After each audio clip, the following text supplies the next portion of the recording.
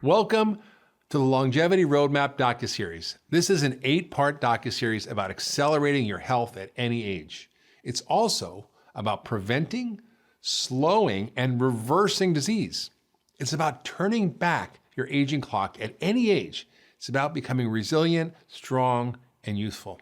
We all deserve a long life filled with energy and vitality. And while we can't control everything, the science of longevity teaches us what makes us age quickly and how to age backwards. Rather than a disease-focused approach, we can follow a health-focused approach. Most of us have the same goal. I want to add years to my life and life to my years. I want to live a long, active, engaged, and healthy life, or as I like to say, to die young as late as possible. Now, as a doctor on the front lines of treating chronic disease, in my patients and the population, I have spent my life learning about how to build a strong, healthy body and a healthy mind. And I teach this to my patients every day. And I apply these principles to myself, my family, I share them with my community. We're in a very strange time. Most of us live longer than any time in history, but most of us spend the last few decades and sometimes more with dysfunction and disability and suffering from preventable and reversible ailments on piles of pills. Modern medicine is more advanced than ever, and yet we're sicker than ever. Advances in surgery and medication helps many of us live a longer lifespan. But what about our health span? Your lifespan is how long you live. Your health span is how many years you live a healthy, vibrant life. You want your health span to equal your lifespan. Rather than live the last 10 or 20 years or more of your lives incredibly sick and disabled, like most of us, how about living to 90 or 100 and be able to be fully engaged in life and love and play and work? We're so fixated on living longer, but how about living healthier? Right now, 6 in 10 Americans suffer from at least one chronic disease, and 4 in 10 have more than one chronic disease. In a few years, 83 million Americans will have 3 or more chronic diseases, diseases that rob them of their quality of life, steal years from their life, and are almost entirely preventable. We have more information than ever before, more technology, more therapies, and more illness. And this is how it goes for most of us. Chronic disease, problems like heart disease, diabetes, cancer, dementia, depression, osteoporosis, autoimmune disease, and lots more, comes on gradually, starting around age 45 or 50. For most of us, we see a slow, steady decline in energy, function, well-being. And then, after 60, we often see a steeper decline, and by 70, we've resigned ourselves to poor function and health. And it only gets worse from there. Pills, doctors, hospitals, procedures, nursing homes, or worse. And often diseases of aging start really young, in our 30s and 40s, and smolder along and manifest in our 50s and beyond. Now, you can consider the idea of optimal wellness and being your best self and having the greatest health span to really be something that you should be addressing your entire life. But when it really comes to where disease is causing the most damage, where we're seeing the most morbidity or reduction in performance, it's in that zone from 65 to 80. And that's the red zone. So the goal of medicine should now be really focusing on how do we shorten that? Of course, if you spoke to a room full of people and you said, okay, everybody, who here wants to live to be 100 years old? You don't see a lot of hands go up right away. Because most people start thinking, I'm going to be 100 years old, and I'm going to be in a nursing home, and somebody's going to be feeding me. I'm not going to have a great quality of life. I don't think I'm in for that. But if you say, who wants to live to be 100 years old, and you'll only be sick for a week or a day? Well, then I think everybody's going to raise their hands. That's pushing back disease. That's increasing our health span. And that should be the focus of what we're doing in medicine now. And the problem is that medicine has focused on treating disease. But the new science of longevity, based on the principles of functional medicine, teach us how to create health, to optimize our health well-being and our function. Unfortunately, today, instead of going on long hikes up the mountain, as we age, most of us take regular pilgrimages to the doctor and the hospital. And then our families and our healthcare system spends massive amounts of money trying to keep us alive for as long as possible while we're suffering. We spend about 90% of our lifelong healthcare dollars in the last 2 to 3 years of our lives. And these are long, painful, expensive deaths. What kind of life is that? I propose a different way of living, one in which we take the steps we need to take today to feel better than ever. And in turn, we're going to experience health in our later years. I don't know about you, but I'm training for the Centenarian Olympics, something my friend Peter Attia talks about all the time. How do you become a vibrant, alive, connected, healthy human at 100 years old? Think 10, 20, 30 years from now. What kind of life do you want to live? Do you want to be able to keep up with your kids, your grandkids, and your great-grandkids? Do you want to be able to travel, have adventures, walk without pain, be mentally sharp, be focused, be learning your whole life? I want those things, and I want them for you too. I want you to be resilient and strong in the face of the global pandemic of disease like the one we're currently facing. I want you to thrive, and I want you to die young as late as possible. Most doctors learn nothing about health, only about disease. Functional medicine is all about the science of creating health. It teaches us how to optimize the essential functions of our body to create health. Our immune system, our gut microbiome, our hormones, our energy systems, how we make energy in our bodies, our detoxification system, our muscles, and our nutritional status. With my team at the Ultra Wellness Center, we will walk you through the major obstacles that are interfering with extending your health span and your lifespan, and the exciting science of supercharging your health using the principles of functional medicine. Now, if you're not familiar with functional medicine, it's the future of medicine available now. Functional medicine seeks to identify and address the root causes of disease and views the body as one integrated system, not a collection of a whole bunch of independent organs divided up by medical specialties. It treats the whole system, not just the symptoms. It is, as I said, simply the science of how to create a healthy human. And when you create health, often disease goes away as a side effect. In functional medicine, we recognize that all the different systems in the body are interrelated and are related to each other. We recognize that when somebody has gum disease, that can be a trigger for their heart disease. We recognize that when there's imbalances in the microbiota in our digestive system, that's influencing our metabolism. That's influencing level of inflammation in the body. And we know sometimes it can be an underlying cause of autoimmune disease. So as opposed to just naming a disease and then sending that person to a specific specialist, we're looking and recognizing how all the different systems in the body are interrelated, and then working on that individual person to rebalance the systems in their body. Simply put, we are medical detectives. We work with our patients to uncover what's going on underneath the disease and dysfunction. Getting the diagnosis of heart disease doesn't tell you everything. Heart disease, diabetes, dementia, these are really just symptoms. They're labels that we give to people who share common symptoms. But knowing the name of the disease doesn't tell you what causes it.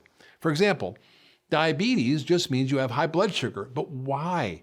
Is it from the starch and sugar in your diet? Environmental toxins, or maybe an inflammatory microbiome, or maybe nutritional deficiencies, or maybe all of it.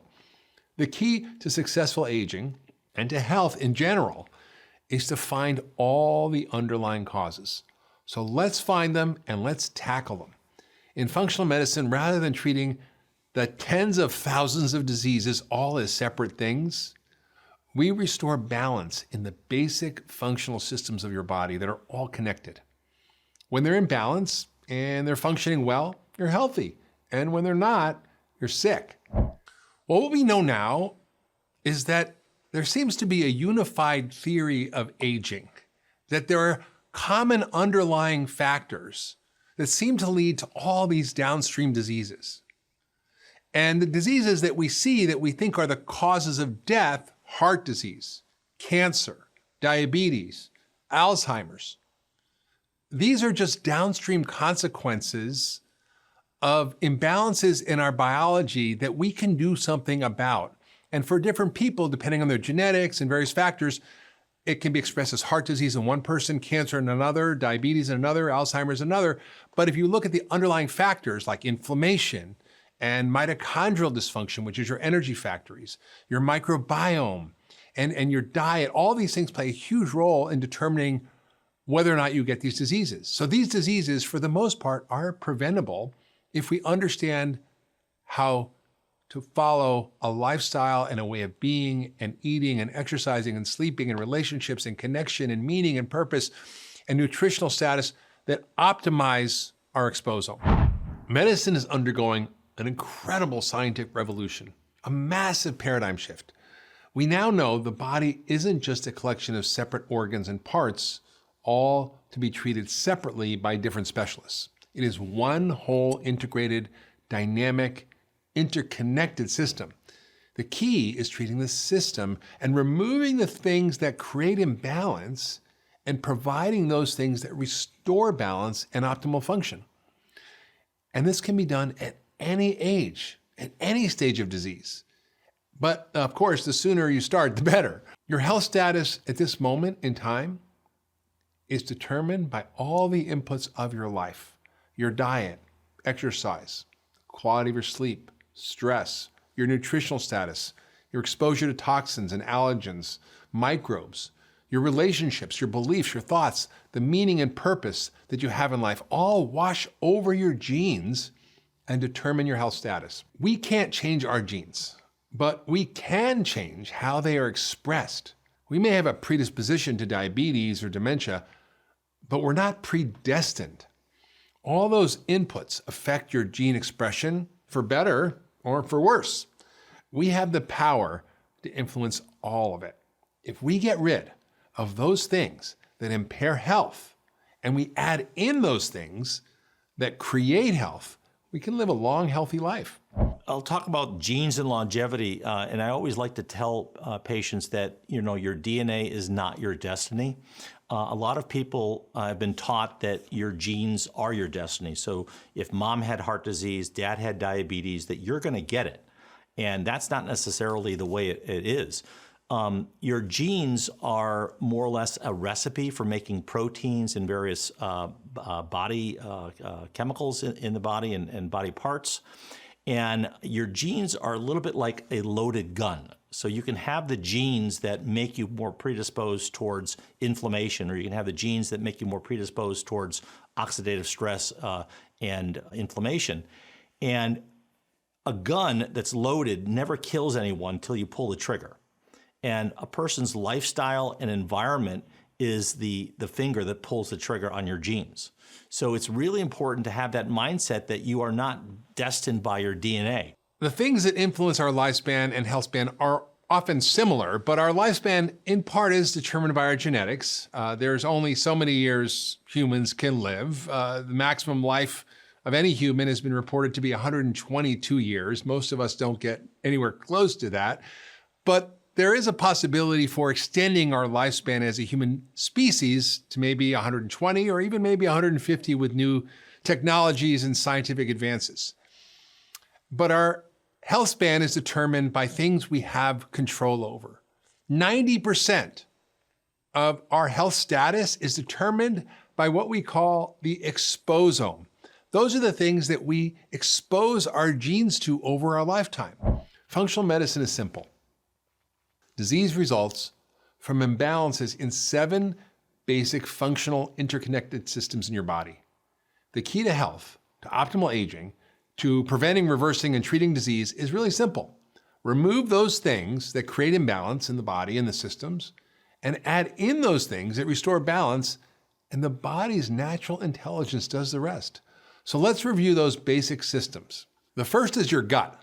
The function and the balance of your digestive system and your microbiome, which we now know is a massive driver of health if it's in balance, and a huge contributor to disease if it's not, is the first system we have to look at.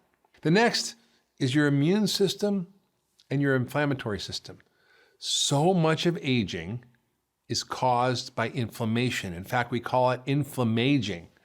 Next is your energy production system. Those little factories in your cells that burn food and oxygen and turn it into energy that your body can use. We associate aging with the loss of energy, but learning how to optimize and heal those energy factories called mitochondria is the key to healthy aging. Next is your waste disposal system, or what we call detoxification or biotransformation, where we transform molecules and get rid of them that are bad. The better we are at eliminating toxins that cause damage to our body and that accelerate disease and aging, the healthier we're going to be. Next is your transport system, or your circulation and lymphatic system that keeps things flowing and moving throughout your body.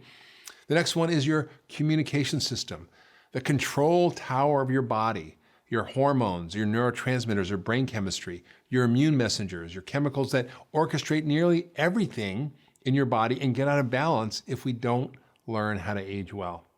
And finally, your structural system, which is everything from the subcellular membranes in your cells to your musculoskeletal system, your muscles and bones. Dysfunction in any of these systems can lead to dis-ease. They manifest as diseases that we know by their names, but by going deeper to the root causes, by learning how to optimize each of these systems, we can make our health span equal our lifespan. We can add more years to our life and more life to our years. Now, the major ailments that interfere with health span around the world are heart disease, diabetes, cancer, and cognitive decline such as Alzheimer's and dementia, and injury, mostly from falling because we ignore our muscle mass and strength as we age. In this docuseries, we're going to explain the functional medicine approach to each of these and much, much more so you can take steps toward accelerating your health journey and even age backwards. Each episode will not only cover the functional medicine approach to disease and disease prevention, but what you can do starting today at home to take charge of your health. And we're going to also share how to work with your doctor to get what you need. We're going to talk about the best tests for heart health, cancer prevention, hormonal health, brain health, and lots more. And we will also discover what functional medicine tests are needed to cover imbalances in those 7 systems of your body that are crucial to create health and optimal aging.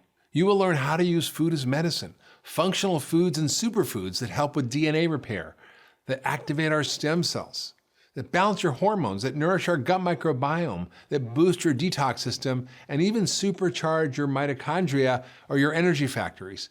You're going to learn about foods that build your muscle and reverse inflammation and enhance your immune system. We're going to talk about every one of these 7 systems of the functional medicine matrix and how you can address each of these starting today. Inflammation is a part of the immune system's response to an outside insult, be it a bacteria, a virus, or an injury. And we want to have a robust response to inflammation that allows us to fight off an attack, if you will. However, our body then needs to turn that inflammation off. And inflammaging is when we have low levels of inflammation in the body that are like a smoldering burn. And that predisposes towards more rapid aging. So it's inflammaging is what we call it. And all of the conditions which we commonly see in the office, be they inflammatory arthritis, diabetes, heart disease, neurodegenerative conditions like Alzheimer's, are tied in intimately with inflammaging. And when our immune system does not properly turn off the inflammatory process, sort of like it's like the smoke alarm. It's like the smoke alarm goes off and it gets sort of stuck in that loop. That can happen in the body, and you have to sort of reset or reboot the immune system. Well, most diseases that we see that are chronic diseases, that affect 6 in 10 Americans, that 4 in 10 Americans have 2 or more, and that in a few years, 83 million Americans will have 3 or more. These are all inflammatory diseases. And what we're understanding is this unified theory of aging, inflammation plays a huge role. And that's what we call inflammaging. And it happens because a whole series of factors that we have control over get out of control. We eat an inflammatory diet. We don't exercise, which leads to inflammation. We don't focus on the quality of our sleep, which leads to inflammation. We don't learn how to regulate our stress response. We're all get stressed, for sure I get stressed, but I make sure I meditate every day, and that reduces inflammation. It turns on anti-inflammatory genes. We don't have a nutrient-dense diet full of ingredients that help to regulate inflammation, like phytochemicals that are tens of thousands of molecules in the food we eat that are in plant-rich foods. We're even finding phytochemicals in grass-fed meat. So we can consume these that help regulate the inflammation in our body. We can change our thoughts. Our thoughts literally drive inflammation. We can change the quality of our relationships. If you're in a toxic relationship, it drives up inflammation. If you're in a loving relationship, it slows down inflammation. If we avoid toxins, we stop the inflammatory trigger from that. And you can't avoid all toxins, but we sure know how to avoid a lot of them. And we also know how to help our bodies detoxify from them. So we have the ability to slow down this inflammatory process and to actually reverse it. And I think this is what we don't think about in medicine. We don't have inflammologists. Functional medicine doctors are inflammologists. We ask the question, why is there inflammation? Not just, oh, how do I treat the downstream effects like heart disease, cancer, diabetes, dementia, autoimmune diseases, and so on. We go, well, why is there inflammation in the first place? Is it something you're eating? Is it a toxin? Is it an allergen? Is it stress? Is it bad relationships? Is it lack of sleep? What is it? And then we navigate to find the cause. And by finding the cause, we literally can unwind the effects of inflammation on aging and literally turn back the clock biologically. When we talk about aging, or when I talk about aging with my patients, I can't help but talk about something called zombie cells. But before we talk about zombie cells, let's talk about something else, something called apoptosis. Apoptosis is basically programmed suicide of cells in our body. When cells get to a certain point where they've outlived their function, they have a suicide program that says, okay, time's up, you need to go. And they die, and they're taken out of the system. Zombie cells are also known as senescent cells. I like to call them zombie cells. That's a lot cooler. The senescent cells, they have damaged DNA.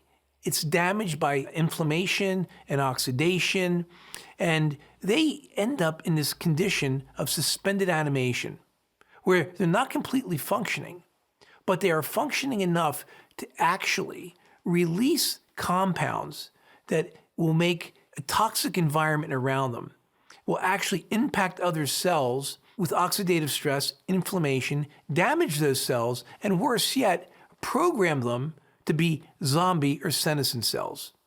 And this process goes on and on and on. And if we took care of every other disease and we didn't address senescent cells, that process alone would lead to our death. And that's aging. Senescent cells can be any cells. We have different types of cells in our body. We have immune cells, for example. So when immune cells do their job, they rush to a scene of the accident in your body where there's a foreign invader, and they mop up the mess, clean everything up. But when they're done, they die. Most of them. Some of them don't die, and they become senescent cells. And these senescent cells begin to impact the immune system. And it's believed that senescent cells and their multiplication in the immune system lead to immune suppression or immune dysregulation that makes people, as they age, much more susceptible to infectious diseases. Senescent cells can also be found in joints. So if you have an accumulation of these zombie cells, these cells suspended in animation, then they can't lubricate the joint. They can't protect it, and they can't regenerate like chondrocytes in a joint will. And you will have more inflammation in your joints, and that will lead to disability. Senescent cells also can impact mitochondrial function in other cells around them. And mitochondria are those powerhouses that play a very big role in how you function every day and how you age. When your mitochondria aren't functioning appropriately, that actually leads to cell death. It actually can lead to more senescent cells. And that's one of the mechanisms by which senescent cells are able to affect the cells around them and put them in suspended animation. The good news is that there's lots of research being done on how to eliminate senescent cells.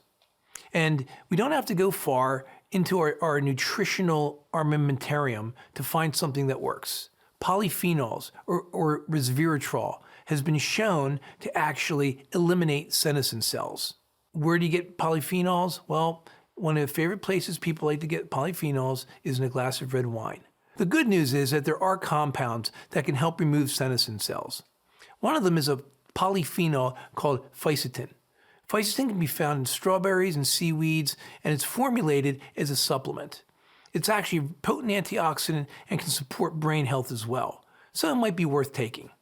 Another compound, actually a pharmaceutical drug used to treat diabetes called metformin, has also been studied, and in mice, it's been shown to increase their lifespan by 10%, and the proposed mechanism is that it actually slows the aging process down by limiting the number of senescent cells or zombie cells that form. And finally, there's a compound that comes from the red pepper called piperlongumine. Piperlongumine, it's also been researched and studied and found to be able to limit senescent cells and may extend lifespan. So if you like red peppers, hot peppers, that's a place to go. When we're talking about aging and understanding how senescent cells can impact the immune system, it's interesting to think of that in context of health span and what I had mentioned before about as we age, we become more frail. Well, part of that reason is because of senescent cells. They're actually destroying some of the really important systems in our body. And so as we do age, our immune systems get weaker. With the current crisis, this pandemic of SARS-CoV-2 causing COVID-19 disease, a lot of focus is on the immune system. And we're finding that it's elderly people that are having the most problems with COVID-19, and that's where the rate of death is the highest. They're not dying specifically from the virus. They're dying from the immune response. They have dysregulated immune systems. Younger folks are also struggling. Many have died. And so the question is, if the immune system is just going to get weaker as we get older, well, why are the immune systems of younger people being impacted? And are there other reasons why they might be dying from COVID? And there probably are.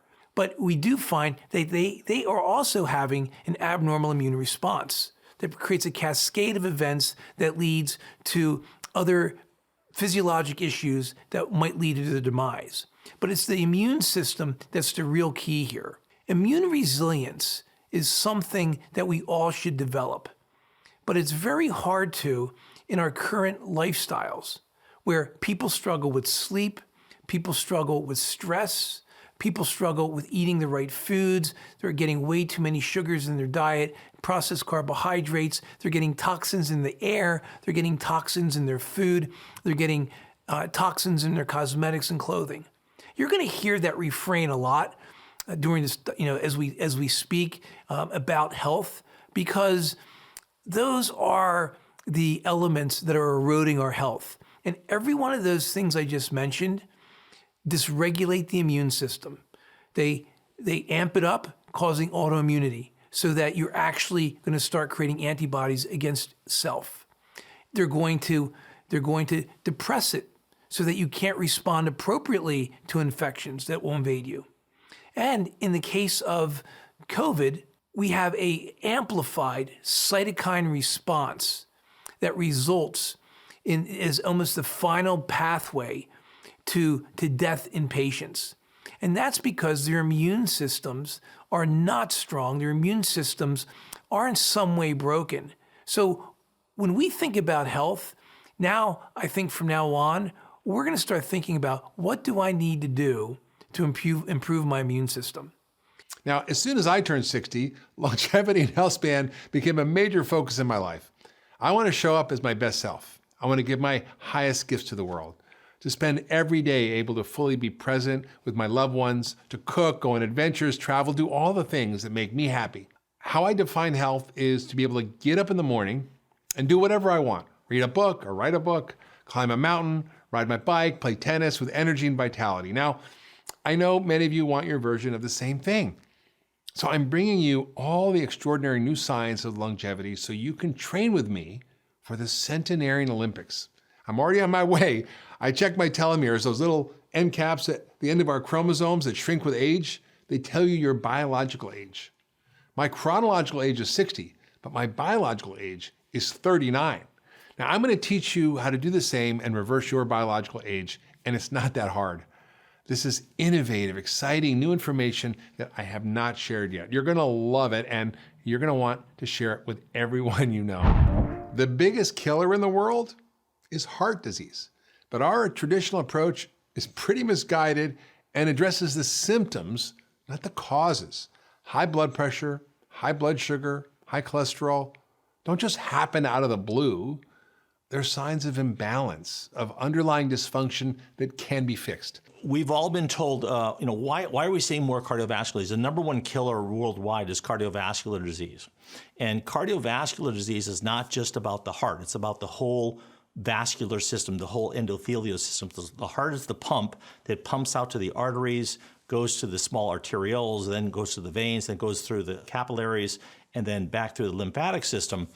And that whole system is intimately tied in with our health. It delivers oxygen, it removes waste, and when we get inflammation in that system or gumming up of the pipes, that's when we get cardiovascular disease. So our endothelium is one cell layer that lines the inside of our arteries.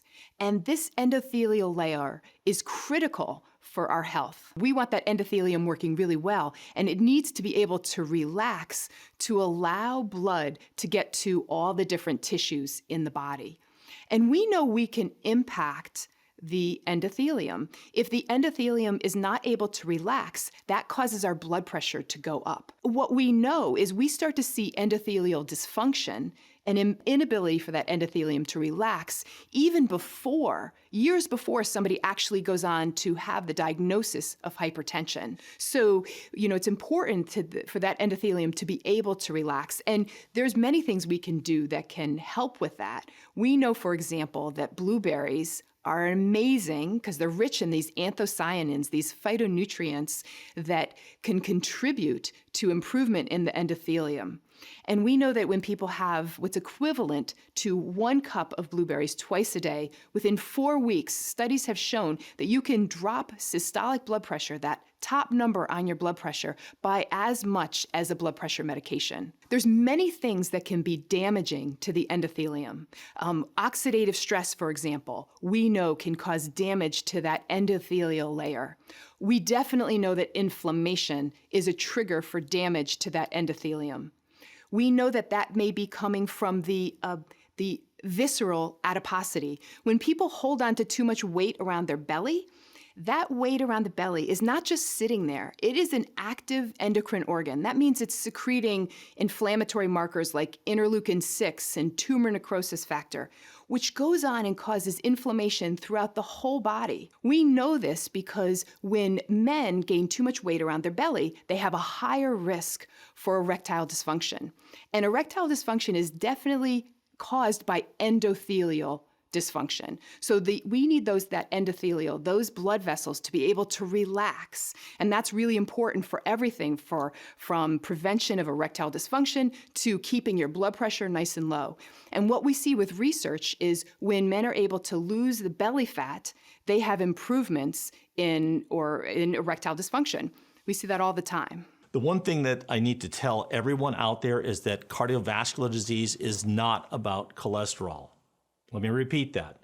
Cardiovascular disease is not about cholesterol. Cardiovascular disease is about inflammation in the setting of cholesterol.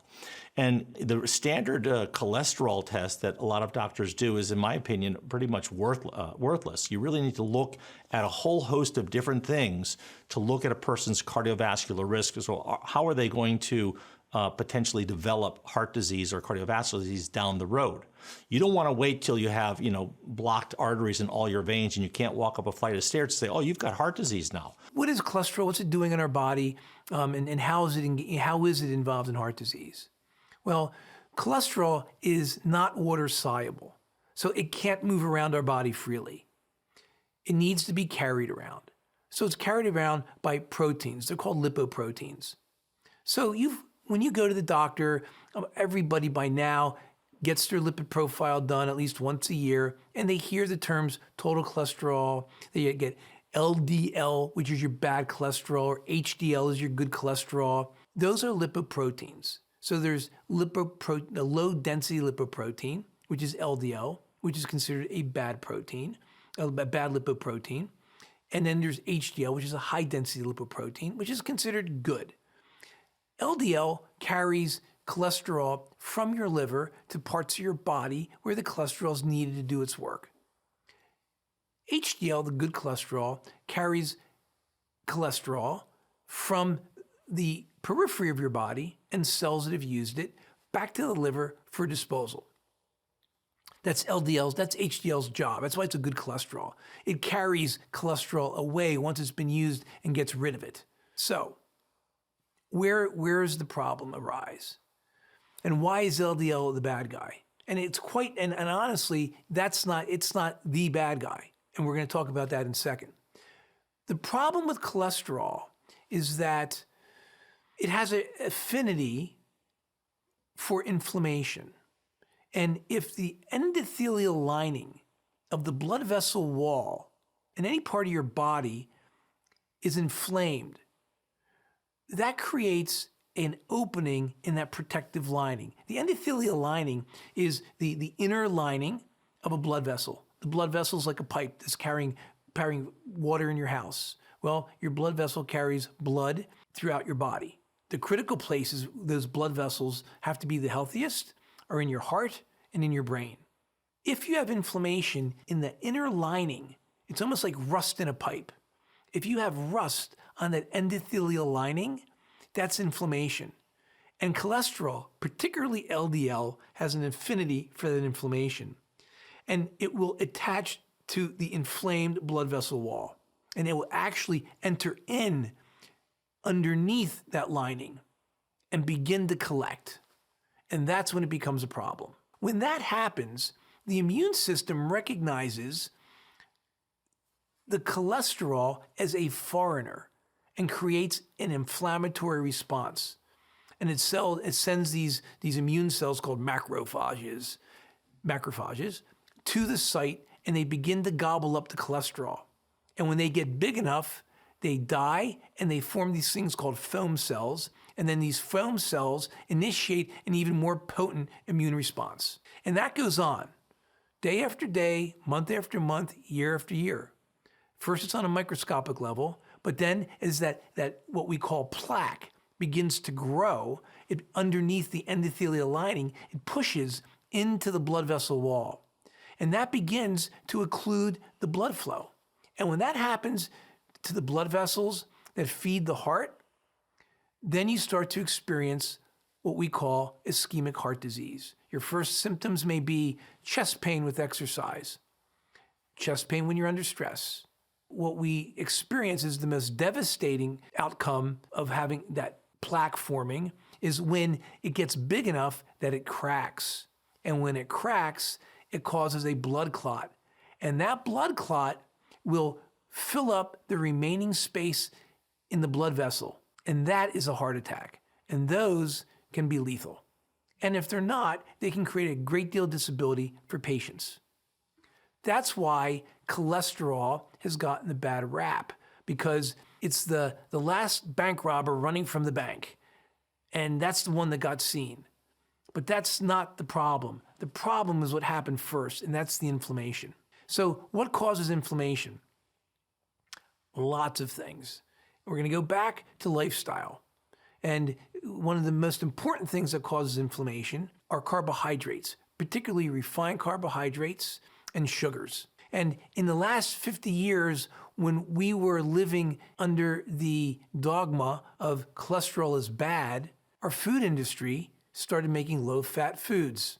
And to make low-fat foods tasty, you needed to add sugar, you needed to add salt, and you also needed to add fat. And the fat that was being used, which was thought to be safe, were vegetable fats. But they were highly processed. And when you highly process vegetable fats, they become inflammatory. So now you have sugar, you have inflammatory oils that are now coursing through our bloodstream, creating inflammation. That's the critical piece. There are things that you can do to preempt heart disease. One of the big things that we're finding out is that the gut microbiome and leaky gut and also the oral microbiome are intimately tied in with cardiovascular disease. So if you have leaky mouth, leaky gut, you've got bacteria that are floating around your system, your immune system then reacts to these organisms and then potentially can cause an inflammation that's then being expressed itself in the vasculature. It's in the brain. You're getting problems with memory, problems with brain fog, problems with shortness of breath. All of those things contribute to heart disease.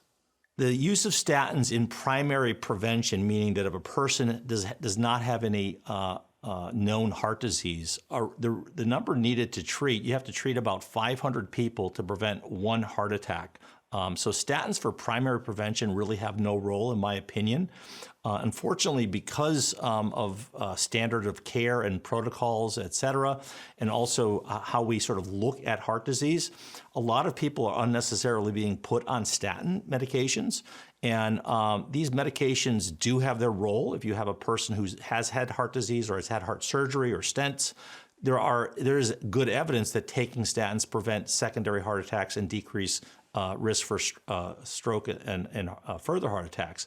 But for primary prevention, which is what they're being used primarily for, they really are dangerous medications. There's lots of side effects. Patients can develop muscle disease. I think about 1 in 10 people will develop muscle injury. That's related to the fact that statins are actually poisonous to mitochondria. And then also they increase a person's risk for insulin resistance and diabetes. So again, statins really, in my opinion, should not be used for primary preventive heart disease. I have had patients who have come to me with a history of heart disease, and never have they had their microbiome in the gut looked at.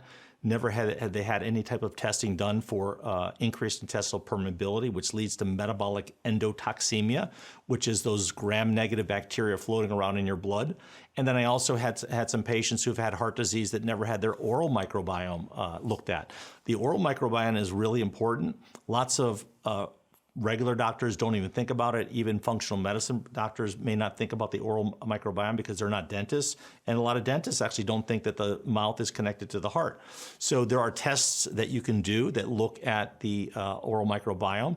And interestingly, various specific organisms are more tied in with cardiovascular disease, also autoimmune conditions like rheumatoid arthritis, and potentially even intestinal cancers. So CoQ10 is the body's natural antioxidant. Our body produces CoQ10. And statin medications are actually called HMG-CoA reductase inhibitors. That stands for hydroxymethyl CoA reductase inhibitors. And when this enzyme is blocked in the synthesis of cholesterol, you also block the production of CoQ10. CoQ10 is vital in the body for its antioxidant functions, and it's also vital because it also helps with mitochondrial function. So if a patient does need a statin medication, pretty much any patient should also concomitantly be on coenzyme Q10. You can also make an argument as people get older, their production or the natural production of CoQ10 can drop, and you can actually measure CoQ10 levels, but optimizing CoQ10 in patients over 50 is a good idea, but especially if patients are already on statins. High cholesterol is not a statin deficiency. In fact, some studies aggressively treating high blood sugar, high cholesterol, and high blood pressure with medication to prevent disease in pre-diabetics actually made them worse. Don't get me wrong, medication is often life-saving and critical when needed, but we're missing a big piece of the puzzle. Medications cover over the symptoms instead of addressing the underlying biology. And in the case of heart disease, that's inflammation, insulin resistance, oxidative stress, which is rusting and free radicals, hormonal imbalances, and toxins, and lots more. Bad diets, lack of exercise, stress, environmental toxins, nutritional deficiencies, those are the things that lead to high cholesterol, high blood pressure, high blood sugar, and of course, heart disease. In fact, over 90% of all heart disease can be prevented with a few simple habits. Staying your ideal body weight, exercising, not smoking, sleeping well, and eating a whole foods, nutrient-dense, plant-rich diet. Not a plant-based diet, a plant-rich diet, or what I like to call the Pegan diet. But you may say, well, high blood pressure, diabetes, heart disease, they run in my family. Here's what the science tells us about genetic risk. Your genes load the gun, but the environment pulls the trigger. Your genes determine your predisposition, but not your destiny. In fact, 90% of chronic disease and unhealthy aging is caused by something called our exposome, not our genome. The exposome is the sum total of all our life inputs into our biology, our diet, first and foremost, that's most important, our activity, stress, sleep, our relationships, our connections, meaning, purpose, toxins, microbes from outside and also in your gut, allergens, and lots more. The good news is we have control over almost all of it. Heart disease is the leading cause of death in the United States and also around the world. About 647,000 Americans die from heart disease every year. That's 1 in 4 deaths in America.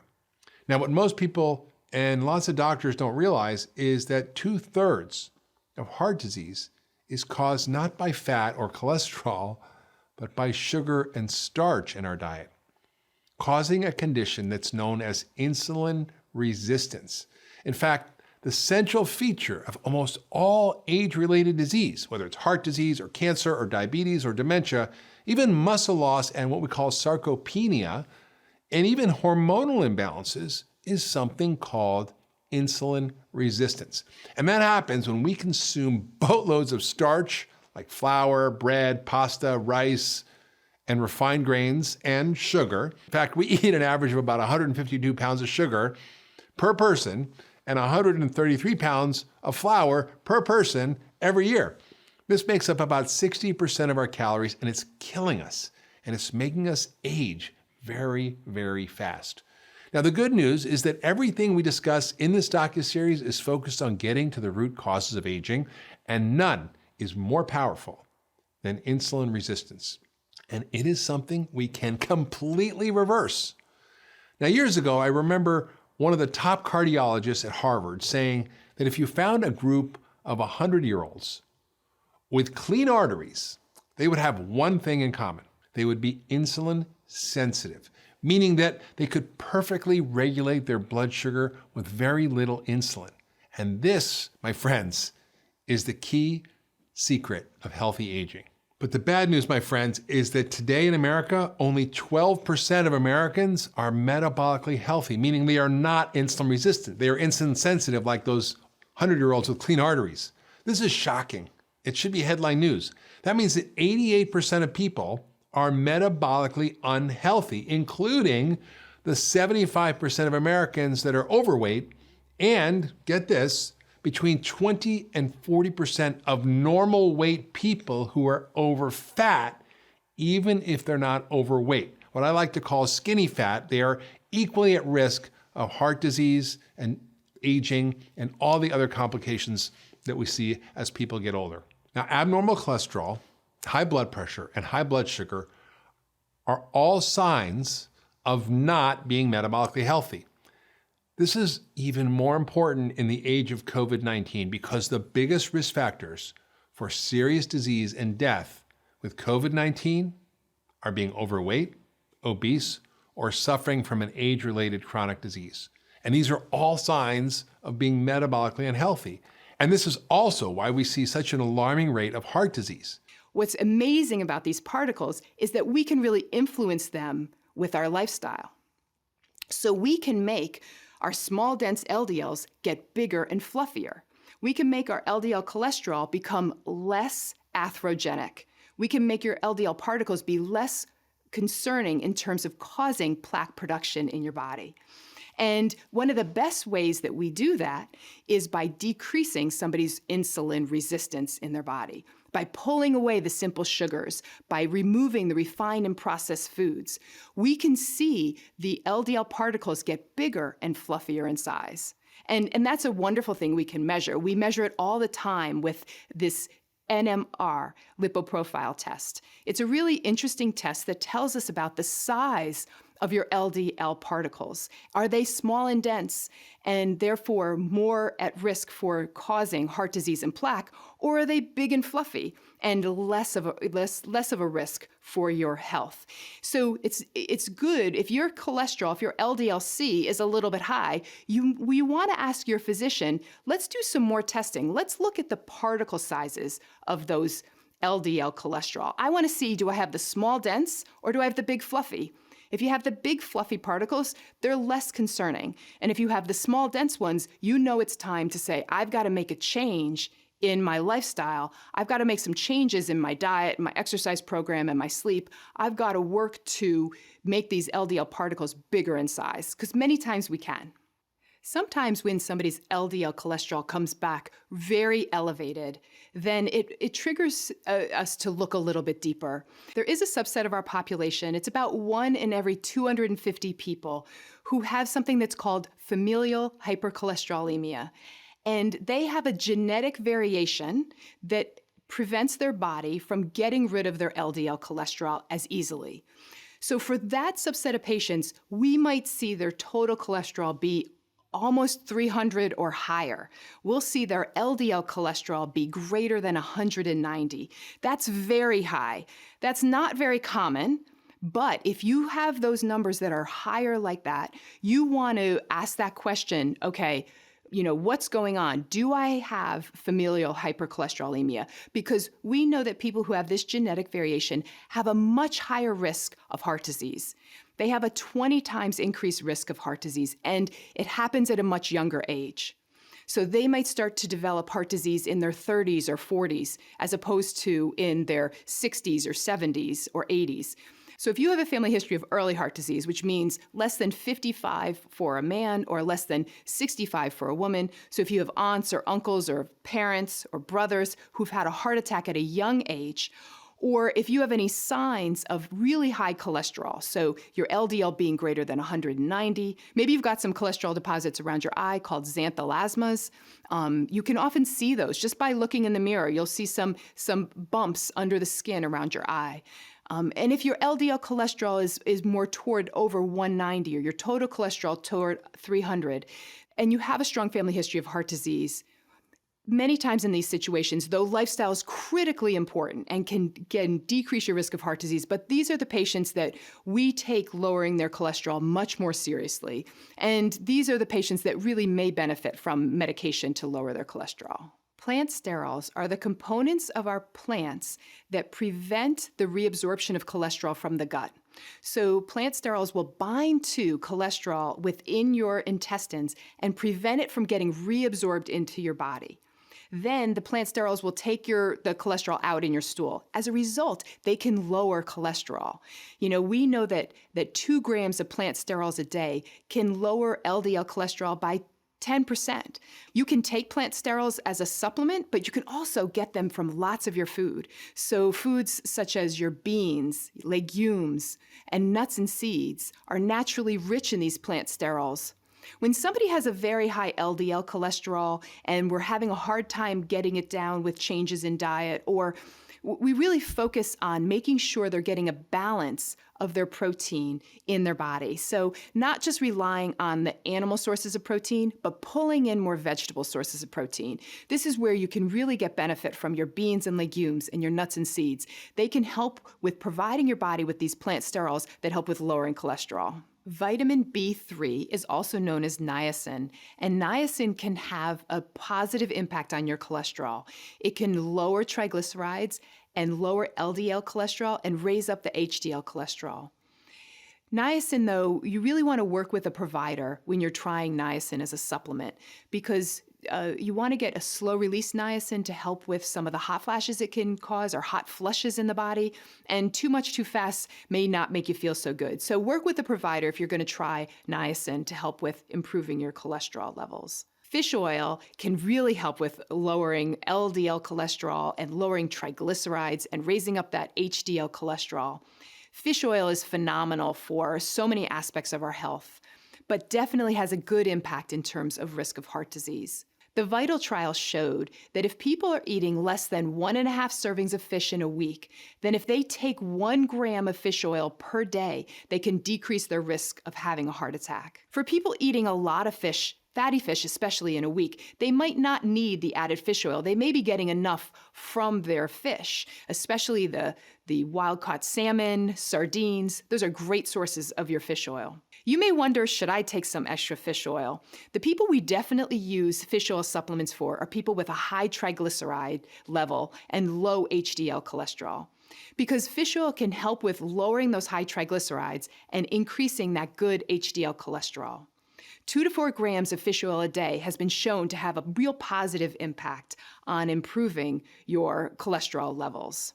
Look for a good source of fish oil, one that's a good quality. And I always say keep your fish oil in the fridge.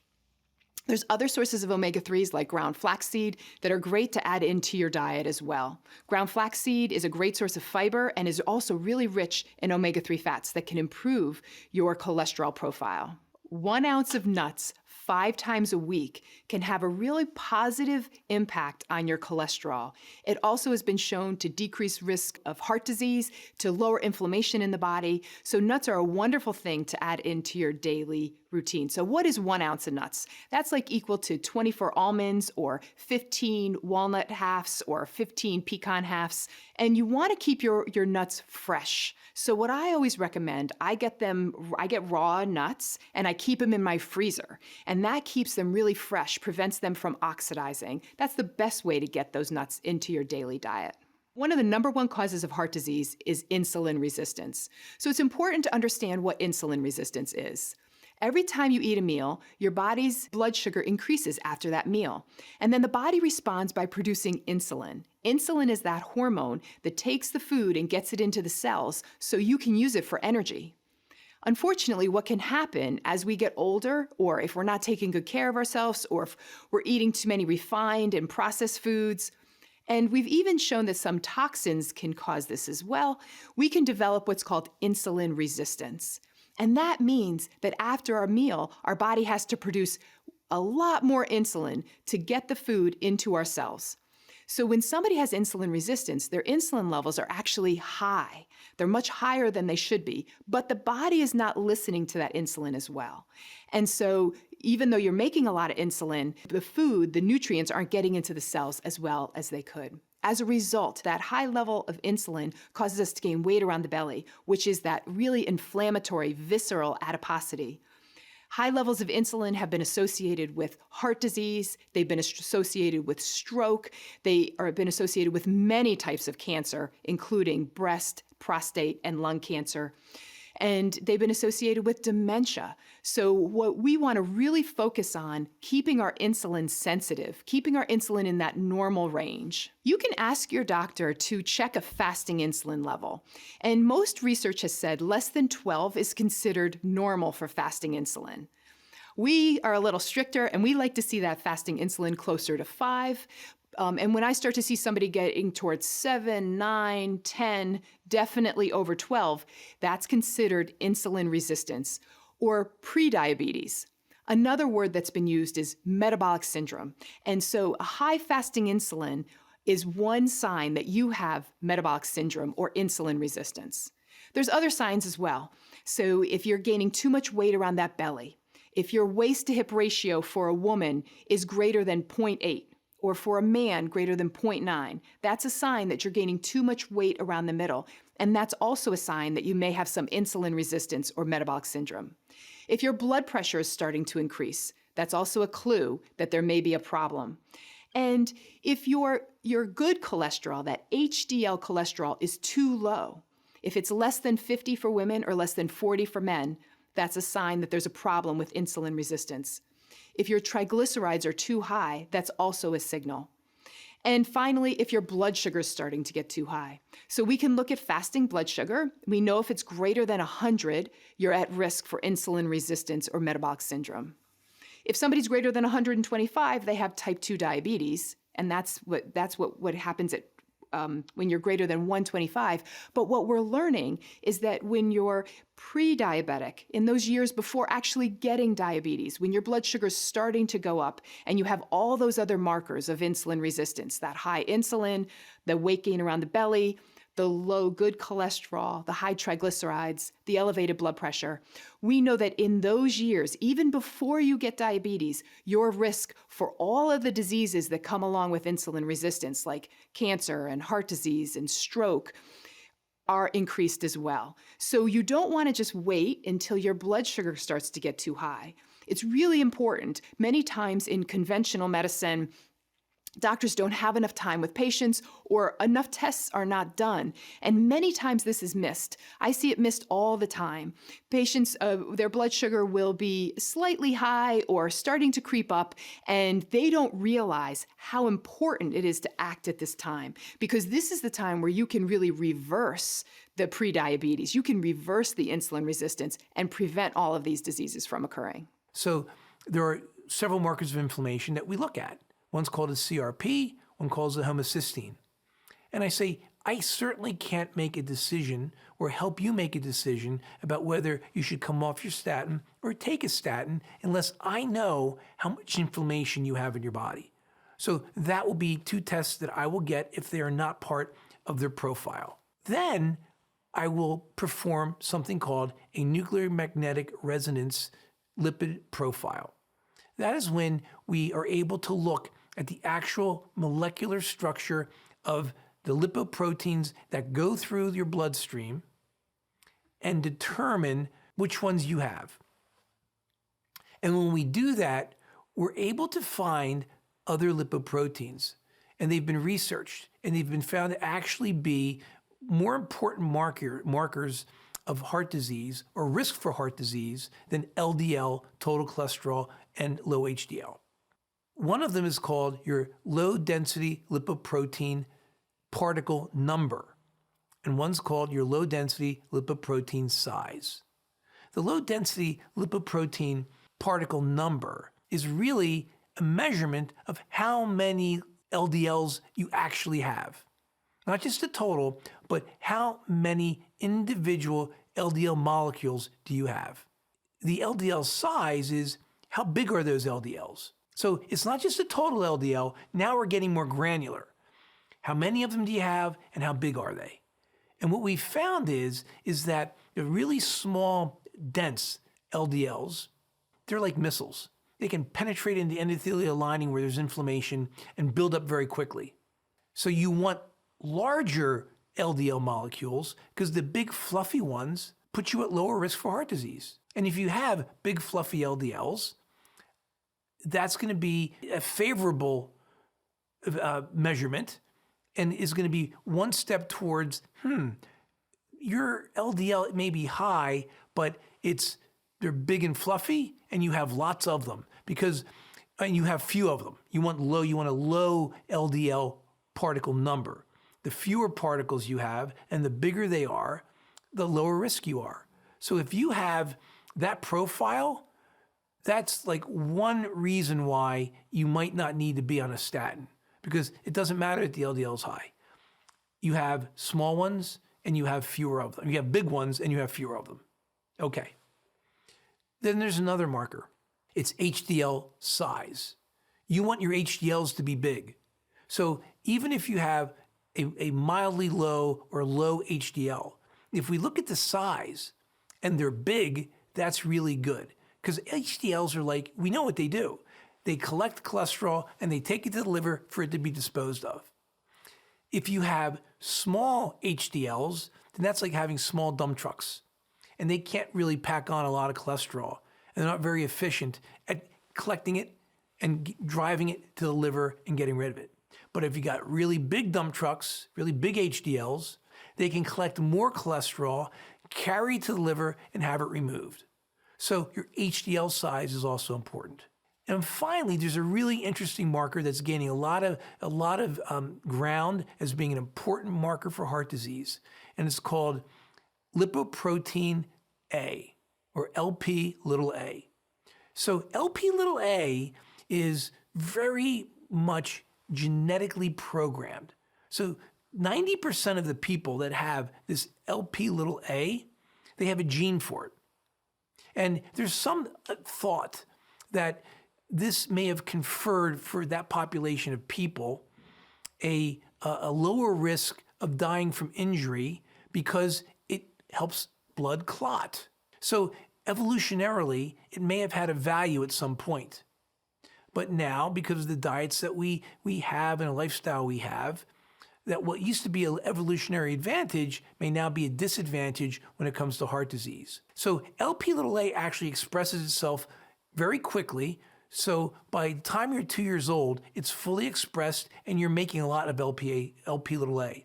By the time you're 5, you're making a lot of this lipoprotein A. And what it basically is an LDL with an additional lipoprotein called ApoA. It's fully expressed by age 5 to your adult level. So you're living with this really high LP little a if you're inclined to do that genetically for most of your lifetime. Knowing that value, what we understand about that is that it increases your risk for heart disease fourfold, but nobody screens for it. And so I will screen for an LP little a, because if that is, really high number, even if everything else being equal, you're sort of on the borderline with your numbers, a high LP little a is going to really concern me, and I'm going to really want to work at changing your lifestyle and using that as leverage to have you do it. So what I've just talked about are different ways of looking at cholesterol. And I told you it's inflammation, but I just got done telling you that there are important cholesterol markers that we need to look at that increase your risk for heart disease. It's both. Inflammation is the genesis and cause of heart disease in that it creates an environment for cholesterol to create those plaques, that create those blockages, that create the diseases and that cause heart attacks and strokes. So when it comes down to it, we need to be aware of those things that will, in our life, that will create inflammation. And we also need to be aware that our doctors need to measure it appropriately. So when you come to me as a functional medicine doctor, I'm going to look at not just your total cholesterol and your LDL and your HDL, but the markers that identify risk more sensitively. As I've explained, those are LDL particle number, LDL particle size, LPL little a, as your cholesterol markers. On the other side, and more importantly, is do you have inflammation going on in your body right now? And two of the really important markers that need to be included in your cardiovascular risk assessment when we're looking at our physiologic markers are CRP and homocysteine, because both of those are linked to increased risk for heart disease because they are markers for inflammation.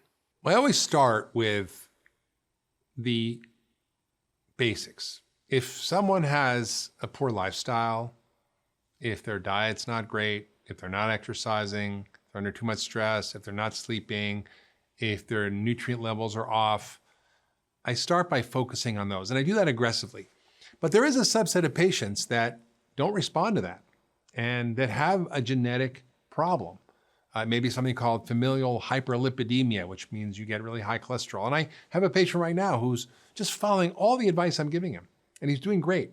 But he's one of those patients that needs a statin, and he's a very significant cholesterol absorber. So we actually can do tests now to see whether you're a cholesterol producer or you're a cholesterol absorber, if you're a hyperabsorber. So you absorb all the cholesterol and fat in your diet in a way that's not good for you, or maybe your liver just produces too much of it. And we can use things to help block the absorption of cholesterol, whether it's fiber or other factors, or we can use something to help block the synthesis of cholesterol in the liver, whether they're natural products or medications. So it's very personalized and individualized. There's not one size fits all. But the problem today is if anybody comes in with a cholesterol, an LDL of over 100 or 130, the doctor goes, you need a statin. Sort of one size fits all. And that's just not how to practice medicine. And we know this now. I mean, the medical profession understands this. The National Institute of Health has a whole department of precision medicine and precision health and precision nutrition. So we're understanding that this one size fits all medicine just doesn't make any sense anymore, but it takes a while to get it into practice. And functional medicine is the science of personalized medicine. It's the science of personalized nutrition and personalized health. So everybody's different. I treat everybody differently. And I look at what their issues are, what their genetics are, and I push as hard as I can on the things that are the least toxic, the least harmful, with the least side effects.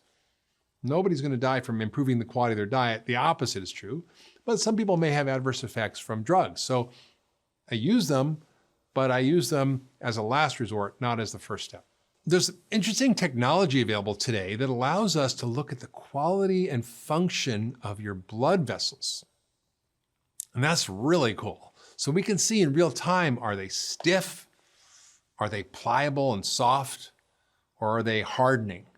And if your arteries are hardening and stiff, it's not terminal.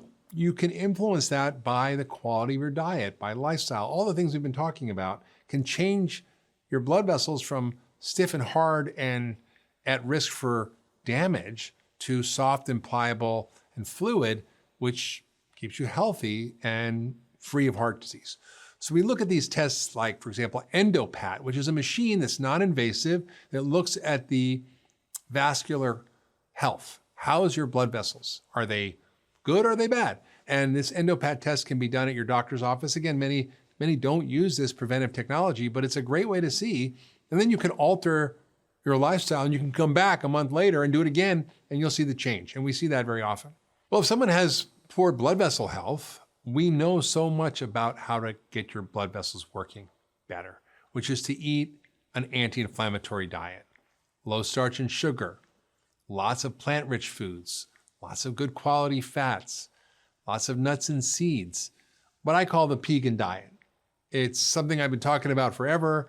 It's the quality of our food matters more than the quantity. What you eat matters more than how much you eat. And so focusing on the quality and upgrading the quality of your diet is so critical. And getting rid of all the junk, getting rid of all the flour and the sugar. Doesn't mean you can't ever have it, but it's just not a staple in your diet anymore.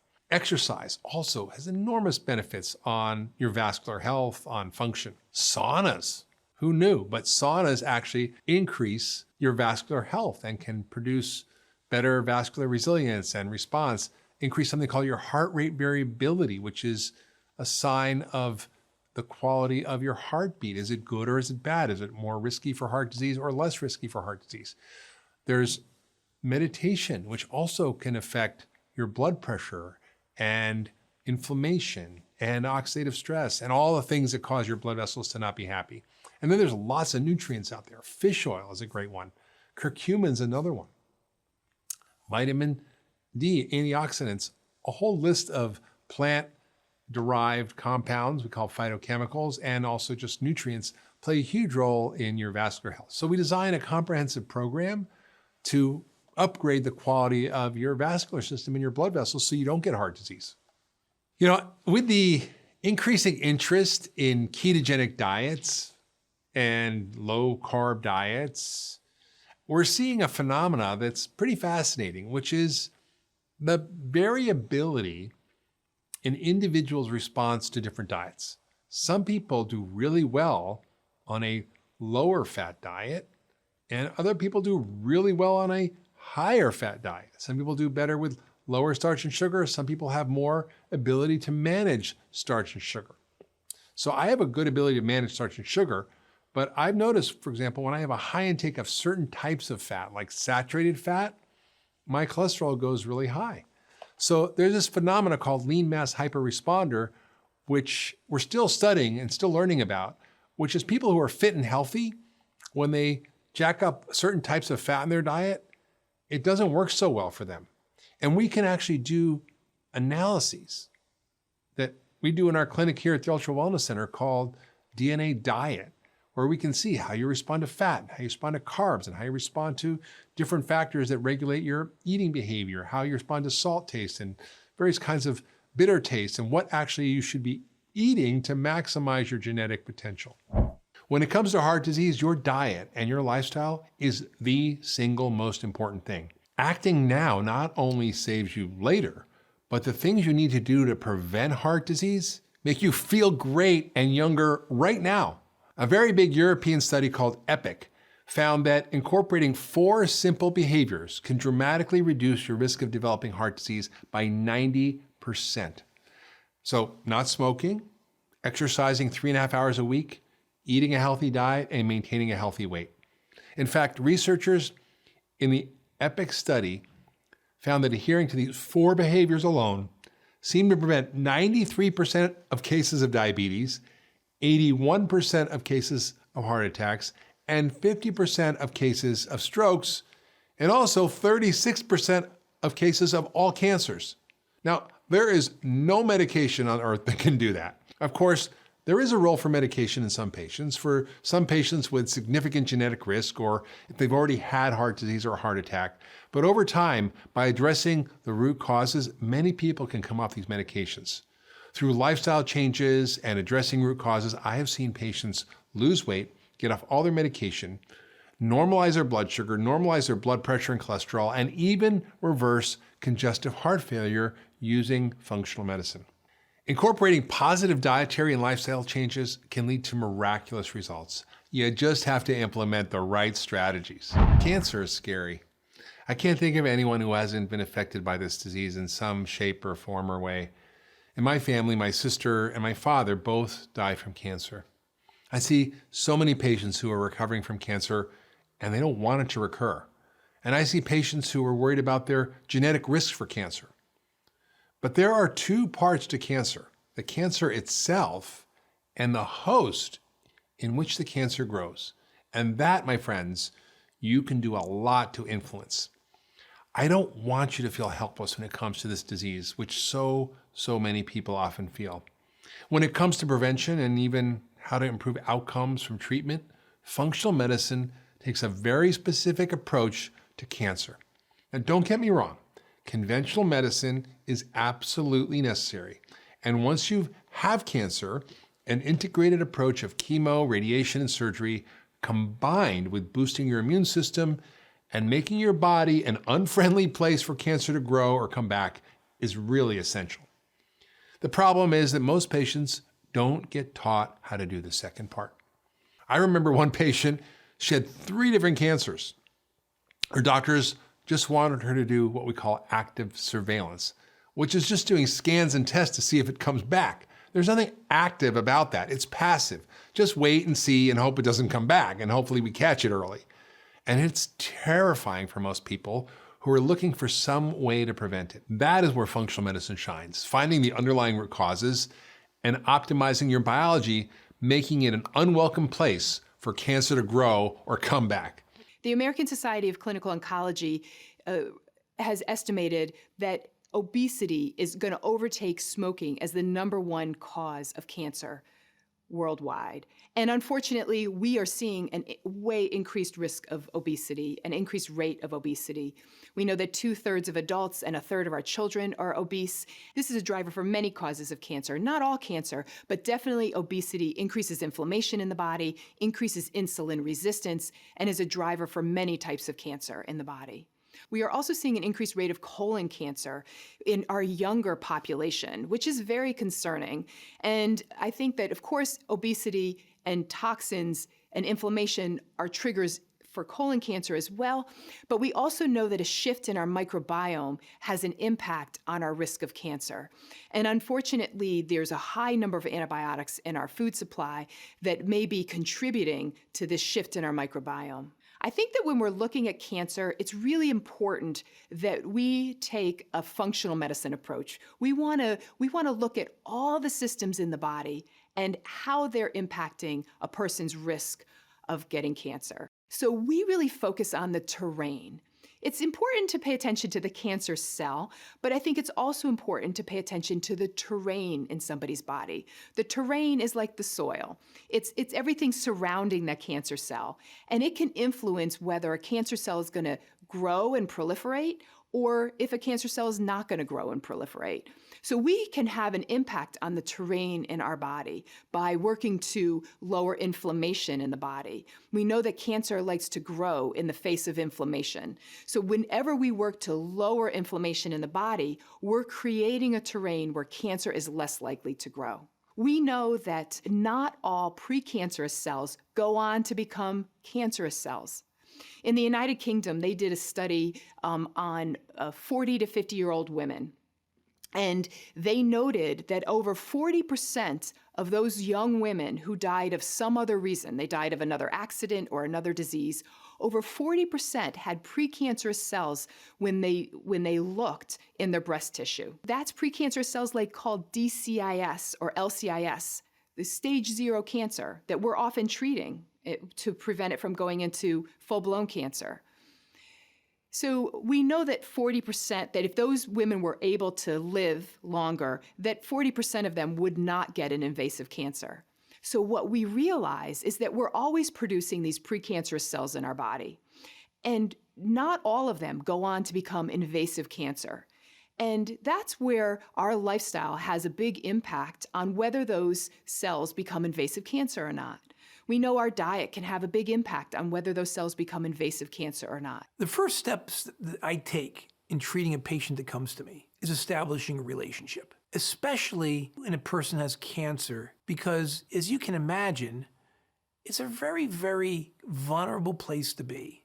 It's a very scary and uncertain place to be. And when your doctor or healthcare provider can enter into that space in that place with you and show you empathy, it makes all the difference in the world. That empathy and that compassion actually is part of the healing process. That's where I start.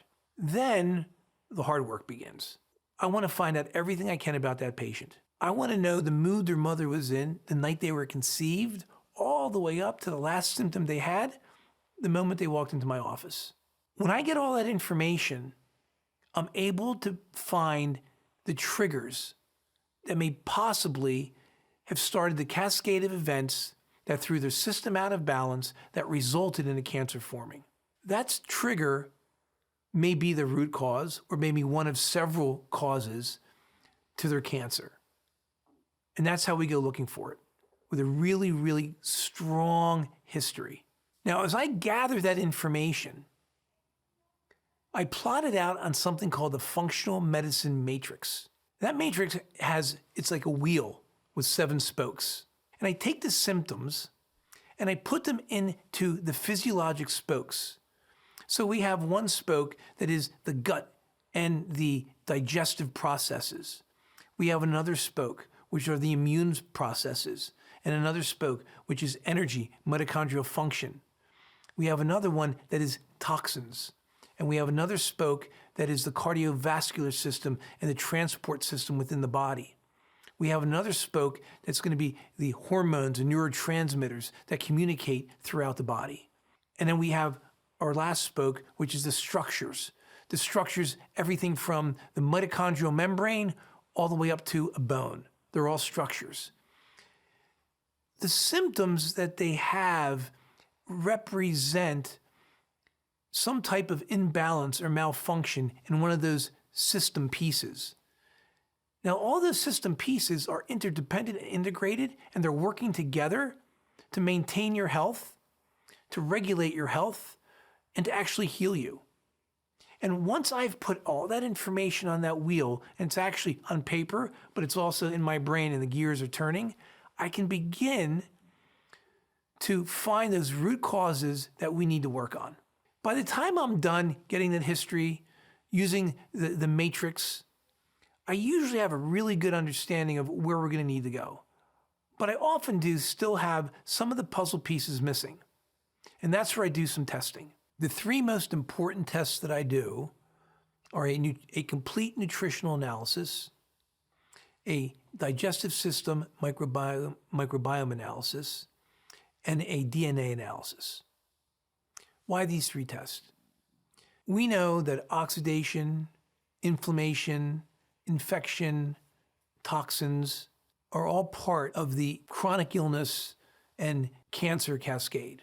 These 3 tests provide the first really good look under the hood and help me begin to understand physiologically where some of the problems may be. The first test I do is a nutritional analysis.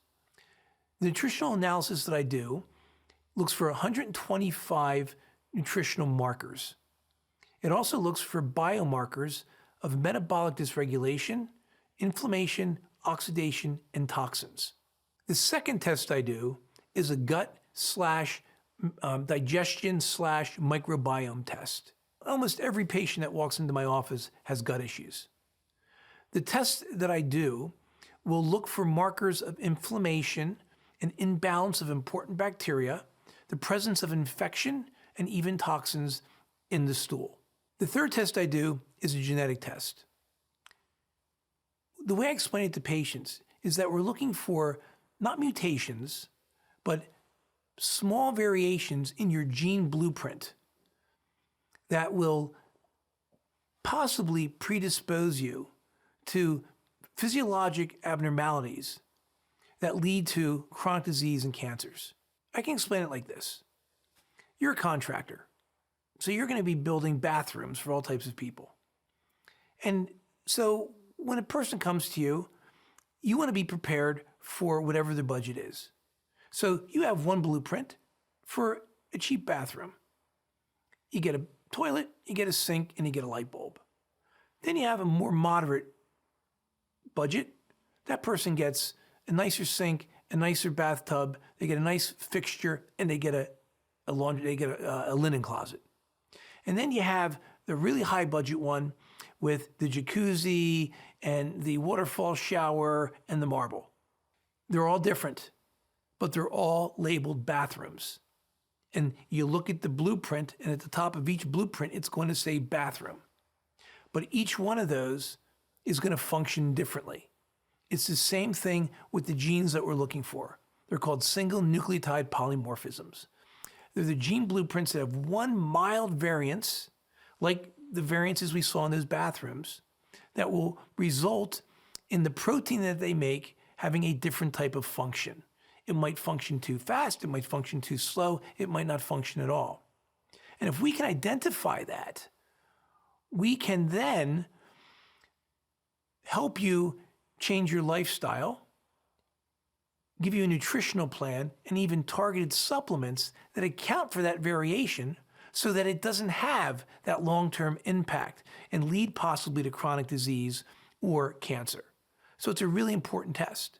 The test that I use looks at 5 critical physiologic pathways and the possible variations and blueprints that make those pathways work.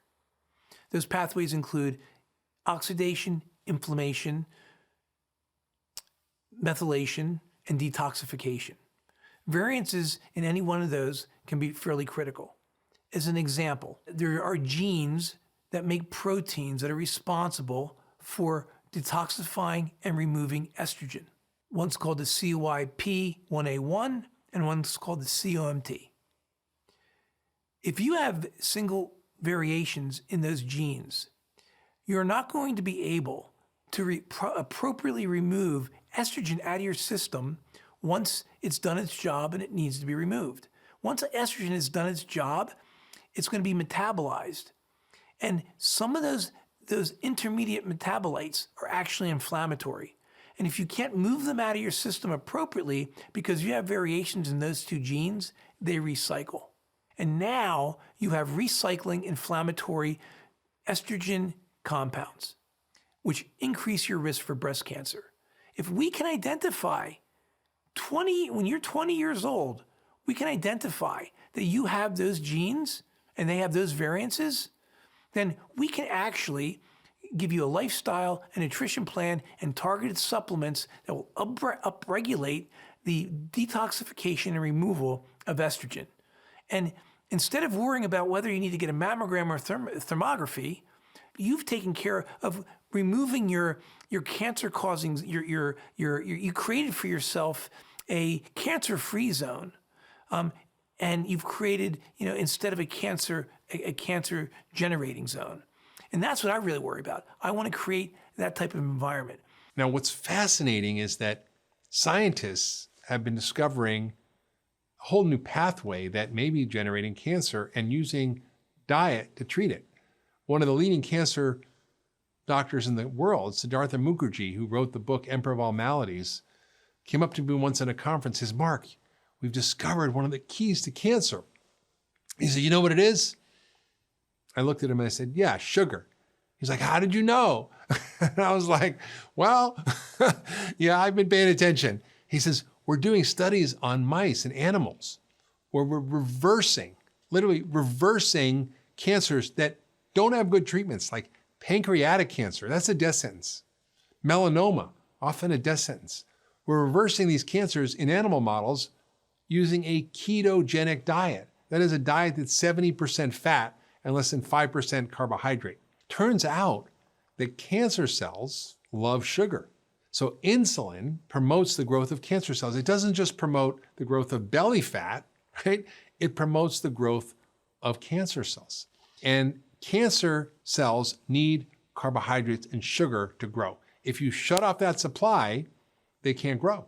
Humans have sort of like a hybrid car. We have electric and we have gasoline, right? The gasoline, let's say, is the sugar pathway, and the electric, let's say, is the fat pathway. So we can live just on fat. We don't need carbohydrates. There's no essential carbohydrates. But we turn our metabolism from processing carbs to processing fat, and all of a sudden it turns on all these anti-aging mechanisms, these anti-inflammatory mechanisms. They shut down cancer growth. So they're studying this aggressively now in science, and it's really exciting to see this. And there are human trials going on with brain cancer and many of the other cancers. And I have a friend who's a doctor who developed a throat cancer, and he decided to go on a ketogenic diet during his treatment for chemo and radiation. He did better than all the other patients. He had less side effects. He recovered better. He was more resilient, and he's clear of cancer. And it was a 50-50 chance. Now, who knows if it was that? But I bet you a lot of it is. And so I think we have to understand that our diet plays such a huge role. I remember being a medical student on the oncology ward. And I said to my professor, I said, and I was always interested in nutrition. I said, "So how much cancer do you think is diet related?" And I thought he'd say 10%, 20%. He said 70%. Now, if that's true, that means we have incredible opportunity to reduce the burden of suffering from cancer on our population, that we have control over this. And I think people feel helpless. They feel so helpless around cancer. They know, oh, okay, I can exercise and I can eat better and I can eat a low-fat diet, even though it's not the right thing, for heart disease. But people don't know, like, okay, what do I do with cancer? I just go to the doctor, get my pap test, get my colonoscopy, come stick my finger in my butt, check my prostate, do my PSA. Okay, get my mammogram, colonoscopy, but that's not prevention. That's just early detection. And that's okay. We want to detect stuff early and we'll prevent cancers doing that. But how about focusing instead of on the tumor or the cancer, on the host where the cancer grows? And that is what functional medicine does. That is what the science of rejuvenation does. That's what we have the potential to change. Cancer cells in general, and I'm sort of generalizing because not every cancer is the same, but there are some cancer cells which are dependent upon glucose metabolism. In glucose metabolism, you can actually metabolize glucose through what's called the anaerobic pathway, which is without oxygen, or you can metabolize it through the mitochondria, which is with oxygen. And cancer cells, for some reason, have this effect called the Warburg effect. And the Warburg effect causes the body to produce excess amounts of lactate as a byproduct, and they sort of feed on glucose. And what we found is that when some patients do a fasting for a period of diet and go into a ketosis, which is producing ketone bodies when you're burning your fat, it basically starves off cancer cells and shrinks cancer cells. So that's can be a very effective treatment for the immune system in general, and also actually treating various types of cancers. Autophagy means self-eating, and that's really a process that happens in our body when we're cleaning out old or damaged cells. And autophagy, we want to be able to do that. So we want to be able to get rid of abnormal or damaged cells all the time. Fasting has been shown to be one great way to help support autophagy in our body. We also know, on the other side, that excessive eating causes a lot of cancer-producing systems in our body. So we know that excessive eating can cause a lot of inflammation in our body, can cause a lot of insulin resistance, and has been associated with a higher rate of cancer. So fasting is a time when you're not eating. So there's been a lot of discussion about fasting and how phenomenal it is for our health. We know that fasting can lower inflammation in the body, it can lower oxidative stress. It's one of the main things that has been shown to help improve longevity when we cut back on the amount of food that we're eating. And so there's been a lot of research about fasting and cancer risk. And there's been studies that show that if somebody doesn't eat for 13 hours at night, for example, so that would mean that they wouldn't eat between 6 p.m. and 7 a.m., they have a decreased risk of breast cancer. And if they're going through breast cancer treatment, they have a decreased risk of recurrence. So giving the body time to rest, giving the body time to not eat is actually really important for everything from lowered inflammation to letting our mitochondria heal, to giving the body time to get rid of those old or damaged cells. So that's an important thing to incorporate. There's been research also on looking at different forms of fasting, such as the fasting mimicking diet, around cancer treatment. So Walter Longo has done a lot of research, and others have done a lot of research around using methods of fasting while giving chemotherapy. And so what typically is recommended for some people undergoing chemotherapy is to cut back on calories for a specific amount of time. And they've found that that's helpful for a few different reasons. We know cancer cells like to grow, or they feed off of sugar or glucose in the body. They can't adapt as easily as our natural cells in our body. So our healthy cells can adapt when there's not a lot of sugar around. They can use fat, we can go into ketosis and use fat for energy, but the cancer cells can't adapt as well. So when we cut back on calories, we make those cancer cells more vulnerable. So what Walter Longo and others have done with the fasting mimicking diet is they've said, okay, if people cut back on calories for 3 days before chemotherapy and 2 days afterwards, will that help the chemotherapy be even more effective? And some of the research has shown that, yeah, absolutely. For some people, it may help the chemotherapy be more effective because the cancer cells become more vulnerable. They don't have the food to survive.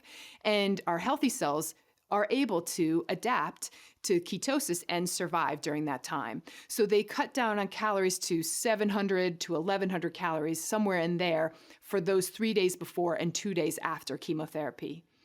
I think it's very important that if you're thinking about implementing some of these changes, you're going through chemotherapy and you want to implement some of these changes in your diet to see if it helps, you really want to work with somebody to be safe. Because if you cut back on calories so much and you're losing weight, then that's not healthy. We know that that is not a healthy thing to be doing during chemotherapy for some people. Other people, they cut back on calories, they can still maintain their weight, and they get the benefit of the fasting mimicking diet. Those are the people that would benefit from something like this. But it's a lot of work, and it takes some careful planning to make sure you're getting all the nutrients your body needs. And so working with a nutritionist, I think, is really important if you're considering like the fasting mimicking diet. When it comes to treating cancer and chronic disease, the name of the game is stopping inflammation. And there's no more powerful medicine than what's on your plate. So I always recommend an anti-inflammatory diet. The Mediterranean diet, with its focus on fish, vegetables, whole grains, nuts, seeds, legumes, and olive oil, with meat maybe once a week, Good dairy choices, and most importantly, severe limits on sugar and carbohydrates is a great choice for a person who wants to stop inflammation when they're treating their cancer or their chronic disease. Sugar is a potent trigger for inflammation. It also creates obesity, and obesity itself puts you at risk for 13 different cancers. Targeted supplements can be an important part of a nutritional regimen when you're trying to prevent or support somebody who has cancer. Antioxidants can be critical. I'll include vitamin C, CoQ10, and omega-3 fatty acids. For detoxification support, I'll include glutathione, which is a master detoxifying molecule in the body, silymarin, NAC, and for women, to help with estrogen removal, DIM and calcium D-glucarate. Immune support will include mushroom compounds like turkey tail, and then some minerals like zinc, selenium, and I'll also include vitamin D. Recently, I've been adding in targeted supplements that can limit tumor growth. Tumors secrete a chemical called vascular endothelial growth factor.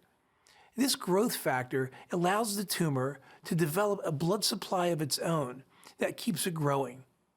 Wormwood, also known as artemisia, is a compound that can suppress VEGF and limit tumor growth by eliminating that angiogenesis or vascular generation or blood supply that the tumor uses to grow.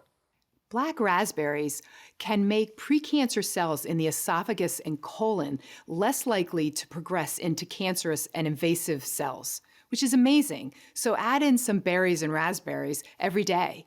In addition, green tea has a component called EGCG, epigallocatechin 3 gallate. EGCG has a lot of amazing properties for our health in our body. One of the things it can do is it can cause precancerous cells be less likely to become invasive or cancerous cells. It also has a lot of anti-angiogenic properties in it as well. And that means that it prevents the growth of blood vessels to a cancer cell and prevents them then from growing and metastasizing. So in order for one cancer cell to grow and to spread, it needs to have a process called angiogenesis to occur. And angiogenesis is the process where blood vessels grow and feed that cancer cell. One of the amazing things about green tea is that it has anti-angiogenic properties. That means it prevents the blood vessels from growing and feeding that cancer cell. In addition, green tea also impacts us epigenetically, which is phenomenal. Epigenetics means the expression of our genes.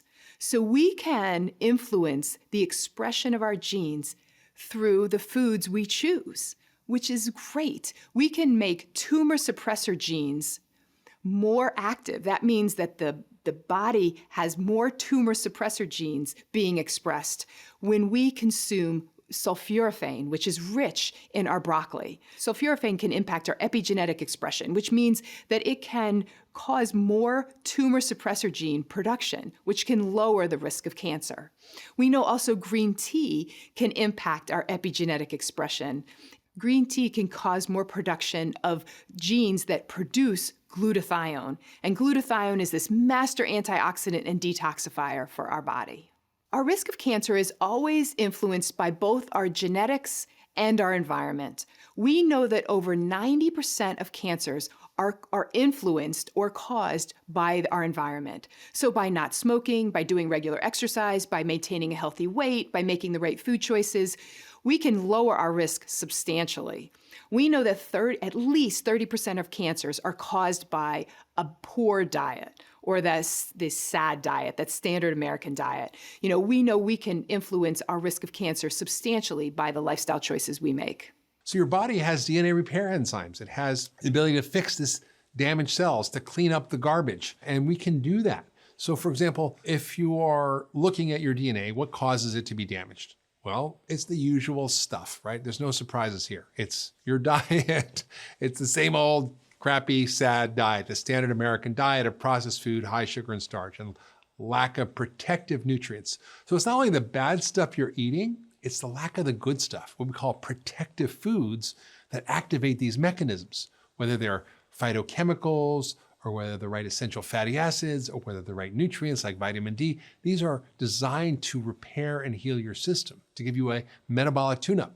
And then we identify how to eliminate those things in addition to your diet that may be causing a problem. It could be you have a load of heavy metals, or a load of chemicals and pesticides, or maybe you're using a ton of makeup or sunblock that has lead in it or phthalates, or maybe you're drinking from plastic bottles that have BPA in them and other chemicals that continue to erode your health. So getting rid of all that stuff is really important. The toxins that we are exposed to on a daily basis are things that we're eating. So if you're eating food and you look on the package and there's something that you can't pronounce, don't eat it. There's lots of chemicals that we put in our mouths every day. So eating a diet that's mostly whole foods, that's not packaged, doesn't have labels on it, is a good way to start. Also, drinking clean water is really, really important. Also, choosing where you want to live. If you go onto the website Environmental Working Group, they have some incredible interactive graphical maps of different places around the country that are exposed to things like the polyfluorinated chemicals similar to the Teflon and Teflon-related products, and you can see where these compounds are in the United States. And if you actually overlay some of the areas where there's higher levels of cancer, you'll see that there's an overlapping related to a lot of these toxins. There is an excellent paper called the Exposome, which is the sum total of all of the things that we are exposed to as people. And the exposome is related to things in the water, things in the air, things that we are exposed to with chemicals that we might breathe in. Old buildings can potentially have that with mycotoxins, especially moldy buildings, chemicals from paints or glues. That new car smell, which everybody likes, is really probably I would tell people I would never buy a new car because that new car smell is a toxic chemical and you're going to be smelling that for a good year or two. So not only will you save money buying a used car, but you'll be less toxic. So just being aware of these chemicals that we're exposed to in the air that we breathe, the water that we drink, and the food that we eat. Also, a lot of people do body creams and lotions. You can just, make sure that you're having these personal products, which are least toxic, things that don't contain things like parabens and BPA and such. Instead of dividing everything into diseases and labels, the emerging science points to a different way of thinking about diseases. Rather than divide the body into organs, functional medicine approaches disease as a systemic problem. We have to treat the system, not the symptoms, the cause, not the disease. This completely redefines the entire notion of disease. How we label cancer is no longer in alignment with what we know about the origins of cancer. Two people who have the same cancer with the same name, like breast cancer, can have two completely different diseases which require different treatments. Just because you know the name of the disease doesn't mean you know what's wrong with you or what to do about it. Classifying tumors by body site or organ misses the underlying causes and mechanisms and the pathways involved in that particular cancer. It gives us no information about how it manifested in that given patient. Now, two people with cancers in different parts of the body may have developed the disease for the same reasons.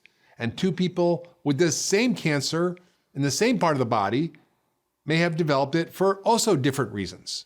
A patient with prostate cancer and one with colon cancer may in fact have more in common with each other than two patients who have colon cancer. So we need to look under the hood and find out what caused the illness to begin with. Many things can contribute to cancer. Studies show that diet, exercise, our thoughts and feelings, environmental toxins all influence the initiation, the growth, and the progression of cancer.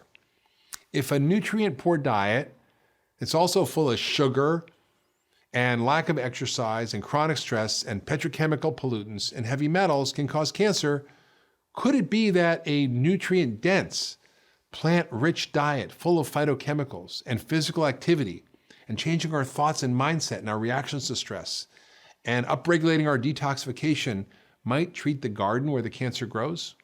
In other words, treat the soil, not the plant. It's a foundational principle of regenerative agriculture and of regenerating your health. The good news is we can enhance our immune function and our immune surveillance through dietary and lifestyle changes, as well as specific nutrient and phytonutrient therapies. We can facilitate our body's own detoxification system to promote the elimination of carcinogenic compounds. We can improve our hormone metabolism and reduce the carcinogenic effects of too much insulin from our high sugar and refined carb diet. So here's what I really want you to get. One of the main underlying causes of all age-related diseases is this: insulin resistance, including heart disease, cancer, dementia, which is being called type 3 diabetes now, and of course diabetes, and even something called sarcopenia or muscle loss, which we will dive into in a later episode. This is really a unifying theory of aging. But of course, it's not the only thing. Toxins, infections, and even your microbiome are really important factors in cancer and overall aging. In functional medicine, we don't just address one thing, we address everything. Think of it like a 100,000-mile checkup on your car. Here's a cool example of how this works. There's a powerful new cancer treatment called immunotherapy that activates your own immune system to fight the cancer. And when it works, it's a miracle. But it doesn't work in everyone for various reasons. Now, one reason seems to have to do with your gut health and your microbiome. Turns out there is a very important beneficial bacteria in your gut that regulates your immune function called Akkermansia. It's a fancy name, but it's basically one of the microbes that lives in your gut. If your gut is unhealthy and you have low level of this good bug, the immunotherapy doesn't work. But if you feed it with polyphenols, which are compounds in plants like from cranberry, pomegranate, and green tea, things it likes to eat, it's going to grow. And the immunotherapy miraculously will work. So you treat the host, not just the disease. That's the key.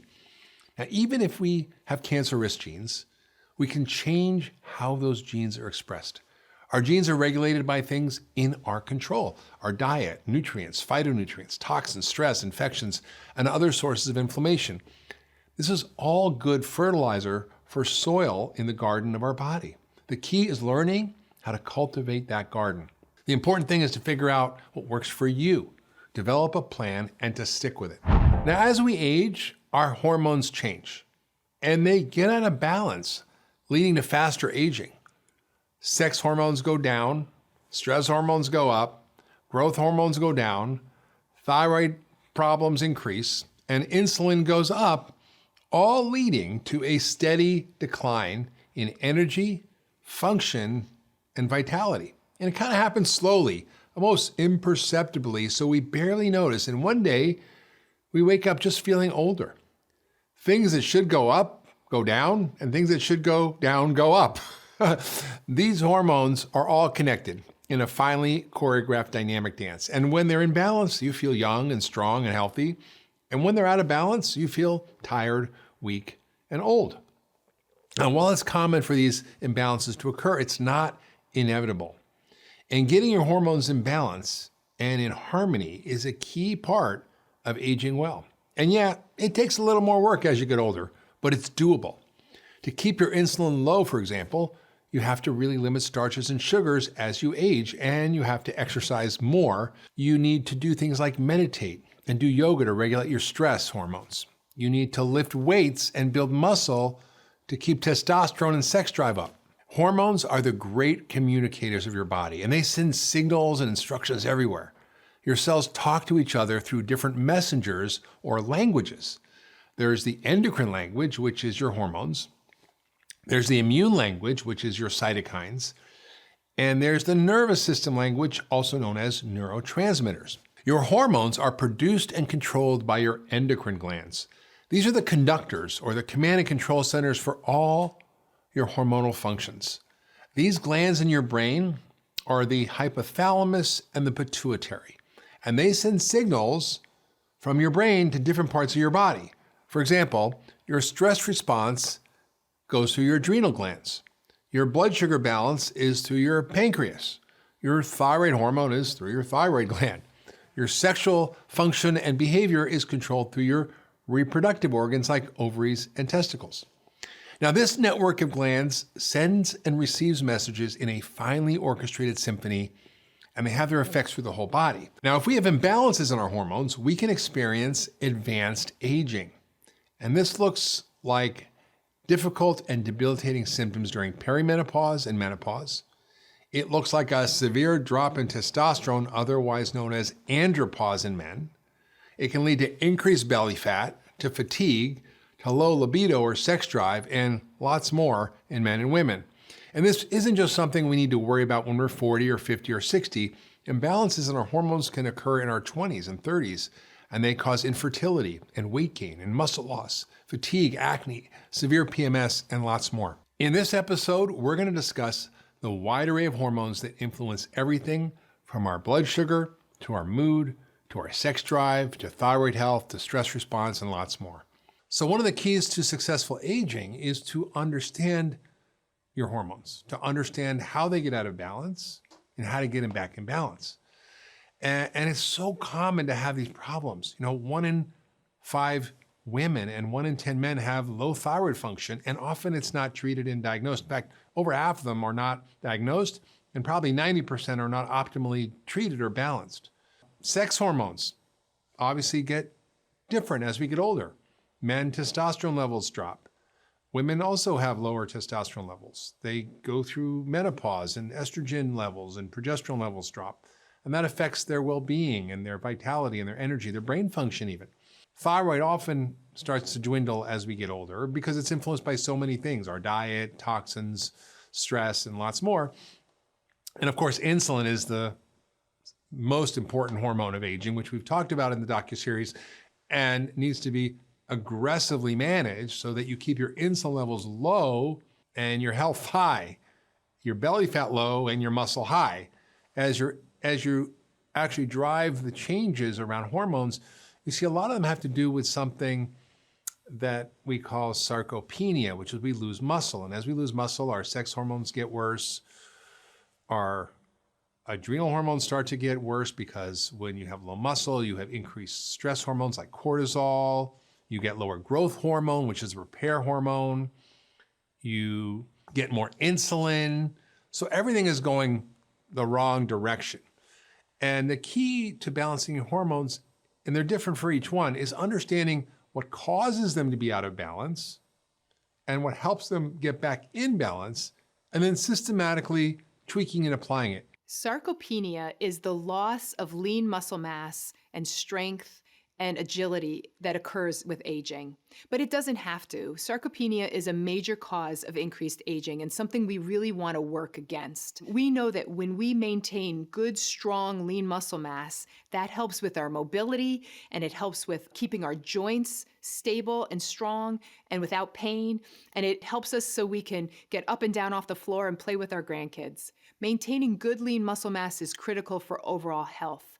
When we are at rest, let's say we were an astronaut and went into space, or maybe we were just laying in bed because we weren't feeling well, we will lose 1 to 2% of our bone density every month. And of course, with less bone density, that increases our risk for bone fractures. Lean muscle mass is critically important for your bone density. Your muscles are pulling on your bones all the time. And that stimulation, when your muscles pull on your bones, it stimulates your bones to say, I better absorb more calcium. I've got to get stronger. So keeping your muscles strong is one of the best things we can do to keep our bone density strong. Diet plays a big role. Exercise is a very important thing, especially resistance training. Managing stress to lower cortisol is important. All these things are important. But diet plays a huge role. And here's what happens as we age. We need more protein in our diet to build muscle.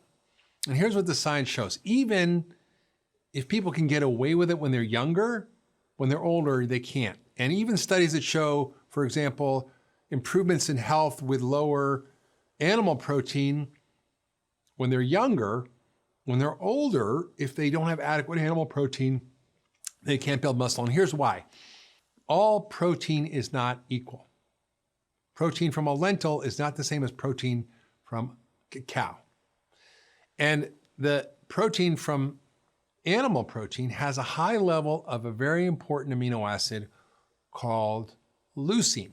Now, this amino acid is so important because you cannot build adequate muscle unless you eat about 2.5 grams of leucine in a serving of protein, and you need about 20 to 30 grams of protein to build muscle after you eat. If you eat, let's say 10 or 15 grams of protein, your body can't turn that very effectively into muscle.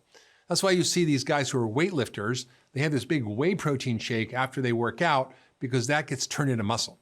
So you can use these strategies. You don't have to be like a giant bodybuilder, Mr. Universe or Miss Universe, but you have to use the strategy of strength training with protein intake and the right kind of protein intake to build muscle. It's so, so important. So this is a really critical strategy. Muscle building, muscle strength, muscle quality, protein quality are all things we don't pay attention to as we age, and they're more important than anything because the reason people end up in nursing homes is not because they have a disease. It's because they can't get up out of bed.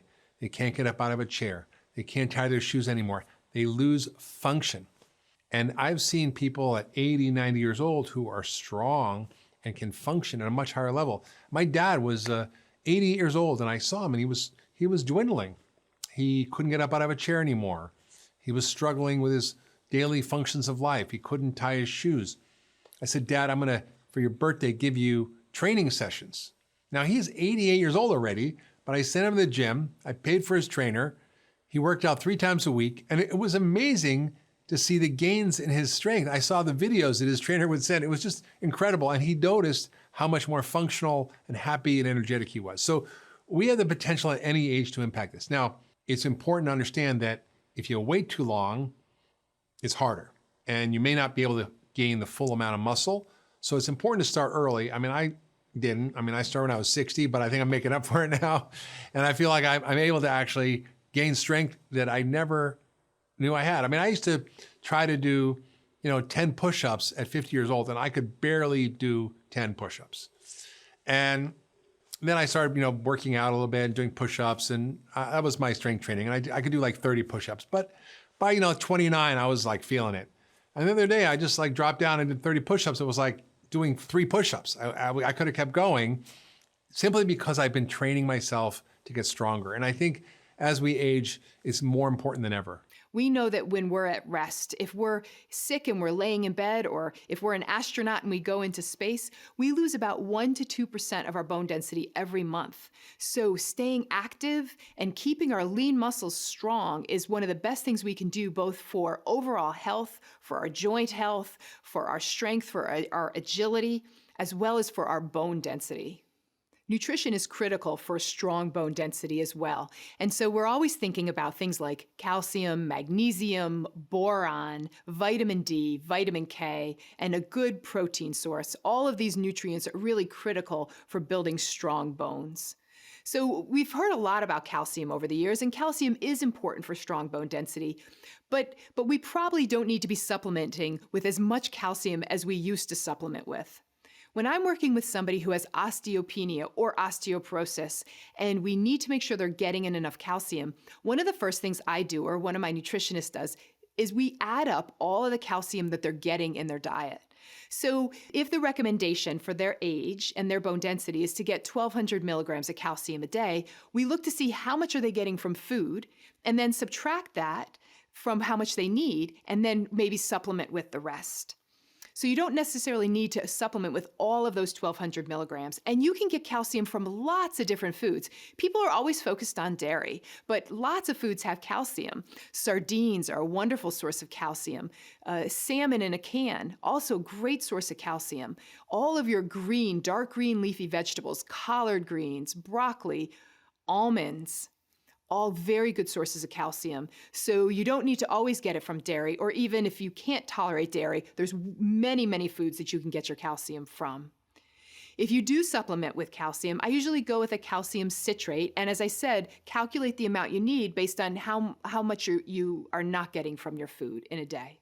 For men, we don't typically use calcium supplementation unless they really are having problems with digestion, absorption, or a very low bone density. And that's because there's been some association with calcium supplementation and prostate cancer and even heart disease. So we want to be careful with overusing calcium supplementation for both men and women.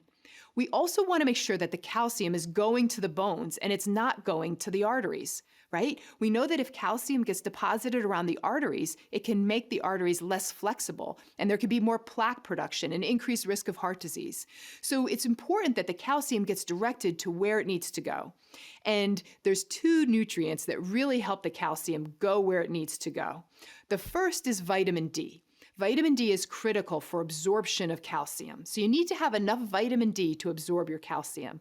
We typically want somebody's 25-hydroxy vitamin D level in their blood to be around 50 to 70. That's a good range, especially if we're dealing with bone density issues. So if you have issues with bone density, make sure they're checking your vitamin D level and then supplement as needed. People need anywhere between 500 to 2,000 to sometimes 5,000 or even higher IUs a day of vitamin D to achieve a normal vitamin D level. And everybody is different. So if for you, it may be something you want to check periodically to make sure you're getting the right supplementation of vitamin D. And then the second nutrient we're really paying attention to is vitamin K.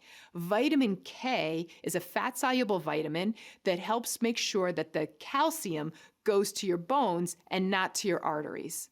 And so typically we want about 180 micrograms of vitamin K2 in a supplement. And there are many vitamin D supplements that have that K with it. You can also get, your body will make K2, which is the best form of vitamin K for your bones, in your gut. So it gets converted by some of the bacteria in your gut. So that's actually why changes in the gut microbiota influence vitamin K2 levels. You can get vitamin K2 naturally from things like natto, which is a fermented soy. They eat it a lot in Japan. It's a strong taste. And we also get vitamin K from our leafy green vegetables, collard greens, kale, spinach, broccoli. Those are typically vitamin K1, and then the body needs to convert it into vitamin K2. But when you're looking for a supplement, go for the K2 form most of the time. So collagen is a really important nutrient for bone density, and we sometimes don't realize how important it is. One of the things we know about collagen is that vitamin C is important for good collagen production, which is important for our skin and our bone density. So we want to make sure we're getting enough vitamin C. We get vitamin C from our vegetables, our fruits. You know, we're always thinking about citrus fruits, but it's also in many other fruits like kiwi and in many vegetables like your peppers and your broccoli. Vitamin C is really rich in a lot of our citrus and non-citrus fruits and vegetables.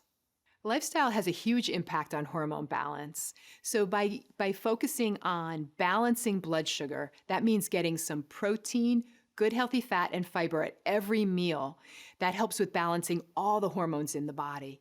We know that good exercise, daily exercise, helps with also balancing all the hormones. And managing stress is really important for maintaining good cortisol levels, supporting your adrenal gland, and that is resulting in balancing all the hormones in your body.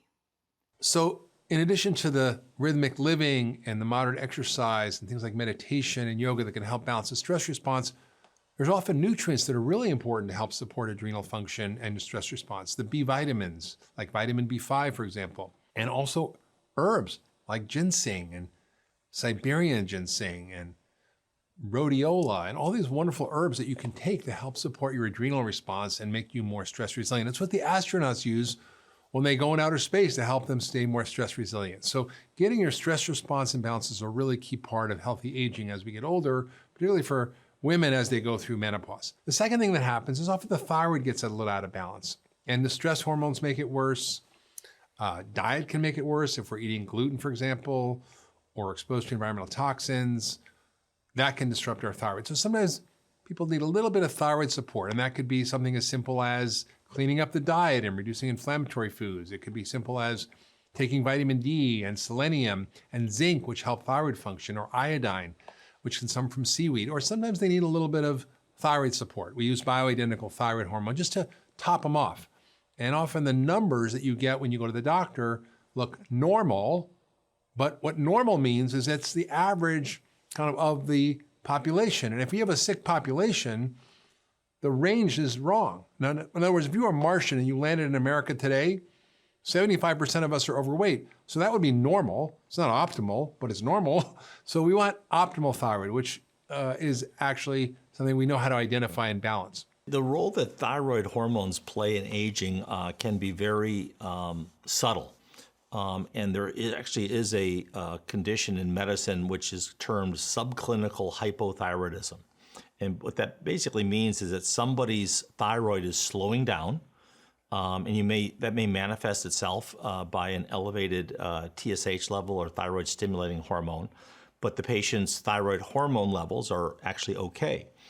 And currently, the standard of care is that if somebody is having subclinical hypothyroidism, you just sort of watch them.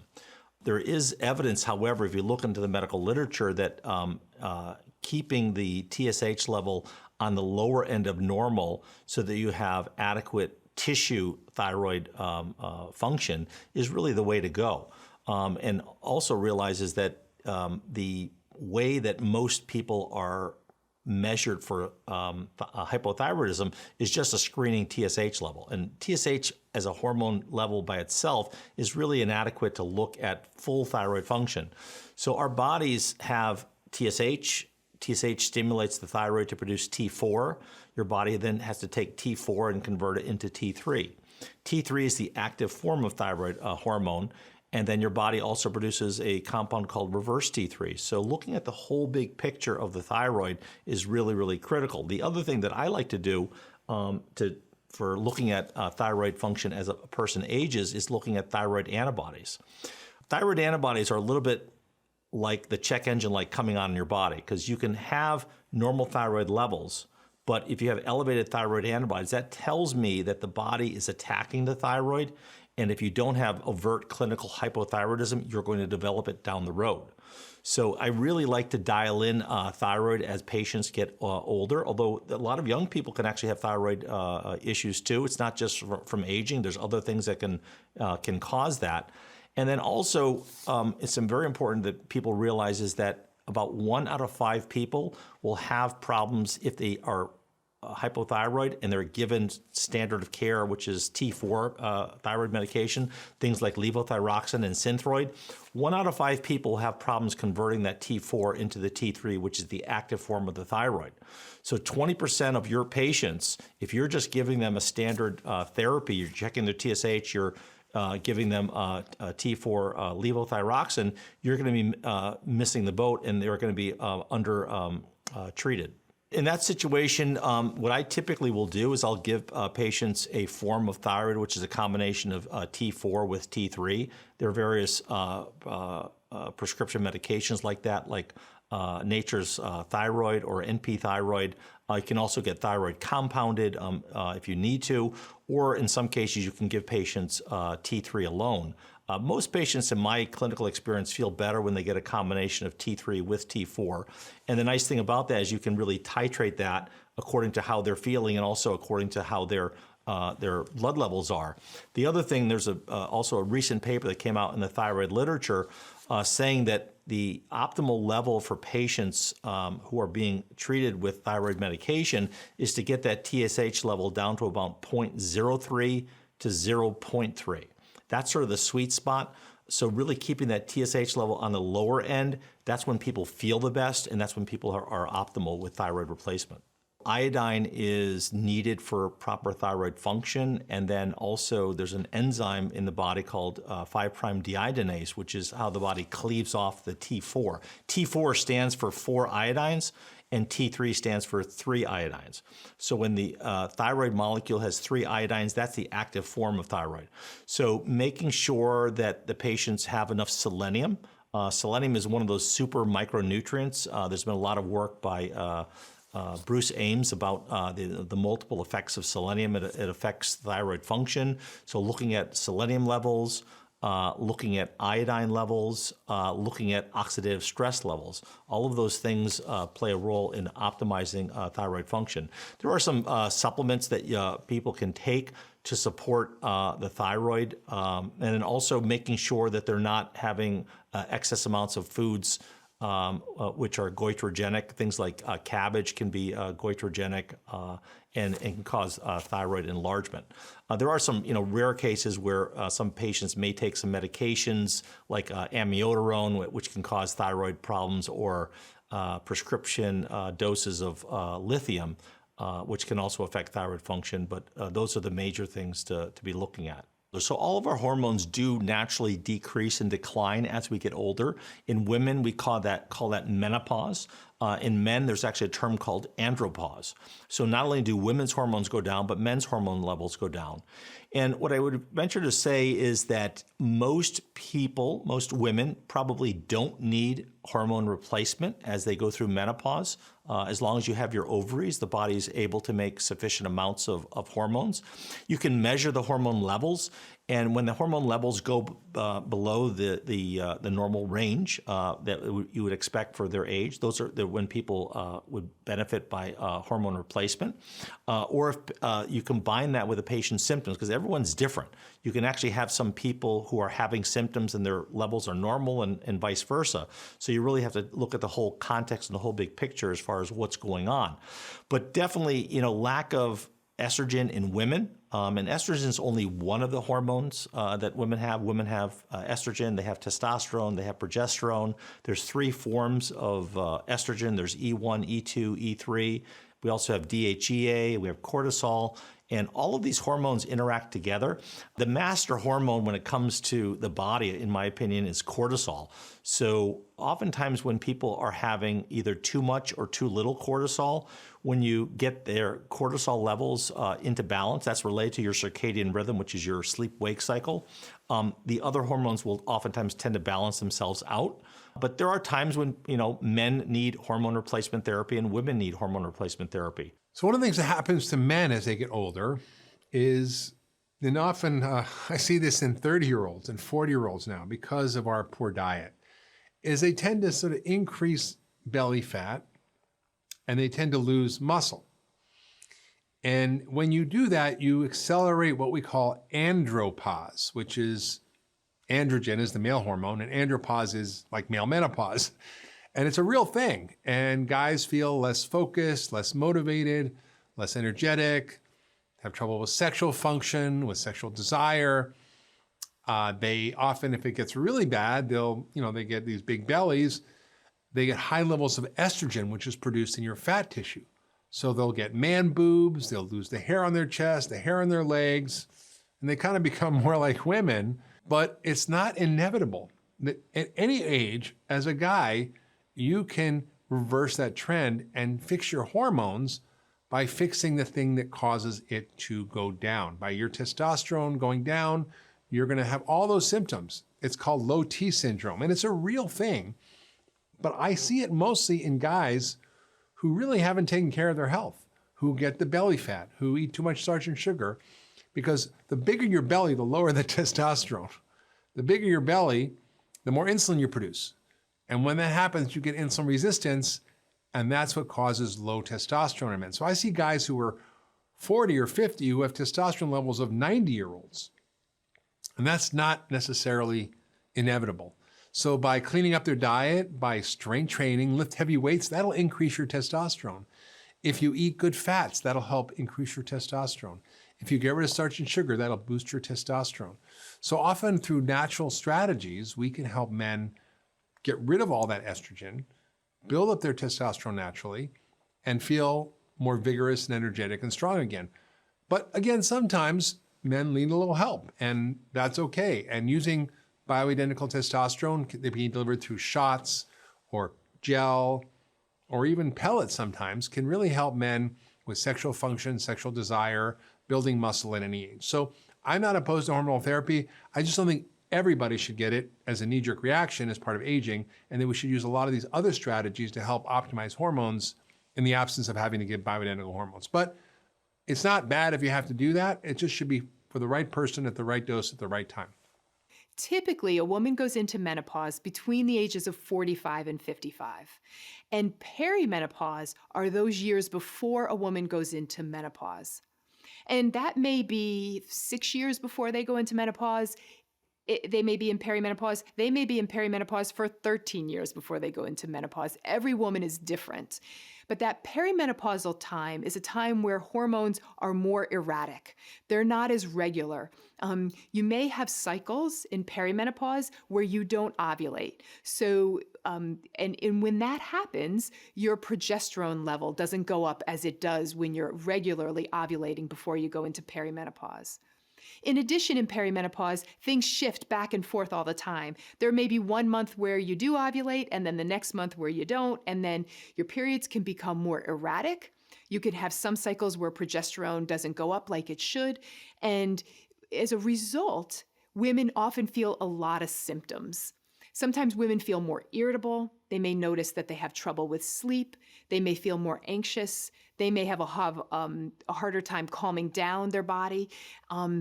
For some women, they get more hot flashes. These are all symptoms that are more common during perimenopause. And we can really help with balancing that in so many different ways. And one of the best ways that we can work to rebalance that is by supporting the adrenal glands. And why is that? Because the adrenal glands make hormones like cortisol.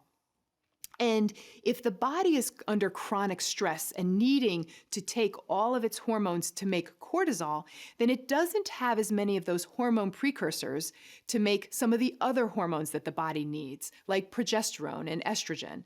And so what's really important is doing things that help with balancing and supporting the adrenal glands. I think that's one of the best ways that we can help support a woman through those years of perimenopause. When we support the adrenal glands, that supports that transition that can be difficult for some women. And so you can support the adrenal glands with getting good sleep, maybe getting enough B vitamins in your diet, or for some women taking an extra B vitamin complex with methylated folate. By doing some stress management techniques, we know that when a woman incorporates some meditation for 15 minutes twice a day, she's less likely to get hot flashes. And if she does get hot flashes, they're not as severe and intense. So there's a lot we can do to support the adrenal glands that support all the hormones in your body. For men, one of the things we focus on the most to help with balancing hormones is maintaining good lean muscle mass. We know that our body fat takes hormones and turns it into estrogen. So when we have more body fat, whether we're a woman or a man, we are converting more of our hormones like testosterone or DHEA and converting it into estrogen. So when our body fat increases, so does our estrogen level. And for women, that can increase risk of breast cancer and uterine cancer.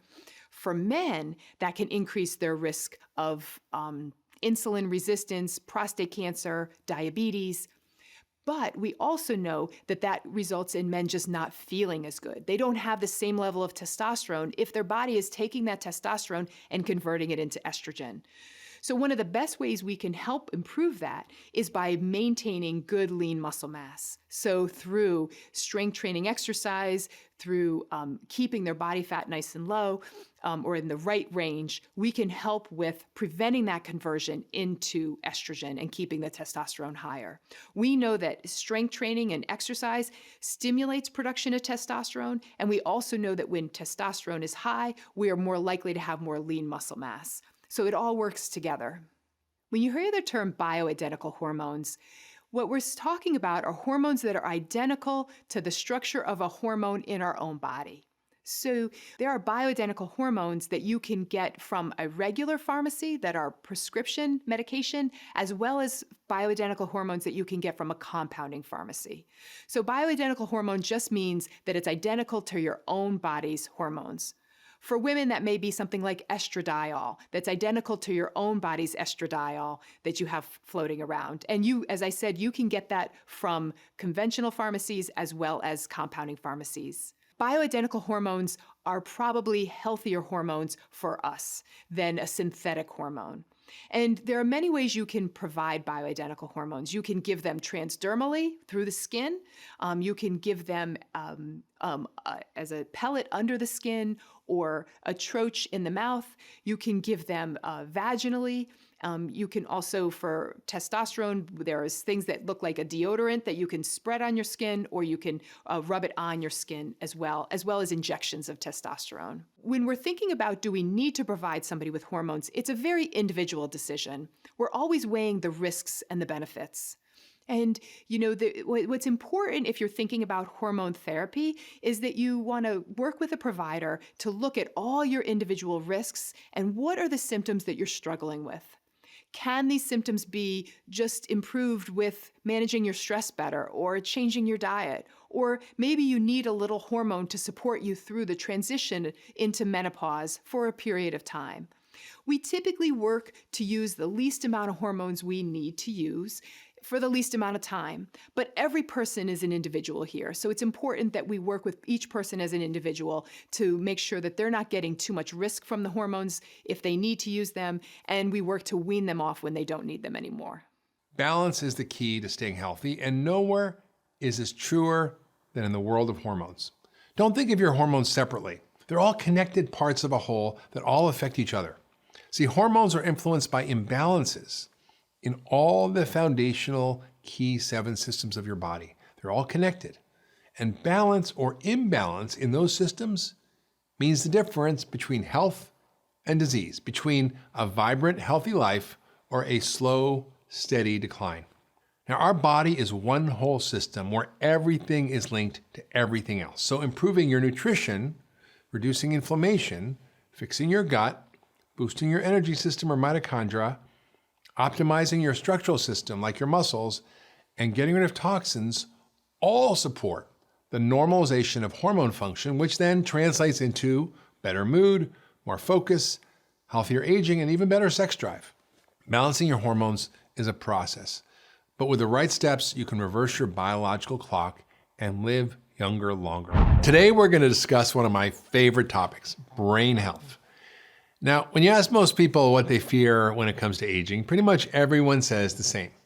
They're scared of losing their executive function, their ability to think and remember, their ability to focus and stay energized. In short, they're afraid of losing their minds. We can get a new knee, even a new heart or kidney, but we cannot get a new brain, well, at least not yet. When we talk about healthy aging, we have to discuss brain health. Currently, 1 in 3 seniors dies with Alzheimer's or dementia. Over 5 million Americans are struggling with Alzheimer's, and changes can be found in your brain sometimes 20, 30, or 40 years before a diagnosis of dementia occurs. This means that we have a lot of time to heal our brains before we get into trouble. Now, most of us know we can prevent heart disease by living a healthier lifestyle, but are you aware that the same is true of our brains? Not many people are talking about how to live a brain-healthy life. Now, remember that unified theory of aging? The problem of insulin resistance caused by too much starch and sugar? Well, it applies to the brain too. In fact, scientists now refer to Alzheimer's as type 3 diabetes or diabetes of the brain. We know that diabetics have 4 times the risk of getting dementia, and that even prediabetes can lead to predementia. Researchers are exploring, and I have seen in my own patients, the benefits of diet change in dementia, especially very low carbohydrate ketogenic diets. That's mostly fat and very low carbs.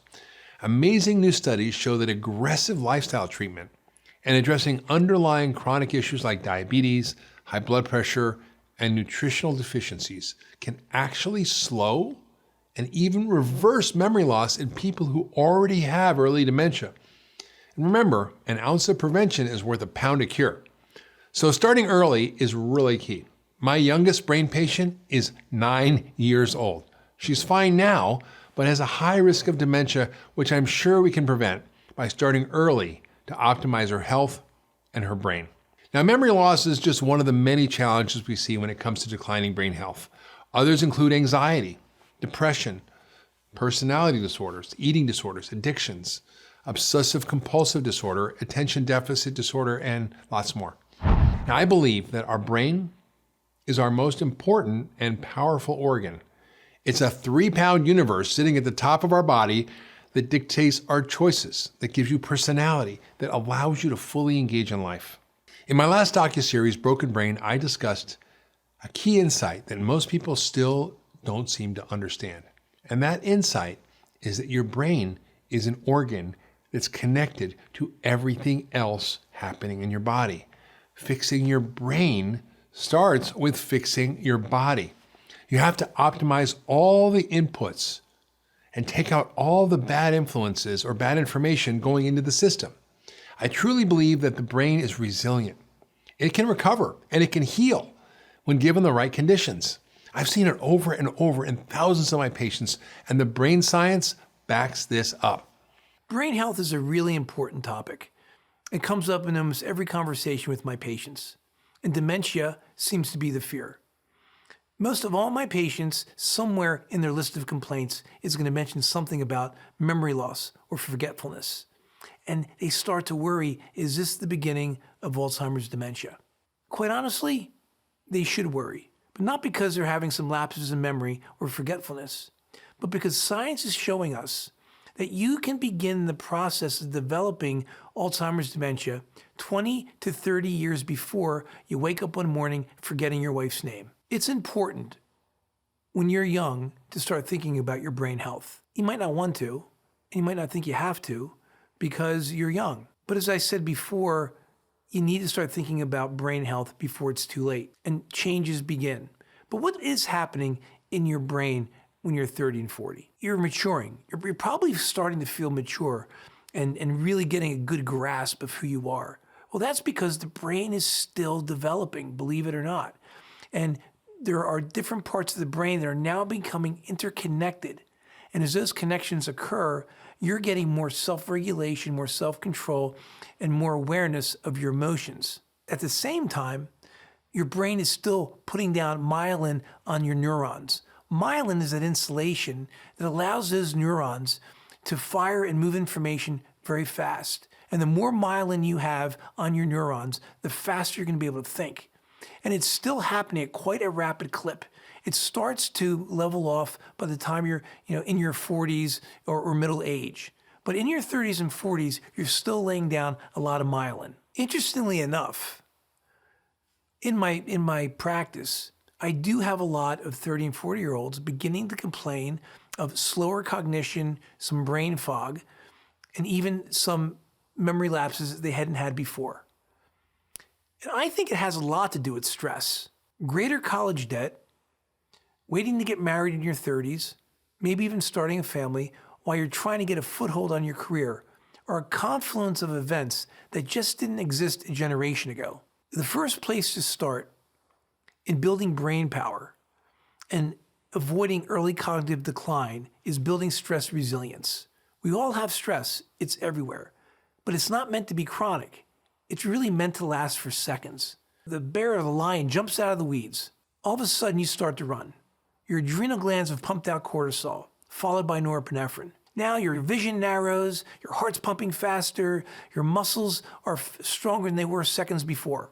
Now you either get eaten or you get an opportunity to pass your genes on to the next generation.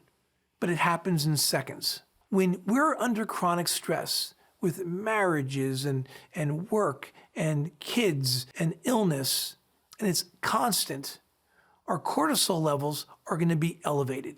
And that elevation in cortisol leads to problems that will result in early cognitive decline. High levels of cortisol actually have a huge impact on the hippocampus. It will cause dysfunction and shrinking of the hippocampus. And that's where you retain and form memories. Elevated levels of cortisol also impact the prefrontal cortex. And that's where you do your executive function, organization, and critical thinking. When the cortisol is too high, you're going to see difficulties in those areas of your brain function. High levels of cortisol will decrease a hormone called klotho. Klotho regulates the aging process. It also provides your brain with resilience against toxins, many of which can lead to Alzheimer's dementia. A really important study done at UCLA in 2015 looked at long-term meditators, comparing them to those that didn't meditate at all. And they found that long-term meditators, people that had been meditating at least 20 years, had far greater volume of gray matter in their brain. Other studies have shown with just 3 months of meditation, you see structural changes in the brain that impact function. The corpus callosum, which is the band of neurons that connect the right to left brain, actually gets thicker. That allows for the right and left brain to communicate and enhance your creativity. You also see an increase in the size of the hippocampus, that part of the brain that's responsible for retaining memory, consolidating it, and maintaining it. And you also will see a shrinking in the size of the amygdala. The amygdala is responsible for regulating fear, anger, and anxiety.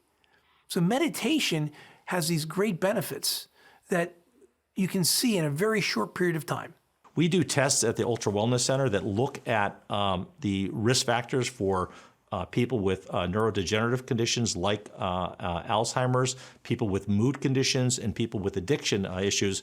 And what you see in this particular genetic analysis, which we use, called DNA Mind, it looks at these markers related to oxidative stress, inflammation, and brain-derived neurotrophic factor, or BDNF. When you have imbalances there and you've inherited these tendencies, it pushes your risk level up for developing neurodegenerative conditions. So it helps you to sort of preempt it. Again, just because you have the genes does not mean you're going to get it, but you may find that you are at much higher risk than your brother or your sister or your friend, and that's really where you get preemptive medicine. The earlier you catch neurodegenerative conditions, the better. It's a little bit sad because sometimes I will see patients here who have been having their either Parkinson's symptoms or their Alzheimer's symptoms for 10 plus years, and then finally they find us here. And it's a lot harder to treat those conditions once they're more advanced because you have more destruction. It's sort of like if a building's on fire and it's been on fire for 5 hours versus 5 minutes. You can put out the fire a lot earlier. So, I have seen a lot of patients who have come to me and they're having problems with cognition. You can call it brain fog or forgetting. And when you clean up their diet, get them off of inflammatory foods, sugar, gluten, dairy are the big ones. Any of the artificial foods, specifically one of the things I always like to emphasize to my patients is artificial sweeteners. Artificial sweeteners are ubiquitous. They're everywhere. And the artificial sweeteners are supposed to help you lose weight. And I've always tell my patients that I've never seen a person lose weight with diet soda, but I've seen a lot of patients gain weight with diet soda. And these also disrupt the gut microbiome. And then also food additives like food emulsifiers can lead to leaky gut, which in turn can affect the brain. So there's definite things that you can do just, nutritional wise and dietary wise that can improve a person's cognitive function. And I've had some patients who have come into me. One in particular comes to mind. It was a woman who I saw. She came in with her husband. And she was told by her doctor that, you've got Alzheimer's and get your affairs in order. And when we did a full workup on the patient, she had a whole host of things, just like Dr. Bredesen was talking. It's like Alzheimer's is like a roof with 32 holes in it. And there's all different, things where the water can leak in. So you want to look at all of those things. So we look at, heavy metals. We look at the oral microbiome. We look at the oral the gut microbiome. We look at the genes that the person has. We look at their oxidative stress levels. We look at their glucose levels. We look at their insulin levels. We look at the whole big picture. And when she came in, she was having problems with conversation. She was having sort of a flat mood. And when we addressed all of those conditions, and it took some time, it was like she awoke, the movie Awakenings with Robin Williams. It was like she awakened. It was like her brain woke up. That inflammation, that oxidative stress that was happening to her got turned off, like the gene processes got turned off, and she was back to being her normal self. She was then able to have conversation. She was able to drive her car. She was able to be independent. It was really quite remarkable, and that was all without medication. We always focus first on those lifestyle factors because they have a huge impact on your memory. We make sure they're getting good, restful sleep and getting enough sleep, making sure they're getting those 7 to 9 hours a day. We make sure they're moving every day. We know exercise is critical for brain health. We know exercise is a great way to build BDNF, the brain-derived neurotrophic factor. So we make sure they're getting some exercise every day and getting some good strength training too to improve insulin levels. We focus on diet, of course, because food is medicine. We make sure that they're not getting high levels of sugar. We make sure we're balancing blood sugar. We make sure that they have good insulin sensitivity, and we make sure that their diet is rich in phytonutrients. We work to manage stress. We know that when we're under stress, our memory doesn't work as well. When our cortisol levels are high, we're not going to remember the answer to that question or that person's name. So having some really good stress management techniques is critical for a well-working memory. And then we make sure they've got good relationships and networks. Make sure that they have good family and friends and interactions in their day. That can have a huge impact on how well somebody's memory works. We then go up into the matrix and look at how all the systems in the body are interrelated. We focus on any sources of inflammation. Sources of inflammation could be anything from your belly fat, too much visceral adiposity that's creating inflammation in the body and hampering memory. And we know that insulin resistance is tied to dementia and an increased risk of Alzheimer's disease. And it's one of the major things we can do to reverse memory loss. We can lower and improve insulin sensitivity, and that can help improve everybody's memory. So we look for sources of inflammation like coming from the belly fat. We look for sources of inflammation which could come from underlying infections like chronic infections in the body. Does somebody have chronic Lyme or a chronic viral infection? Or do they have a chronic infection which is an imbalance in the good and bad bacteria in their digestive system? Or are they getting inflammation because of a chronic infection in their mouth? Really important to pay attention to. We always look at the mitochondria and say, what can we do to support the mitochondria? Is somebody taking a statin medication that is damaging their mitochondria's ability to turn their food into energy? So sometimes we look for medications that may be causing damage to the mitochondria or damage to some of the cells in the body. And we also work to support the mitochondria, sometimes with things like CoQ10 or other B vitamins. We, of course, focus on toxins. Toxins are, unfortunately, a major driver of memory problems. Anything from mercury to lead to plastics and other environmental toxins. And so we work to see, are there toxins in somebody's body? And what can we do to lower them or help the body's detoxification system? We make sure that their transport system's working well, that they've got good circulation in the body, that they're able to oxygenate their cells.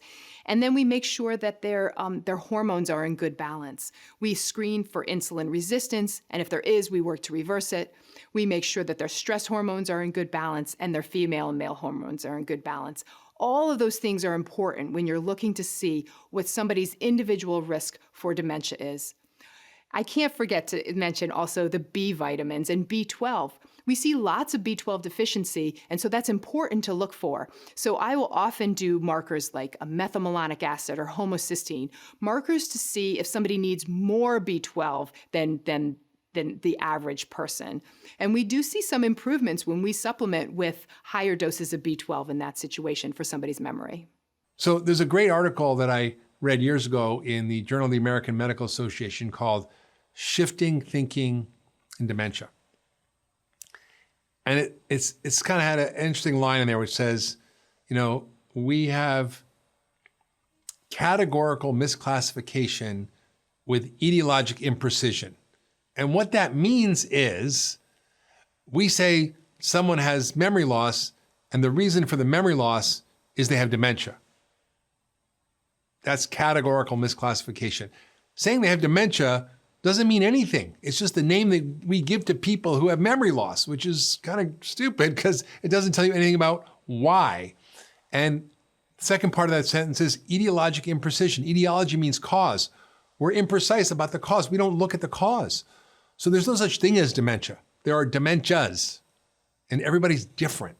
And we have to treat each person differently. That is going to be the future of medicine. And we're hearing about it. Precision medicine, precision health, right? But most of that, sadly, has to do with what we call pharmacogenomics, which is matching the drug to your genes. Great. If the genes that you have make this drug work better with less side effects, it's good to know. But it ain't the answer, and it's not what we should be doing, which is true precision health and precision medicine and precision nutrition and personalized nutrition, which is functional medicine. And that is the future. We're not going to call it functional medicine in the future. It's just going to be medicine, right? There are new terms like network medicine, systems medicine.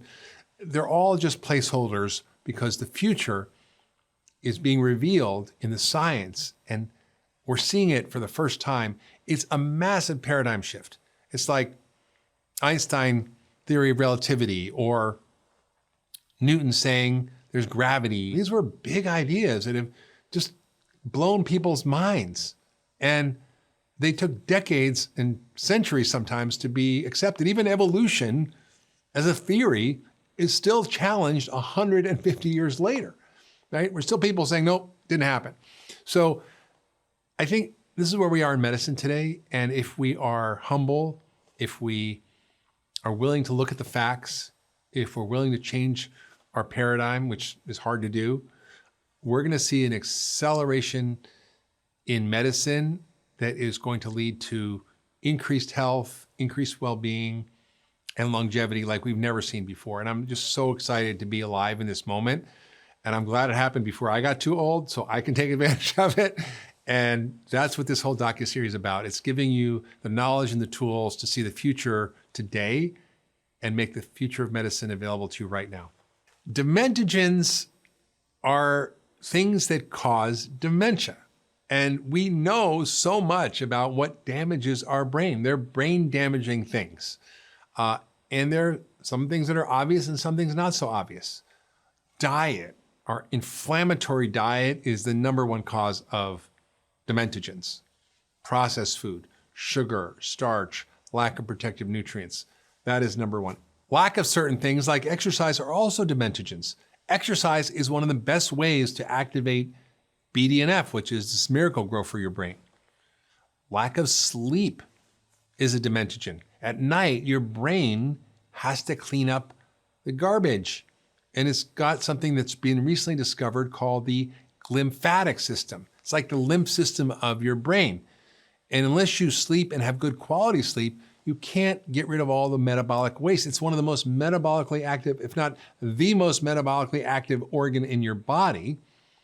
And it has a lot of waste that's produced as a result of that metabolic activity. Well, the way your body cleans it up is this glymphatic system, and it's active at night, which is how you clean up your brain. So sleep is so critical. Stress is a dementigen.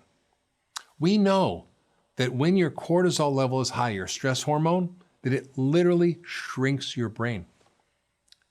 They've seen tumors in animals that produce cortisol causing shrinkage of the memory center in the brain called the hippocampus.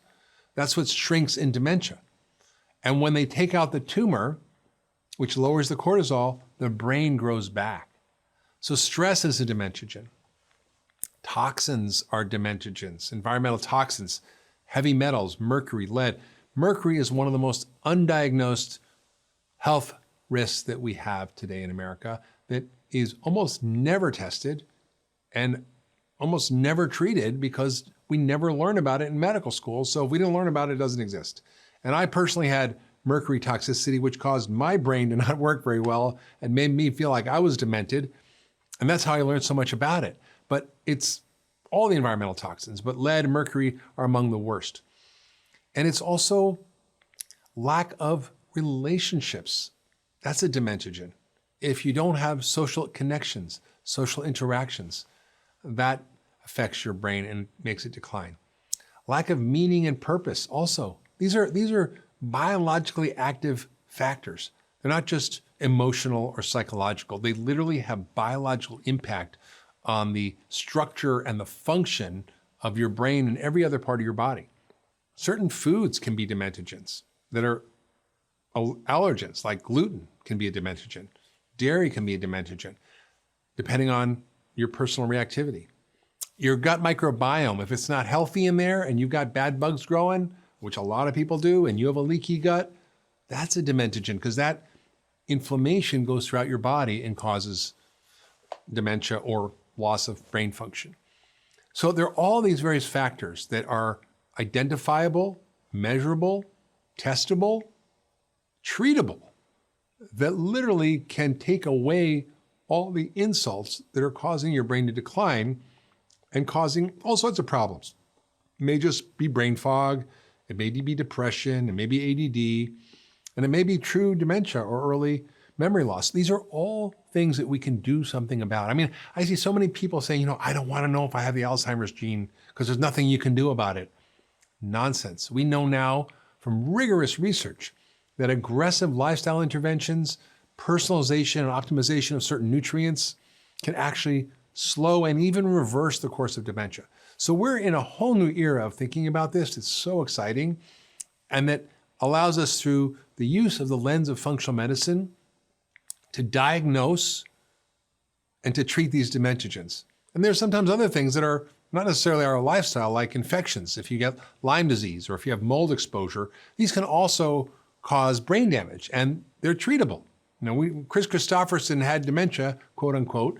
Turned out he had Lyme disease. He was given intravenous antibiotics and his dementia went away.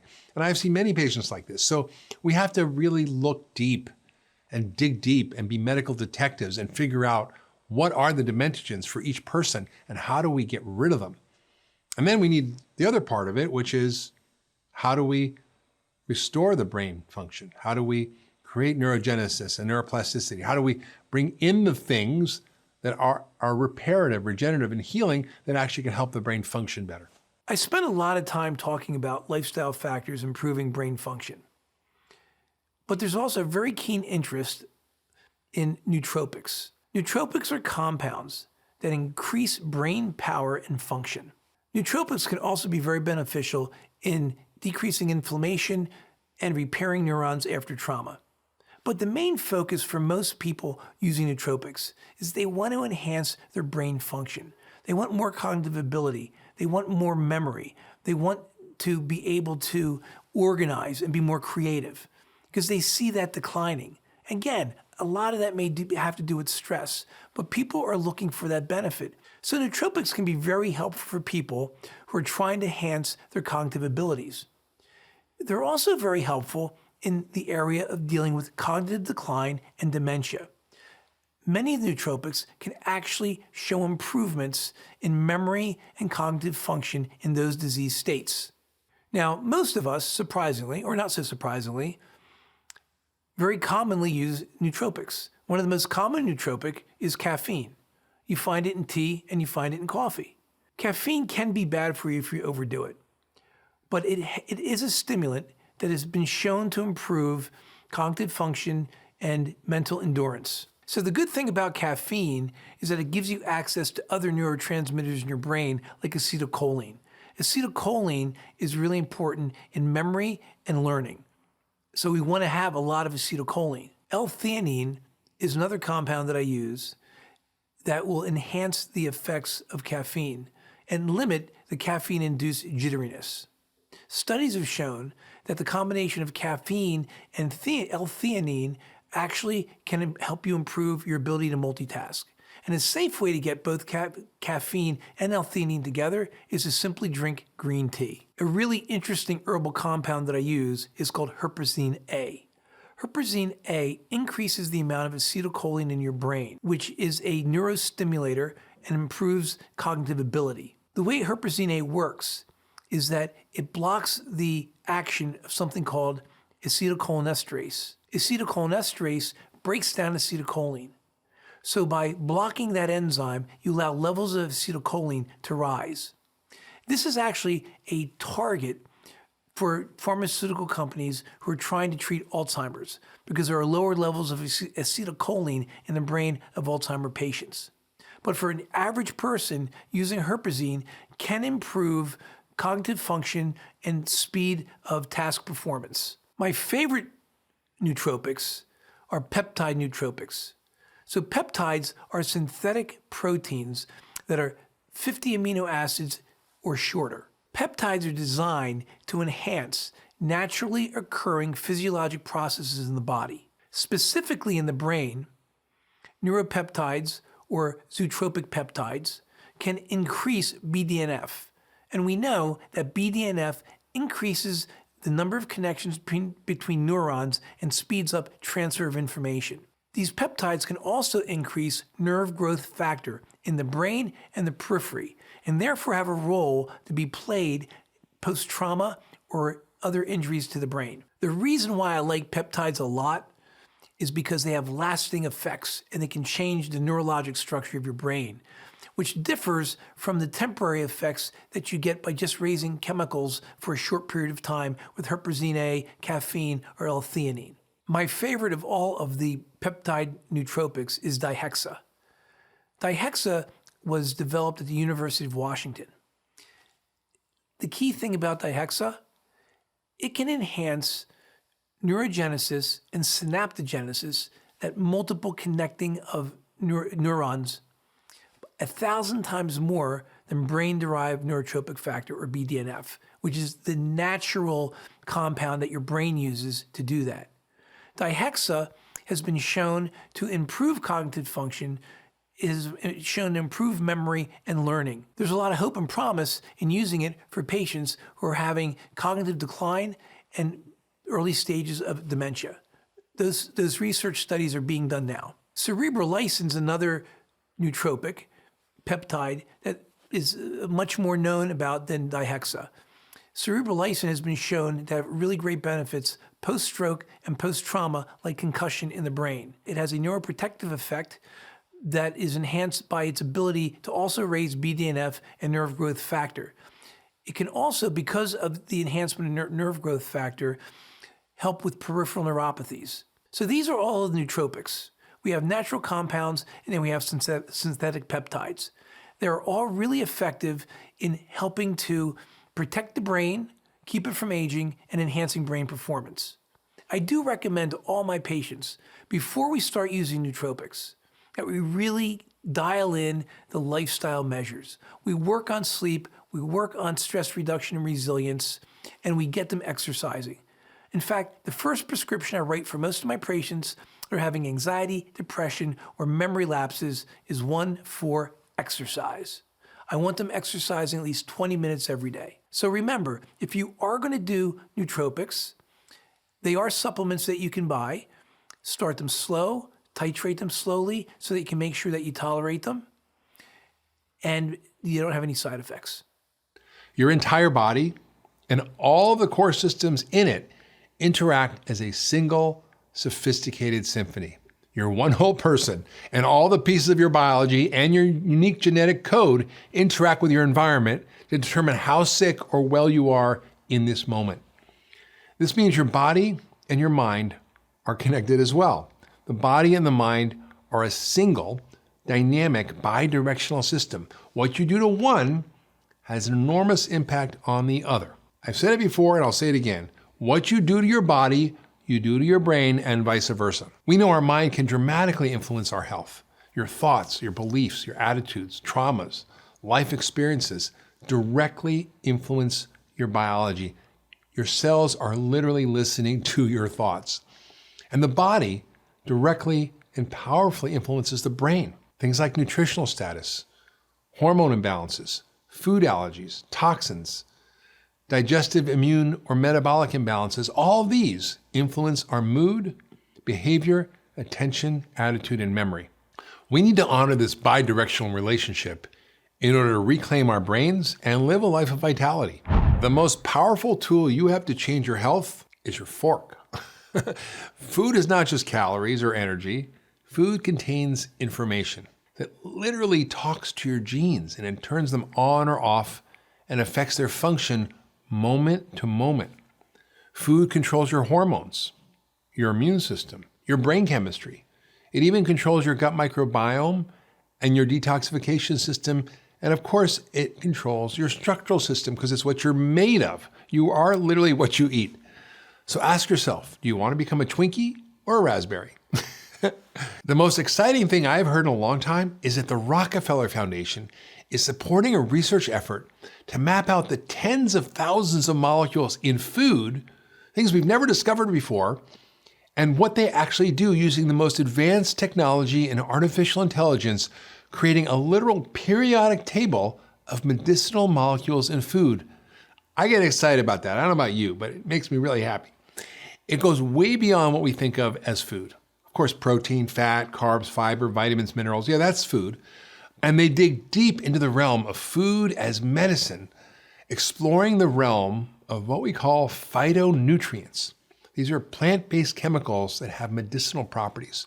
When you eat, if you eat a whole foods, plant-rich, nutrient-dense diet, you are literally eating your medicine every single day.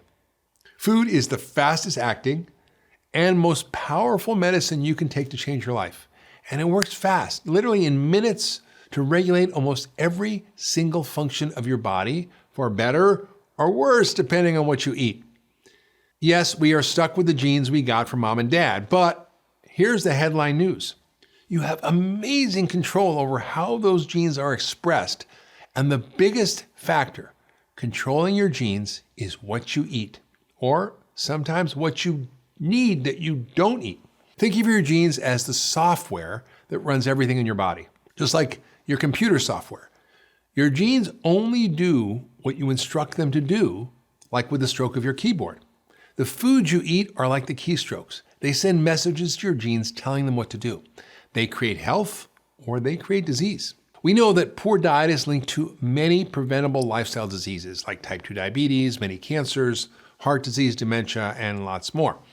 We also know that a real whole foods diet that's rich in these phytochemical dense plants that has clean protein, plenty of fiber, and healthy fats can prevent, treat, and even reverse most chronic diseases. You see, food impacts each node of the functional medicine matrix that we discussed in episode 1. It can boost your vascular system, your immune system, your hormones, your detox system, your energy system, your microbiome, and everything in between. And there are specific functional foods and superfoods that assist with things like DNA repair, stem cell activity, and that feed the healthy bugs in your gut. This means that there are foods that can actually fight disease. More importantly, there are foods that literally create health. Let's just take COVID-19, for example. Just one study found that if you have good levels of selenium in your blood, you are 3 times more likely to be cured of COVID and recover. But if you have low levels, you are 5 times more likely to die. That's a 500% increased risk of dying. That is massive. And that's just one nutrient. And it's easy to get from a few Brazil nuts. But of course, don't have more than 2 to 4 a day because you can OD. Now, I don't know about you, but I want to incorporate as many of these disease-fighting foods as possible. In this episode of the Longevity Roadmap, my team will walk you through our favorite functional and superfoods that can help you make your health span equal your lifespan. Now, I don't want you to think that you can eat a diet of junk food and just incorporate a few of these superfoods to live longer and healthier. Extending your health span and making your health span equal your lifespan requires a complete lifestyle overhaul. So we're also going to discuss how to personalize your diet, how to test your nutritional status, how to balance your blood sugar, and lots more. So let's dive in. So the vegan diet essentially was a goofball joke I made once on a stage with some friends who were fighting, who were a paleo doc and a vegan doc. And I just said, well, if you guys are paleo and you're vegan, I must be vegan. But then I thought about it, and what are the common principles that most diets, even in the diet wars, have in common? And what I realized was there is far more in common with being paleo or vegan, which are the extremes, than with the traditional American processed SAD or standard American diet. What are those principles? Well, both agree that we should be eating a plant-rich diet that's full of colorful fruits and vegetables that are incredibly nutrient-dense and full of phytochemicals. We should be eating good quality fats like olive oil, avocados, that we should be eating omega-3 fats, which are so essential from us. So we should be eating a diet rich in high-quality seafood that doesn't have heavy metals and mercury. Things like sardines and mackerel and herring and anchovies and things that I love and my wife doesn't love. That we should be eating a diet that's got whole grains and beans, but not whole grain flours. So not whole wheat flour, not even brown rice flour. Those are dangerous, but literally whole grains, and the more weird the grains, the better. Things like black rice or quinoa or red rice or buckwheat. I mean, buckwheat is an interesting one. There's a form of buckwheat from the Himalayas that is the most powerful superfood on the planet that's anti-inflammatory and regulates all these pathways. And the good quality beans aren't too starchy. So these are the basic principles. And if you're eating animal products, you want to make sure they're regeneratively raised. There's an incredible body of research now showing that grass-fed, regeneratively raised animals actually contain phytonutrients, which are plant-based compounds that you wouldn't expect to see in animal food, but that are there because of what the animals are eating. So you're not only what you eat, you're whatever you are eating already ate. So we have an incredible strategy for eating a diet that is rich in all these things and is including all these protective foods and removing all the harmful foods. So getting rid of the starch and sugar. A little bit, it's fine, but we shouldn't be eating flour on a regular basis, whatever it is. We shouldn't be eating a lot of sugar or any form of sugar or artificial sweeteners. Occasionally it's fine, but it's not a staple, it's a treat. And we definitely shouldn't be eating things that aren't food that are in our food, like pesticides, hormones, antibiotics, additives, preservatives, artificial sweeteners, chemicals, like those just not be in our food. And another principle is if we're eating dairy, we should be very smart about what we're eating. Most modern dairy is conventionally grown, is got a lot of hormones and a lot of inflammatory proteins that are because of how we've raised the animals and bred them to produce a certain type of casein that causes all these consequences of inflammation and gut issues. But if you have, for example, heirloom cows or sheep and goat, you don't get the same level of casein. And if you can tolerate it, those are fine to include in your diet. But for most people, they don't tolerate it so much, and most people are lactose intolerant. So those are the principles of a pegan diet that we can include in designing our daily meals. So, for example, yesterday I had shashuka, which is, I cheated, but it's a Moroccan dish with red peppers, tomatoes, spices. It's made from whole ingredients, and I put it in a little cast iron pan.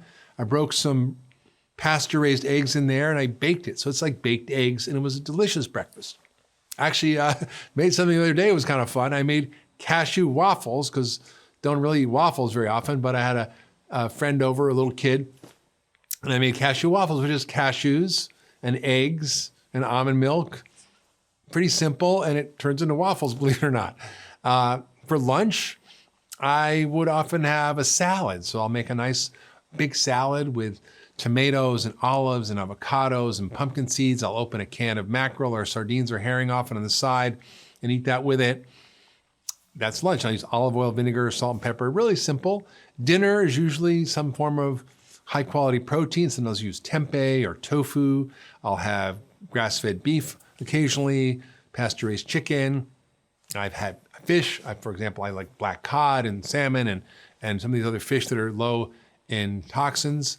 I'll make lots of veggies, so I'll literally have the protein as a side dish, and I'll have a mountain of whether it's stir-fried bok choy or broccolini, artichokes. So I'll make 2 or 3 side dishes of vegetables, and might have a piece of dark chocolate after dinner. So that's essentially what I eat, and it's essentially what is going to help promote longevity. I use a lot of spices.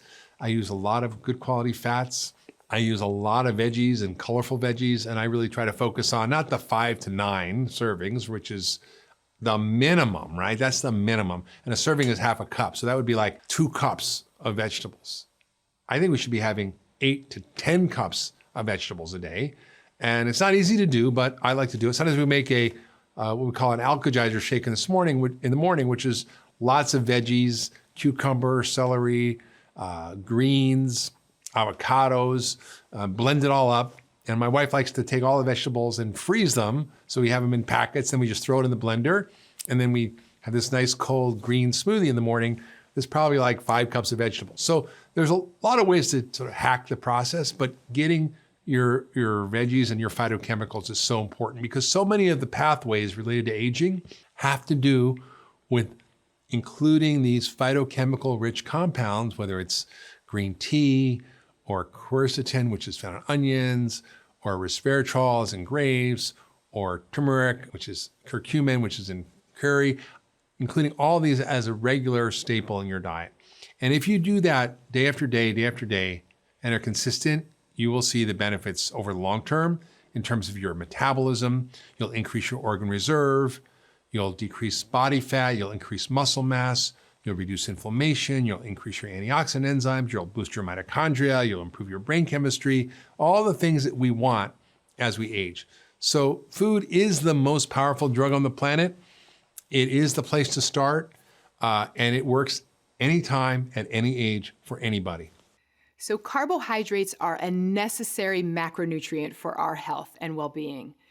But as most of you know, there's a wide range of carbohydrates. So on one end may be something like simple sugar or soda. That's a carbohydrate that's really broken down and absorbed really quickly into the body, causing insulin spikes, which causes inflammation, and we all know that's not good for us.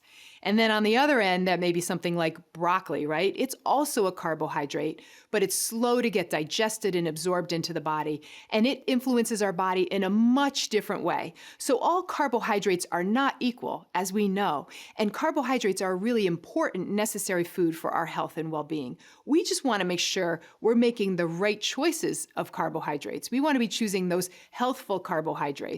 And of course, most of us all know, okay, we want to avoid the simple sugars and we want to eat more of the vegetables. But so what about the in-between part? The in-between part is where people have a lot of confusion many times. And they're like, well, what about bread? And what if it's gluten-free? And what if it's whole grain? And what about potatoes? And what about, what about beans and legumes even? So there's a continuum of carbohydrates. We've got our vegetables, and then we've got our beans and legumes. For most people, beans and legumes are a wonderful food that's rich in fiber and is good for us. For some people, they could be too high in carbohydrate, and so we have to think about that. And then we've got the refined and processed carbohydrates, right? We know we want to eliminate those. We want to avoid things like cookies and crackers and baked goods most of the time. And even things like breads and pastas, they're not usually very nutrient dense, which means per calorie, they're not giving you all the nutrients your body needs as much as, let's say, a sweet potato. So you always want to think about, I want a better carbohydrate option. So my root vegetables are going to give me more vitamins and minerals per calorie than something like pasta or bread would. It doesn't mean for most people they can never eat pasta or bread, but those are better choices, right? So where does somebody fall in terms of how many carbohydrates they can tolerate? You want to just listen to your body to figure out what's the right amount of carbohydrates for you. First of all, you don't want to just have your meal be all carbohydrate, because I don't think I've had any patient who feels good with that, right? Pancakes with syrup and orange juice, all carbohydrates, and most of the time people don't feel very good after they eat a meal like that. What is the amount of carbohydrates that your body can tolerate? Monitor how you feel after your meal. What's your energy level like? How is your weight? Are you still gaining weight when you don't want to? If you're still gaining weight when you don't want to, maybe you need to cut further back on carbohydrates. If your digestion doesn't feel good after eating some higher carbohydrate meals, maybe some even the root vegetables, or for some people the beans and legumes, they may need to cut back there. So it's very personalized when we determine how many carbohydrates somebody can tolerate. For all of us, we want to eliminate the simple sugars and the refined carbohydrates. And then the amount of whole grains, root vegetables, and beans and legumes somebody can tolerate really does depend on their individual health. So for example, if you've got somebody with a lot of insulin resistance, they've got a high fasting insulin, they've gained a lot of weight around their belly, you're seeing skin tags that may indicate insulin resistance, their hormones are out of balance, their periods are irregular if they're a woman. If they're a man, their testosterone is low, right? If we're seeing signs of metabolic syndrome, we typically cut back further on carbohydrates. That helps people feel more satiated, and when we increase fat a little bit in their meal, make sure they're getting enough protein and cut back more on the grains, even if they are whole grains. Sometimes people just feel better and they'll get to their goal faster. If your metabolism is really good, and if you don't have any signs of metabolic syndrome, you may not have to worry about whole grains, and you can enjoy some of those whole grains that are rich in fiber, like quinoa and brown rice, and even some whole grain breads within your meals, and feel really good and satisfied with that. So it really depends on the individual person. The other area we really look at when we're personalizing somebody's diet is we're looking at what are their symptoms, what are they concerned about, what are they complaining about. And we talked about if somebody has that metabolic syndrome or the pre-diabetes picture, we're cutting back more on carbohydrates, leaning more toward vegetables for their carbohydrate source, getting a good source of fat, healthy fat, and protein at every meal. Protein is an essential macronutrient for our health, and we want to make sure we're getting enough. We don't need too much protein, but we also don't want too little protein. So just the right amount is really important for overall health.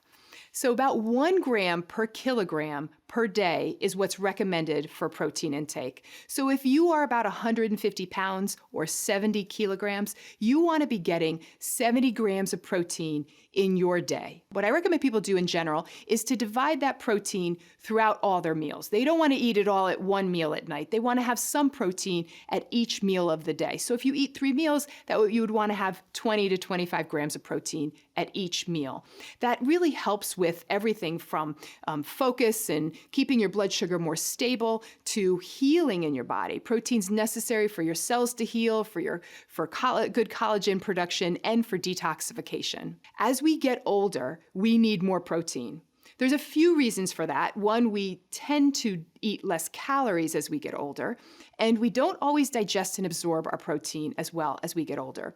So for patients after the age of 65 maybe or 70, we're recommending more protein in their day. So they need more like 1.2 to 1.5 grams per kilogram per day.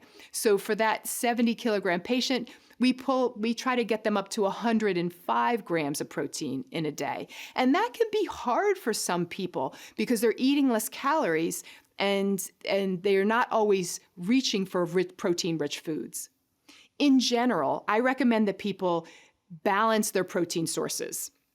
So you don't want to get all your protein from animal products, but you don't want to get, for some people, if they get all of their protein from vegetable sources, we can see deficiencies over time. So in general, we work on balance. We work on a balance of animal and vegetable protein. So mix it up. Try half the time getting your protein from beans and legumes and nuts and seeds, and the other half of the time getting it from, wild-caught salmon or sardines or, grass-fed beef or eggs. Mixing it up so you get some from both animal and plant sources is a great general way to get what your body needs. Sometimes we see people showing signs of protein deficiency because they're not digesting or absorbing their protein well. So if we see things like weak nails or hair loss or lackluster skin, or maybe they get bloated after they eat, maybe they feel really full after they have some animal protein, or it just feels very uncomfortable in their stomach. It feels hard for them to break it down. If I see any of these signs, I say, maybe somebody's not digesting or absorbing their protein well. And then we have to ask that question, why? We have to look for things like antibodies and autoimmune disorder that can damage the cells in the stomach called the parietal cells that produce acid. And that's a very common cause of having a hard time with breaking down protein and absorbing it. We also look for things like dysbiosis or an imbalance in the good and bad bacteria in the digestive system, because if there is that dysbiosis, that can cause more inflammation. And then if there's inflammation in the digestive system, your digestive enzymes don't work as well, and you don't digest and absorb your protein as well. So if that's the case, we've got to work to rebalance that gut microbiota. Many times people will benefit from some sort of digestive aid for a period of time, like a digestive enzyme or something to increase stomach acid, like bitters or betaine HCl, for a period of time to help them break down and digest and absorb their protein better. If somebody has more concerns with autoimmune disease, maybe they've got a lot of autoimmune disease going on, they've got a lot of joint pain from rheumatoid arthritis, maybe they've got a lot of digestive issues, maybe they've got a lot of inflammation in their body, many times we'll try some elimination diets. Elimination diets are a great way to clear the playing field, to see if any foods are triggering inflammation in that person's body, to see if any foods are triggering that autoimmune process, to see if any foods are triggering their digestive issues, to see if any foods are triggering fluid retention and weight gain, or headaches, for example, or asthma. So comprehensive elimination diets are a diet where you pull away very commonly eaten foods, as well as you pull away alcohol and caffeine, you pull away gluten and dairy for a period of time. You even pull away corn and soy and red meat. So sometimes foods that are very commonly eaten and foods that commonly increase inflammation in people's body. And most people, when they're doing a comprehensive elimination diet, work with somebody to, like a nutritionist, to make sure they're doing it in the right way. But there are some good elimination diet programs out there that you can try on your own as well. And when you remove those foods, you want to remove them for at least 3 weeks. That can help give you an idea of how much that food is impacting your health. The most important part of an elimination diet is the reintroduction. So when you reintroduce those foods, you want to introduce them one at a time and really get a sense of, is that food causing my symptoms? And that's a great way that you can see how much food is impacting your health. Well, I would say that, any foods that nurture the microbiome, so things like fermented foods, sauerkraut, kimchi are also great foods for nurturing the gut microbiome. I would also say that the spices, things like turmeric, which is also a good food for overall immune function. Mushrooms are fantastic. The mushrooms have multiple health benefits. They actually are very good prebiotics, and they also help to, some specific mushrooms can raise natural killer cells. So things like shiitake mushrooms, maitake mushrooms are excellent for the gut microbiome. So quercetin is a phytonutrient. It's found in things like apples and teas. And what we find is that quercetin has benefits, multiple benefits, and it has a polyphenolic component to it, and it also actually helps with the synthesis of the tight junctions. So having quercetin in the diet can actually keep the gut healthy by keeping the tight junctions healthy. So for those who don't really conceptually understand leaky gut, a simple analogy to leaky gut is having a house with a screened-in door. And the screen door allows the air to come in, but it keeps the bugs out. And when your screen door has holes in it, the air comes in and the bugs come in. And that's essentially what's happening when your body has increased intestinal permeability, which is really sort of rampant. Every time anybody eats a food that contains gluten, you will get transient leaky gut. If you overeat fatty foods, and we've all experienced that, where, that I call it the post Thanksgiving Day dinner, where you get a lot of food, there's a lot of fat, and you actually get that sluggish sensation. Part of that is that you're getting transient metabolic endotoxemia, and you don't want to have that all the time. And these high-fat foods, specifically processed fats, not that fat is bad for you, but it depends on the quantity and the type of fat. Those types of things will increase leaky gut. And then also making sure that you're not exposing yourself to things like the non-steroidal medications, things like ibuprofen and naproxen. Antibiotics can affect it. Proton pump inhibitors can do it. And stress. So all of those things that we can use to protect our gut are really important. And then again, a simple thing to do is to have high quercetin in the diet. Oftentimes when I'm treating patients therapeutically, I'll actually use prescription strength or nutraceutical forms of quercetin in powder form, which I'll add to other things to help heal the gut. Our body is always regenerating itself. We have stem cells in our body that help our cells heal and regenerate after there's been damage or injury.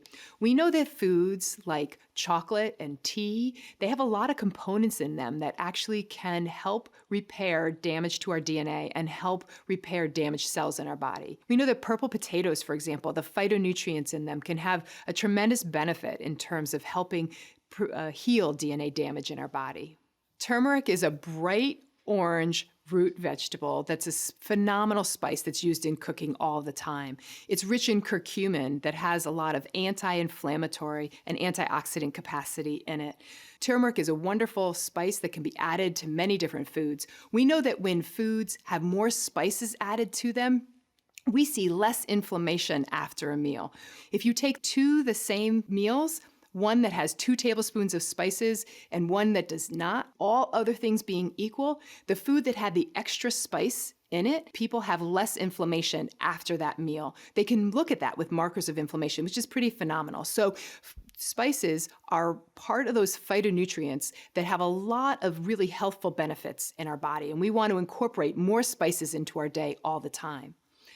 We also know that things like sulforaphane, black tea, coffees even are also really rich in these phytonutrients that can help with DNA repair and stem cell production in the body. So there's a lot of foods that we can eat that can help improve the functioning of our immune system.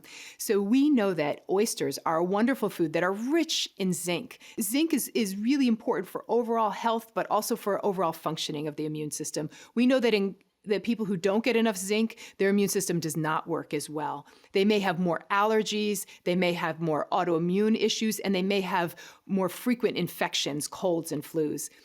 Oysters are great because they have the highest amount of zinc per calorie of all of the foods. We also know that pumpkin seeds and lots of other nuts and seeds, other animal proteins are also rich in zinc. Garlic and onions are rich in thiols. These are sulfur-rich compounds that help support the body's detoxification capacity. So you want to incorporate these garlic and onions into most meals of the day whenever possible. So the research on stem cells is exploding. And what's exciting is that there are some simple things we can do every day to enhance our stem cells. Things like food. Food is medicine. Fish oil, for example. Curcumin, which is basically coming from turmeric that you make curry with. Green tea.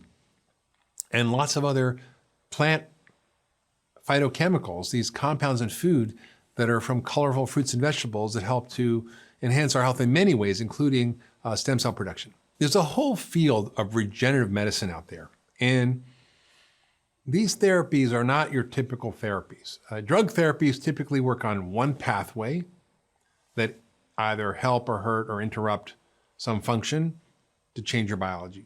That's what drugs do.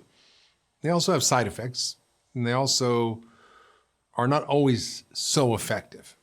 They're marginally effective.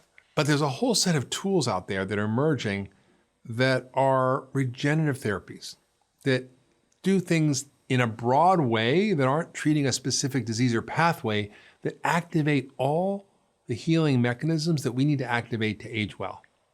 They reduce inflammation. They increase your antioxidant systems. They increase the function and number of your mitochondria and energy production. They enhance brain repair. They enhance tissue repair and healing. They decrease fat storage. They increase lean muscle mass. They increase cognitive function and brain chemistry. And they do this by a mechanism in the body called hormesis, which is essentially where a stress is induced to then create a healing response. So a little bit of stress on the system creates a healing response. And I'll give you a great example of how this happens in nature. Have you ever had a wild strawberry? A wild strawberry is like this big, but the explosion of taste and flavor is unbelievable. Now you might get a conventional commercially raised strawberry that looks red and beautiful, but kind of tastes like, cardboard with very limited flavor and juiciness and ripeness. When you look at why does that wild strawberry have so much flavor, it's because it's hard to be a wild strawberry. You don't have somebody taking care of you and taking the weeds out and watering you and giving you fertilizer and doing all these things. You have to work hard. And so this stress on the wild strawberry creates a whole series of increased protective compounds called phytochemicals that help that strawberry defend itself from all sorts of injury and danger. Well, we're kind of like the conventional strawberry. We don't have any of these stresses on our system, and we don't really respond in this way. And organic food's a little better, regenerative food's great, but wild food is the best. If you want to turn off the genes that create disease and turn on the genes that lead to health, you have to focus on the quality and the type of food you eat. And one of the best things you can do for your health today is to shift from a nutrient-poor diet to a nutrient-rich diet abundant in plant foods such as fruits, veggies, nuts, seeds, beans, whole grains, and seafood, and even regeneratively raised animal foods, which surprisingly contain good levels of phytonutrients because of the grass they eat. This way of eating improves the expression of hundreds of genes, thousands of genes that control insulin function and obesity, and they help address almost all chronic diseases. For example, the array of colors in veggies contains 25,000 beneficial chemicals. Our hunter-gatherer ancestors ate over 800 varieties of plant foods. We don't consume a fraction of that anymore. I always say, eat the rainbow. Load up on reds, greens, blues, purples, and yellow foods. Focus on lots of superfoods that we discuss in this episode. Also include healthy fats like olive oil, nuts and seeds, avocados, seafood rich in omega-3 fats, and organic and grass-fed meat and animal food. Eating this way can reduce inflammation, it'll boost your detox system, it'll balance your hormones, it'll improve your brain chemistry, it'll enhance your ability to produce energy in your cells, and it'll provide lots of antioxidant protection, preventing disease and keeping you younger longer. Now, if knowing all this doesn't make you want to upgrade your diet and upgrade your biology, I don't know what will. We all want to know what it takes to live a long, healthy, happy life. Is it just good genes? Well, that certainly helps as part of the equation, but it's so much more than that. You might have heard of the blue zone communities before. They're regions around the world with a concentrated amount of centenarians. These people who live to be 100 and beyond and do it well and vibrantly. So what do these communities have in common? Well, they're able to evade the chronic lifestyle diseases that we've been discussing throughout this docuseries and to live long, healthy, engaged lives. We call this the rectangularization of the survival curve, which is a rectangular shape of the survival curve versus a slow, gradual decline as we get older. Instead of a long, slow, gradual decline into chronic disease and disability and a long, slow, painful, and often expensive death, they live long, vibrant, healthy, active lives and die very old, quickly, painlessly, and cheaply, meaning their health span is their lifespan. Which path do you want to take? What's their secret? Well, my friend Dan Buettner discovered that there are certain common characteristics among blue zone communities that can significantly contribute to a longer health span and, of course, lifespan. And these include community, our lifestyle, spirituality, and movement. Incorporating key and powerful practices in each of these areas can create health, and neglecting them can create disease. In this episode, we're going to consider all these factors that add up to create an extended health span and a place where your health span equals your lifespan, and it's very long. Blue zones are areas in the world where people have the longest longevity. People live the longest and live the healthiest. And so they've been studied really carefully to say, well, why are people so healthy in these blue zones? And it's really fascinating. There's some things that they do in common that helps them have a long, healthy, vibrant life. And one of the first things that we notice is that people in blue zones incorporate exercise into all aspects of their day. You know, they are maybe chopping wood and walking more, going for bike rides. We know that people in blue zones are a part of a community. They have a sense of purpose. We know that the people in blue zones are more likely to eat less, about 20% less calories on average they eat per day. And they eat a much higher amount of plants in their diet. Plants that are rich in all those phytonutrients that we know are so good for our health. We know that they have times of regular exercise every day, but also times of rest every day. Times for a nap or relaxation, prayer, meditation, rest. And so all of those things can be helpful for helping us live a long, healthy life if we just take some of these examples from people who are living in the blue zones.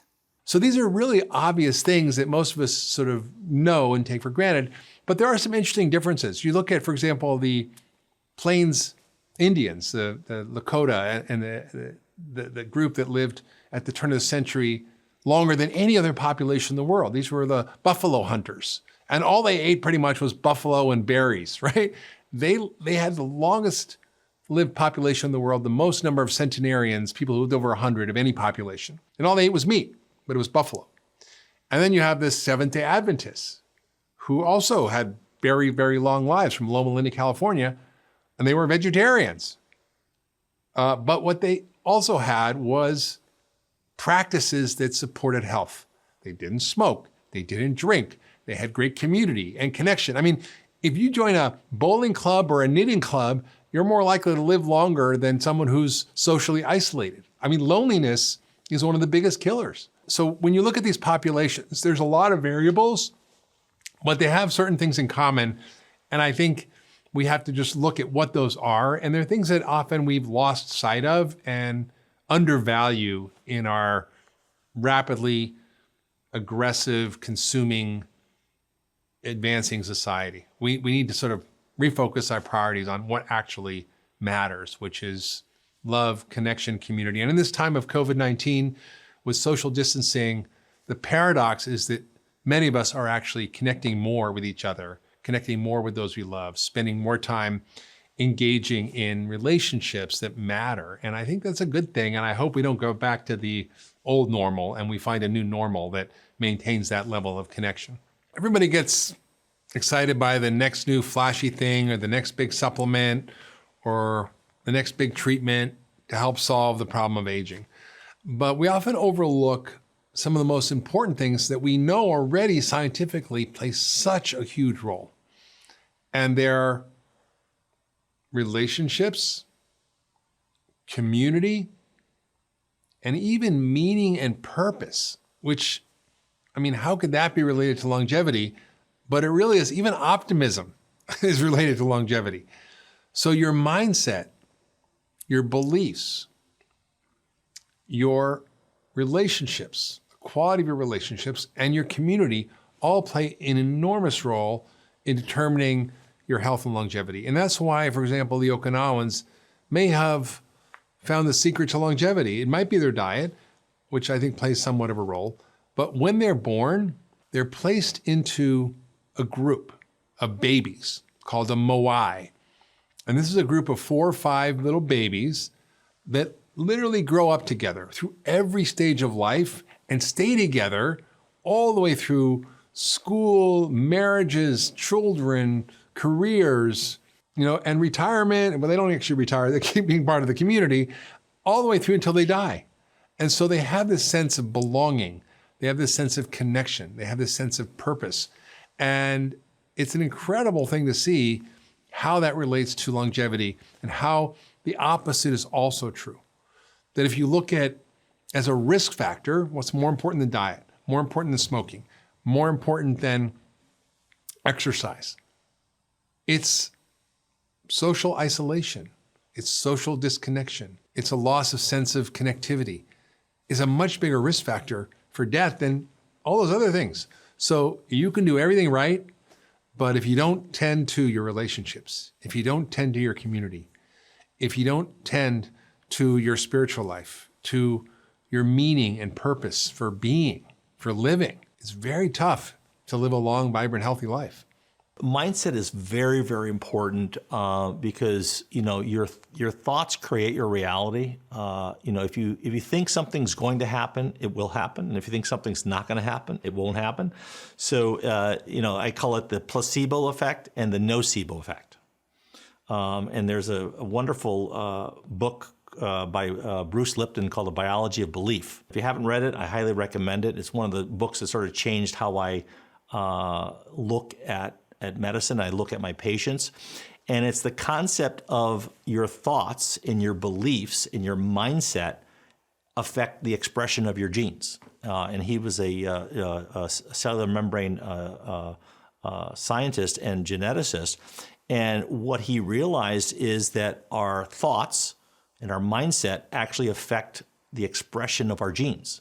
And we're all sort of told that everything, the brain of the cell is in the DNA. And what he said is that there was an interesting experiment they did. They took cells and they basically took the DNA out of the cell, and the cell was happy as a clam and would live for like 2 or 3 weeks without all the nucleus, no DNA. So it was running just happily. The DNA, if you will, is a little bit like a recipe book that gives you recipes for proteins and various building blocks. But when the cell does not have the nucleus and not have the DNA, the cell works just fine. Only when it needs to go in there to do a reparative mechanism does it have to then tap into the DNA. And the person's mindset, you're having a positive mindset, is really, really critical. And there is a concept called the nocebo. So when a doctor says something to a patient and that you're going to die from this, that literally is like voodoo death. It's that negative mindset is toxic. And placebo is the effect where the doctor gives you a sugar pill and says this is going to get you better. And lo and behold, it's just a sugar pill and the person does get better. So mindset and beliefs can actually have a positive effect or a negative effect. And it's a question of, is the glass half empty or is the glass half full? Well, the glass is just is. The glass, it depends on how you want to look at it. So your perspective on things, and you can shift your perspective. That's one thing that, cognitive behavioral therapy, people who go to therapists, one of the things that a therapist does is allow them to sort of see themselves from another angle, another shift. So yes, the glass is half empty. Yes, the glass is half full. Yes, the glass is. It's a matter of how you want to change your how you see things, and also your emotional connection to whatever it is that you're seeing. Right now, we have the COVID crisis going on, and you could say, oh my God, I'm going to die or whatever. Now that's one perspective. You can also say, you know what, I got more free time on my hands. I'm a little bit less busy. What can I do to do better self-care? What can I do to expand my awareness of nature? You can just spend some quiet time by yourself and just get off your Netflix, get off your smartphone, and just, look at the world around you. And, there are small, subtle things that we can do that give us joy and, change our perspective and change our mindset in a day-to-day comings and goings. One of the biggest signs of less than optimal aging is when I notice that somebody has a decrease in their mobility. Mobility is incredibly important for our health. We want to stay active and mobile and have good lean muscle mass and good flexibility. And when somebody is losing some of that, that is a sign that there may be more aging going on in their body. And it's something important we really want to focus on. One of the tests that I do, and most physicians do, is the Get Up and Go test. It's a really easy test that you can perform. And what you do is you have a patient start sitting, you have them get up, walk for 10 feet, turn around, and walk 10 feet back and sit down. That's called the Get Up and Go test. And it's a really good sign of how much mobility somebody has and what is their risk of falling. So we know that when somebody can get up, go and come back and sit back down in less than 10 seconds, they're doing pretty well. If they're taking more than 14 seconds to do that test, they have an increased risk of fall. And so that's a really important thing that we need to pay attention to.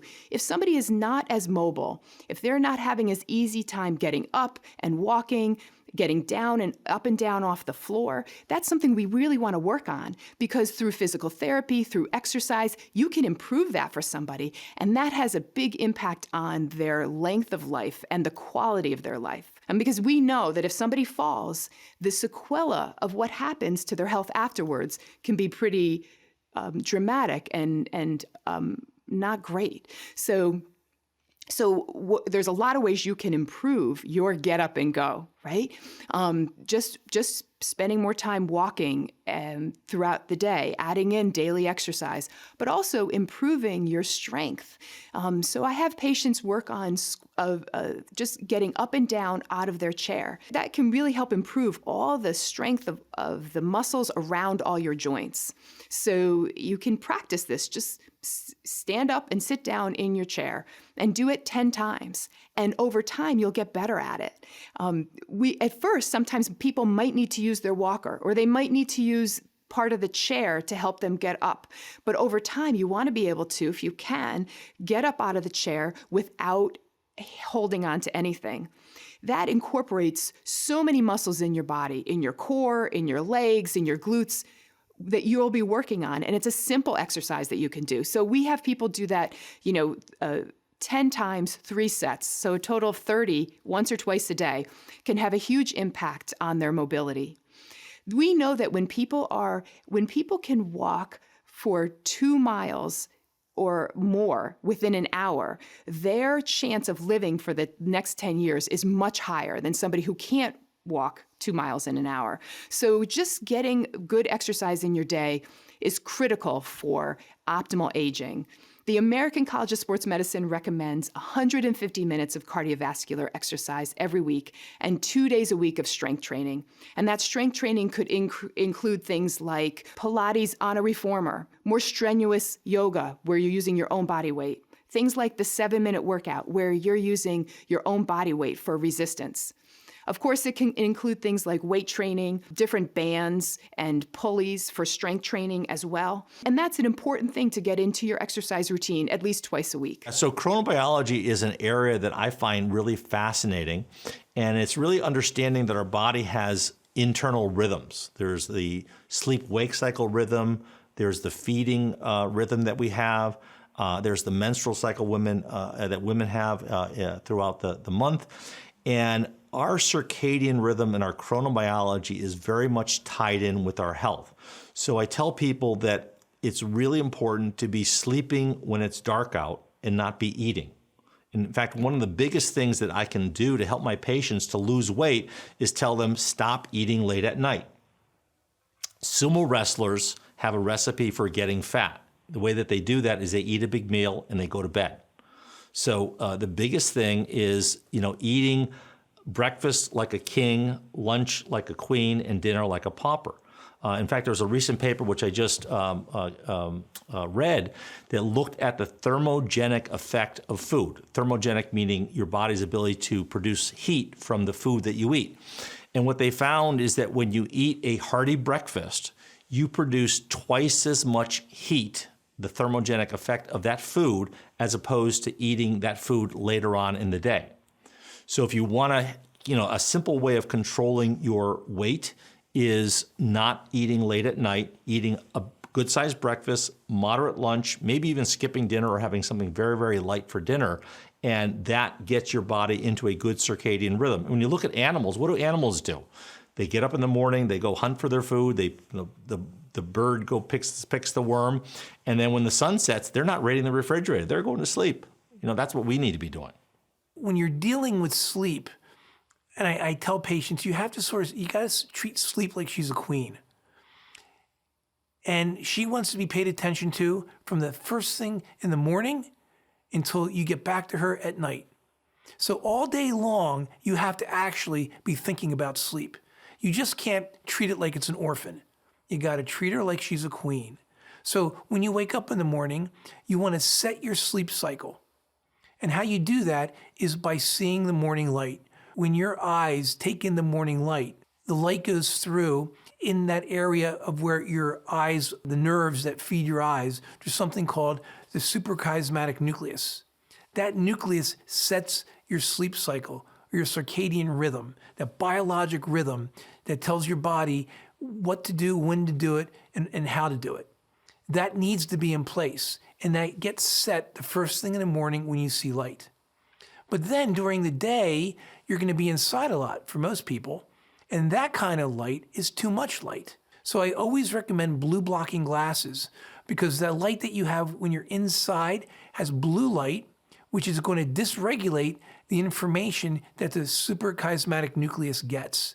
And that's going to also limit the production of melatonin in your brain. Melatonin is that important hormone that at nighttime tells the body it's time to slow down. It's part of that circadian rhythm. And when that rhythm gets to a certain part of the day, you start increasing your amount of melatonin. And melatonin not only tells your body to go to sleep, it plays a role in your immune system. It can actually help fight viruses and decrease inflammation. So it's really important to set your clock in the morning so that your melatonin gets made before you go to sleep. And then it's really important to have good sleep rituals. So when you're home at night and you're watching TV, you're in front of the screen, you should, again, be wearing your blue blocking glasses. And you want to turn off your screen at least an hour before you go to bed. Because if you think you're going to watch The Walking Dead and then, go to bed and fall asleep in 10 minutes, that's not going to happen. So you create a ritual. An hour before, turn off the screen, read a paper book, have a cup of tea, take a warm bath, light the candles, write in your journal, create a ritual, because that begins to tell your body, your mind, and your soul it's time to rest. And then you go to sleep. The queen is happy, and you're going to get a nice, restful sleep. Now, that's a really good ritual for the whole day. But I do want to indicate that there are things that can interrupt sleep. And sleep apnea can be one of them. Sleep apnea, a lot of people think, only happens if you're overweight. You have obstructive sleep apnea. However, sleep apnea can occur to thin people. Believe it or not, I have sleep apnea. And after my brain injury 2 years ago, I was having an even harder time falling asleep. And then about 6 months ago, I did a sleep study. I had sleep apnea. And starting to be treated for sleep apnea was the last real big turning point in me regaining and actually improving my cognitive function over what it was before I had my brain injury. Sleep apnea, if you have it, will impact your immune system. It will depress the production of certain cell lines. Sleep apnea will impact your brain. You won't be able to make enough BDNF, and you'll lose cognitive function. So just because I've told you to have a really good sleep pattern and a really good sleep ritual and treat her like a queen, there may be something that's interrupting that process. You may be doing all that right and still not sleeping well. And you may wake up in the morning not refreshed. You may be having daytime sleepiness despite doing all those things right. And if you are, then you should really get checked for sleep apnea. When you get a good night's sleep, you're really going to help your immune system. It will decrease your markers of inflammation. And elevated markers of inflammation are associated with decreased immune function and more chronic disease and cancers. A good night's sleep also upregulates something called telomerase. Telomerase will stabilize your DNA. And when you have deterioration of telomerase, when you're not getting enough sleep, that can lead to DNA breakdown, aging cells, and cancer. So there's a whole field of regenerative medicine out there. And these therapies are not your typical therapies. Drug therapies typically work on one pathway that either help or hurt or interrupt some function to change your biology. That's what drugs do. They also have side effects, and they also are not always so effective.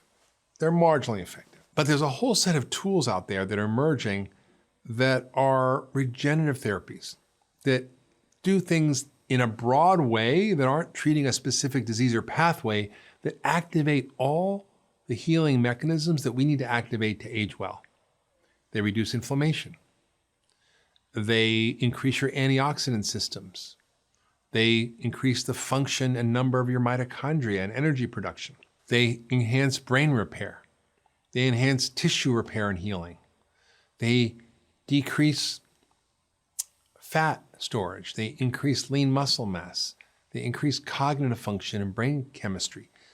And they do this by a mechanism in the body called hormesis, which is essentially where a stress is induced to then create a healing response. We need to do that to our bodies periodically to create these stresses, whether it is these times of restricted eating where we fast, or we time restrict eating, or we do fasting mimicking diets, or we do ketogenic diets. That's a form of hormesis.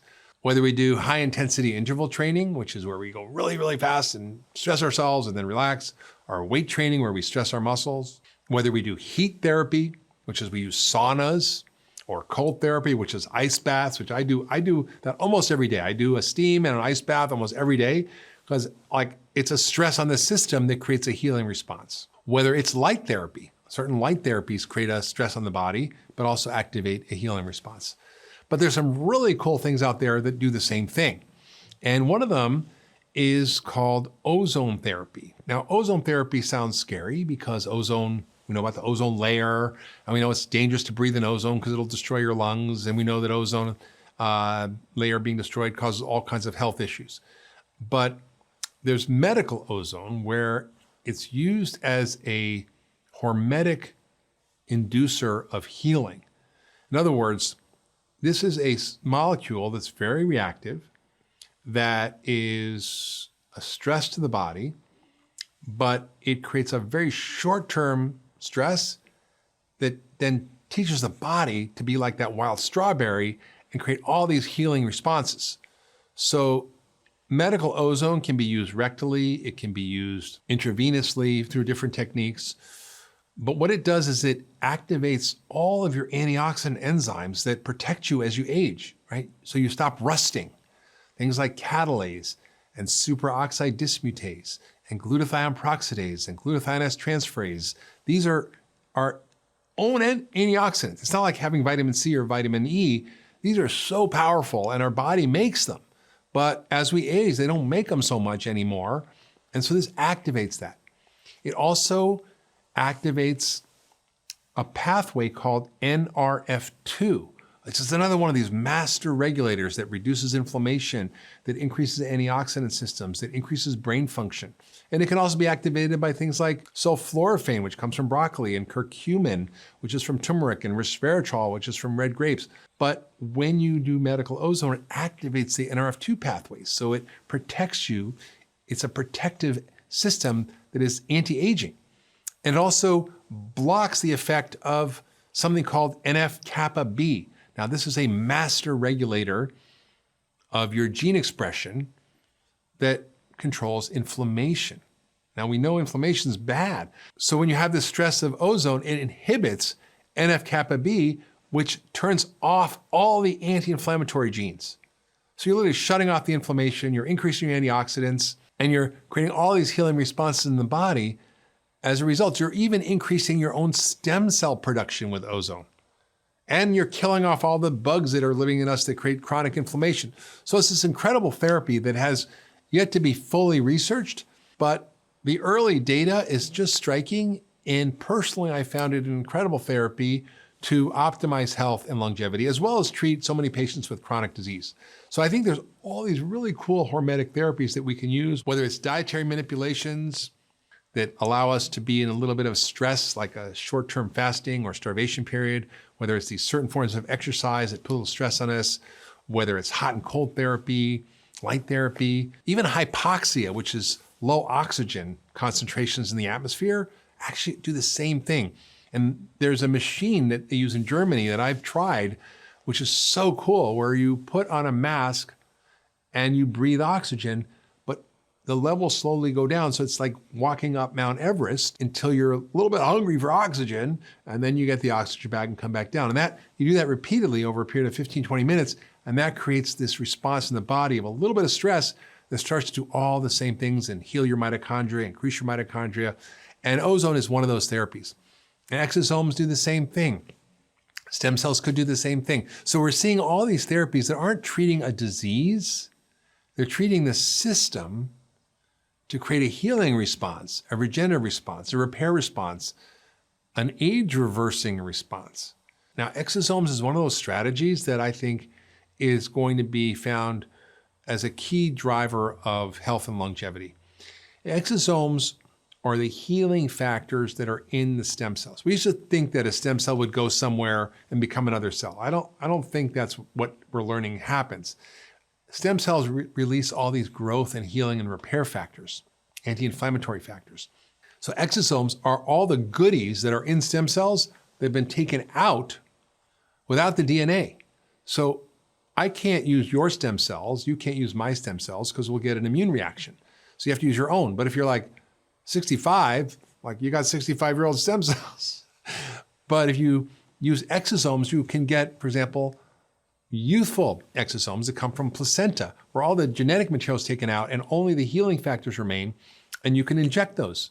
You can inject them into places that are injured to heal. You can inject them into your blood to have systemic reparative effects. And I found this incredibly helpful. Yes, we need more research. We're learning more, but I think this is one of the future therapies that's going to be very critical in helping to enhance, repair, and heal ourselves as we age as part of regenerative medicine. So stem cells are important. And stem cells are something that we can do something about and that actually are a critical part of aging. And some of these other techniques of exosomes and other strategies can be very effective in kind of bypassing some of the cost and also some of the discomfort and struggle of getting stem cells. One of the other very exciting areas is peptide therapy. So again, peptides are small amounts of amino acids like beads on a string. And peptides actually act as very powerful signaling molecules in the body. One of the peptides that we all know is insulin. Insulin is a peptide. It's a bunch of amino acids. And we know how powerful that peptide is because when you give it to people, it lowers their blood sugar. And there are certain peptides that are out there that specifically can help with the healing of the body.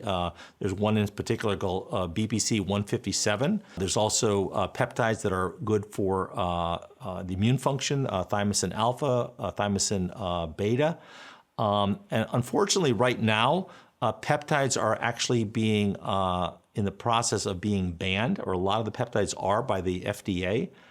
Which is unfortunate because these peptides are actually quite safe and they are helpful for a whole host of symptoms. In fact, there are some peptides that have actually been used specifically in patients with neurodegenerative conditions like Alzheimer's or post-stroke patients, one in particular called cerebral lysin. For those who are listening, I would strongly encourage you to contact your senator and congressman to get the FDA to allow doctors to use peptides.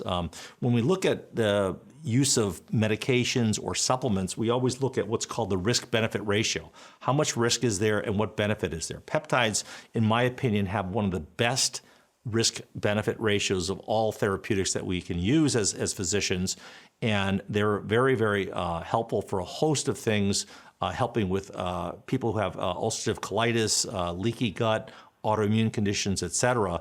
So these are things that I, as a physician, would like to have in my black bag.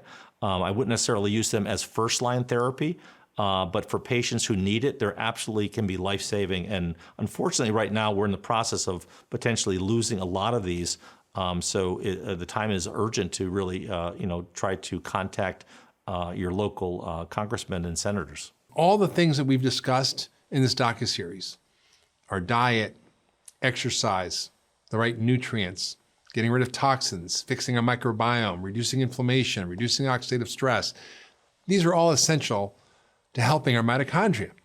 But what's really exciting about the science of aging and the science of our mitochondria is we now are understanding how to keep our mitochondria young through some very special tools, special nutrients, things that we can take that literally help upregulate and activate our mitochondria, produce new mitochondria, make them more effective, and make them more efficient, and make them more functional, which makes us more energetic, which is what we want. And one of the key factors that we've learned about that declines as we age is one of the components of this energy production cycle called NAD. Now, this energy production cycle has a lot of steps, a lot of chemical steps. So you eat, you breathe, goes into the mitochondria, goes down an assembly line, and out the other end comes ATP and a little waste, which is carbon dioxide, which you breathe out, and water, which you pee out.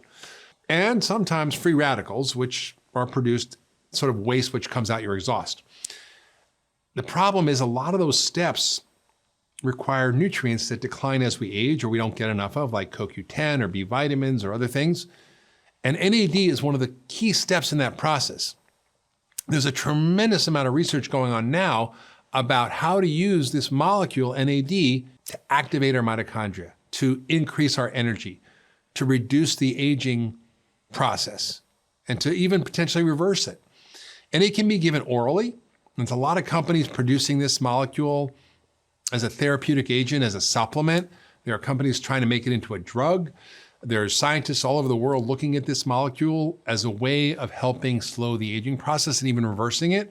And there's also intravenous applications that are a little more controversial, but that can be very effective. And I've seen these patients of mine, for example, with Parkinson's, which is the quintessential example of a mitochondrial disease. The reason these patients with Parkinson's shuffle and go really slow, one of the key features is called bradykinesia, which means slow movement. And why they have muscle dysfunction is because their mitochondria don't work anymore. And giving them NAD literally have seen stop tremors and increased function in ways that I was shocked to see. So I've been using NAD myself. I've been using it in my patients, and I'm seeing remarkable results in helping to increase the energy production. So it's one of those key steps that we need to have functioning in order for us to age well. And I'm really excited about this NAD research that's going on right now. I think we're going to learn more and more about it. And it's already showing incredible promise as a way of optimizing your energy, of helping to slow and even reverse the aging process. So I'm a big NAD fan. The etymology of hormesis means to urge on. And hormesis is that when our body is exposed to stressors, small amounts of stressors, and that small amount of stressor can be a variety of different things. It can be a temperature extreme. It can be going up in temperature. So as we raise our body temperature, that's sort of like a fever. And we actually can produce heat shock proteins, which are actually beneficial for the body. Sauna therapy is fantastic. If you actually look in the literature, epidemiologically, people in Sweden who do saunas on a regular basis are 70% less likely to develop Alzheimer's. Now, who'd think of that? Just exposing yourself to sauna therapy can dramatically decrease your risk for Alzheimer's. That's a simple thing to do. That's not a costly thing to do, and it's also it's a fun thing to do. So things that we can do to stimulate that hormetic effect, that sort of the transient stressor. Cold therapy is also another thing. I actually do that myself every day when I take a shower. And when you live in New England in the winter, that can get pretty cold. And that shock to the system actually pumps out lots of epinephrine and norepinephrine, which is actually good for the immune system. And there have been studies showing that cold therapy actually helps with immune activation. And there's some very interesting work with Wim Hof and the Wim Hof method, which combines cold exposure along with breathing exercises to dramatically decrease the immune system's response. They actually did some studies with medical students in the hospital where they injected them with gram-negative bacteria. They looked at their response. And these were people who were trained with breathing and cold water immersion therapy. And what they found is that these people, their immune system's response was much less dramatic. So they have a sort of a more refined and more intelligent immune response so that their bodies aren't overreacting to something. Again, the immune system is really all about balance. You want to have an immune system that is going to fight something if that bug or virus is going to kill you, but at the same time, you want to be able to turn that immune system off. So it's really about a balanced immune system, and that is the key thing to understanding. Other things that affect hormesis is phytonutrients. So a lot of those compounds which we have in our diet, things like broccoli, garlic, green tea, these phytochemicals act as hormetic molecules. And what it is our body senses that these molecules are toxic at low levels. It's sort of like a small amount of poison, if you will. And our bodies will actually start to upregulate our body's own antioxidant systems. So including these subtoxic doses of phytonutrients like garlic, like green tea, like resveratrol, actually activate our body's own natural defense mechanism systems. So that's why the hormetic effect is really good. And then the other thing which is also really good is exercise. Okay, and that doesn't mean you have to go to the gym and be there for 2 hours a day, 5 days a week, but doing short bursts of exercise, which is stressing the body, is a really good thing to do. So you're getting your heart rate up to 90 to 100% of your maximum heart rate. You're getting out of breath. That actually stimulates that antioxidant systems in the body. So those are all simple things that you can do that activate the hormetic response in the body. As a physician, it took me years to understand that health often extends beyond our biological systems. We need to set up our environment to enhance those systems. If you think you're doing everything right, but you're not sleeping well, you feel isolated or lonely, you have a lack of purpose and lack of spiritual connection, you still have work to do. Surprisingly, having meaning and purpose leads to a longer life. You're having so much fun, you don't want to die. We cannot ignore all these factors that are as important, if not more important, than what we eat. The first step to getting healthy is to consider all of these spokes on the wellness wheel. They're foundational pillars of health. We can't just jump into the next best supplement or treatment and expect to get healthy. First, do the basics, and then consider innovative therapies with the help of a trained practitioner. I hope this episode motivated you to make shifts in your daily life. You have the power to turn your health around starting today. Welcome to the final episode of the Longevity Roadmap docuseries. Now, as I mentioned, I've been doing everything in my power to boost my health span and my lifespan and feel energetic, focused, and full of vitality every single day. Now, I want to share everything that I've been doing to stay healthy until the end of my life, which I hope is a long time from now. In this episode, we're going to break down what I believe to be the most critical components of achieving a healthy, long life. And most of this stuff is stuff that you can start today. We know that most diseases of aging are starting younger and younger. We're seeing type 2 diabetes in 2-year-olds. So we will not only cover what you need to know when you're 50 or 60, but what you can do when you're 20 or 30 or 40. The seeds you plant today will keep you strong and thriving in the future. It's never too late or too early to start. When somebody comes into my office and they're looking to optimize aging and optimize their longevity, it really depends on their age group, what we really focus on. So when a patient comes to see me and they're in their 20s or 30s, the most important thing we start working on is getting on a good routine, making sure that they're incorporating all of those aspects of self-care into their life and working on getting on a routine for optimal health, making sure they've got a good sleep cycle, making sure they're getting enough sleep, making sure that they're not binge drinking. We know that has a huge impact on health, and making sure they're not smoking. Those are the things we really focus on when somebody's in their 20s or 30s. When somebody's in their 40s, we really focus on what they're doing for self-care. Often in our 40s, our life is crazy busy. We've got kids or our parents that we're taking care of, and we need to make sure we're taking care of ourselves. So we'll talk about what are you doing daily for self-care. We know that exercise can be a great source of self-care, but so can yoga, meditation, stress reduction techniques, and making sure they're getting a good, healthy diet. In their 50s, we're all focusing on body fat and body composition. Is there too much weight around the midsection? Are we gaining too much body fat? And so we really focus on making sure we're strengthening lean muscle mass and reversing any signs of insulin resistance. In our 60s, it's all about self-care. You know, are you doing all of those things for self-care every day? Are you getting enough sleep? Are you making the right food choices? Are you eating enough protein? Are you getting your exercise in? Are you doing your strength training to increase your lean muscle mass? And are you doing your meditation and yoga? Are you doing your self-care? And in your 70s and 80s, it's all about movement and exercise. Exercise and movement is one of the best things we can all do every day to improve our health span. And we want to make sure we're getting in that 150 minutes at least of cardiovascular exercise, the at least 2 days a week of strength training.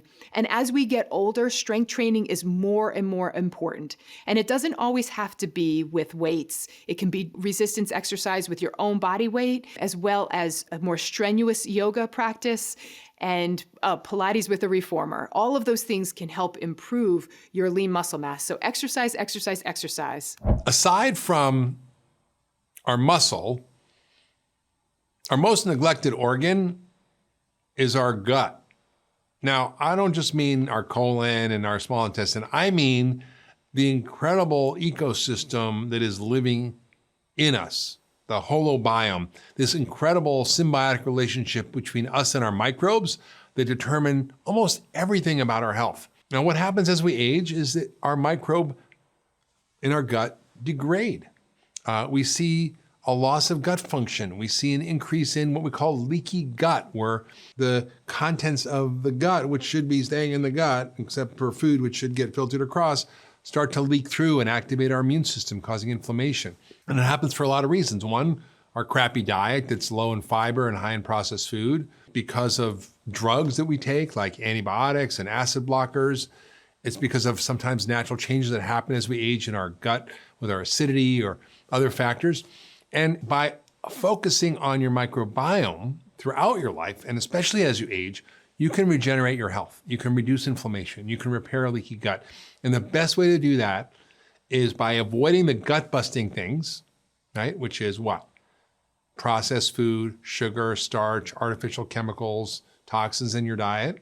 Also drugs that are gut-busting drugs, antibiotics, acid-blocking drugs, which almost everybody takes, like Pepcid and Protonix and Prilosec and Prevacid and Nexium and the whole category of those drugs that block your acid production and really destroy your microbiome. Advil, Aleve, those are not good for your gut over a long time. Occasionally it's fine. Steroids, even sex hormones like the pill can mess up your gut. So avoiding those as much as possible.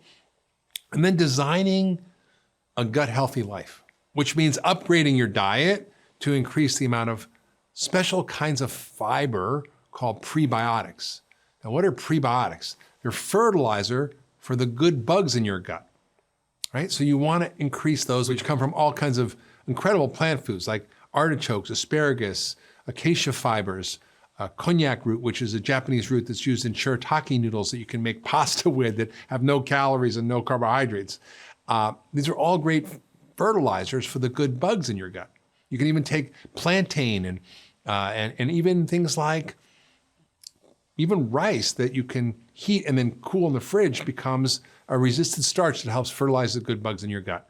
And then you want to have probiotic foods, things like sauerkraut and kimchi and tempeh and miso and natto and all these incredible foods, yogurts that are ideally made from sheep or goat, can be great sources of probiotic foods. So you want the good bugs you want to add in, you want to fertilize them, and you want to get rid of all the stuff that's damaging your gut. So eating the right diet is so critical to cultivating an inner garden, and even including phytochemicals. And this is a big discovery in the last few decades, is that not only do you need these fibers and probiotics, but that things like colorful, nutrient-dense compounds in your food that are in the rainbow foods have enormous benefits on your gut. For example, cranberry, green tea, pomegranate, they fertilize these really important microbes in your gut called Akkermansia.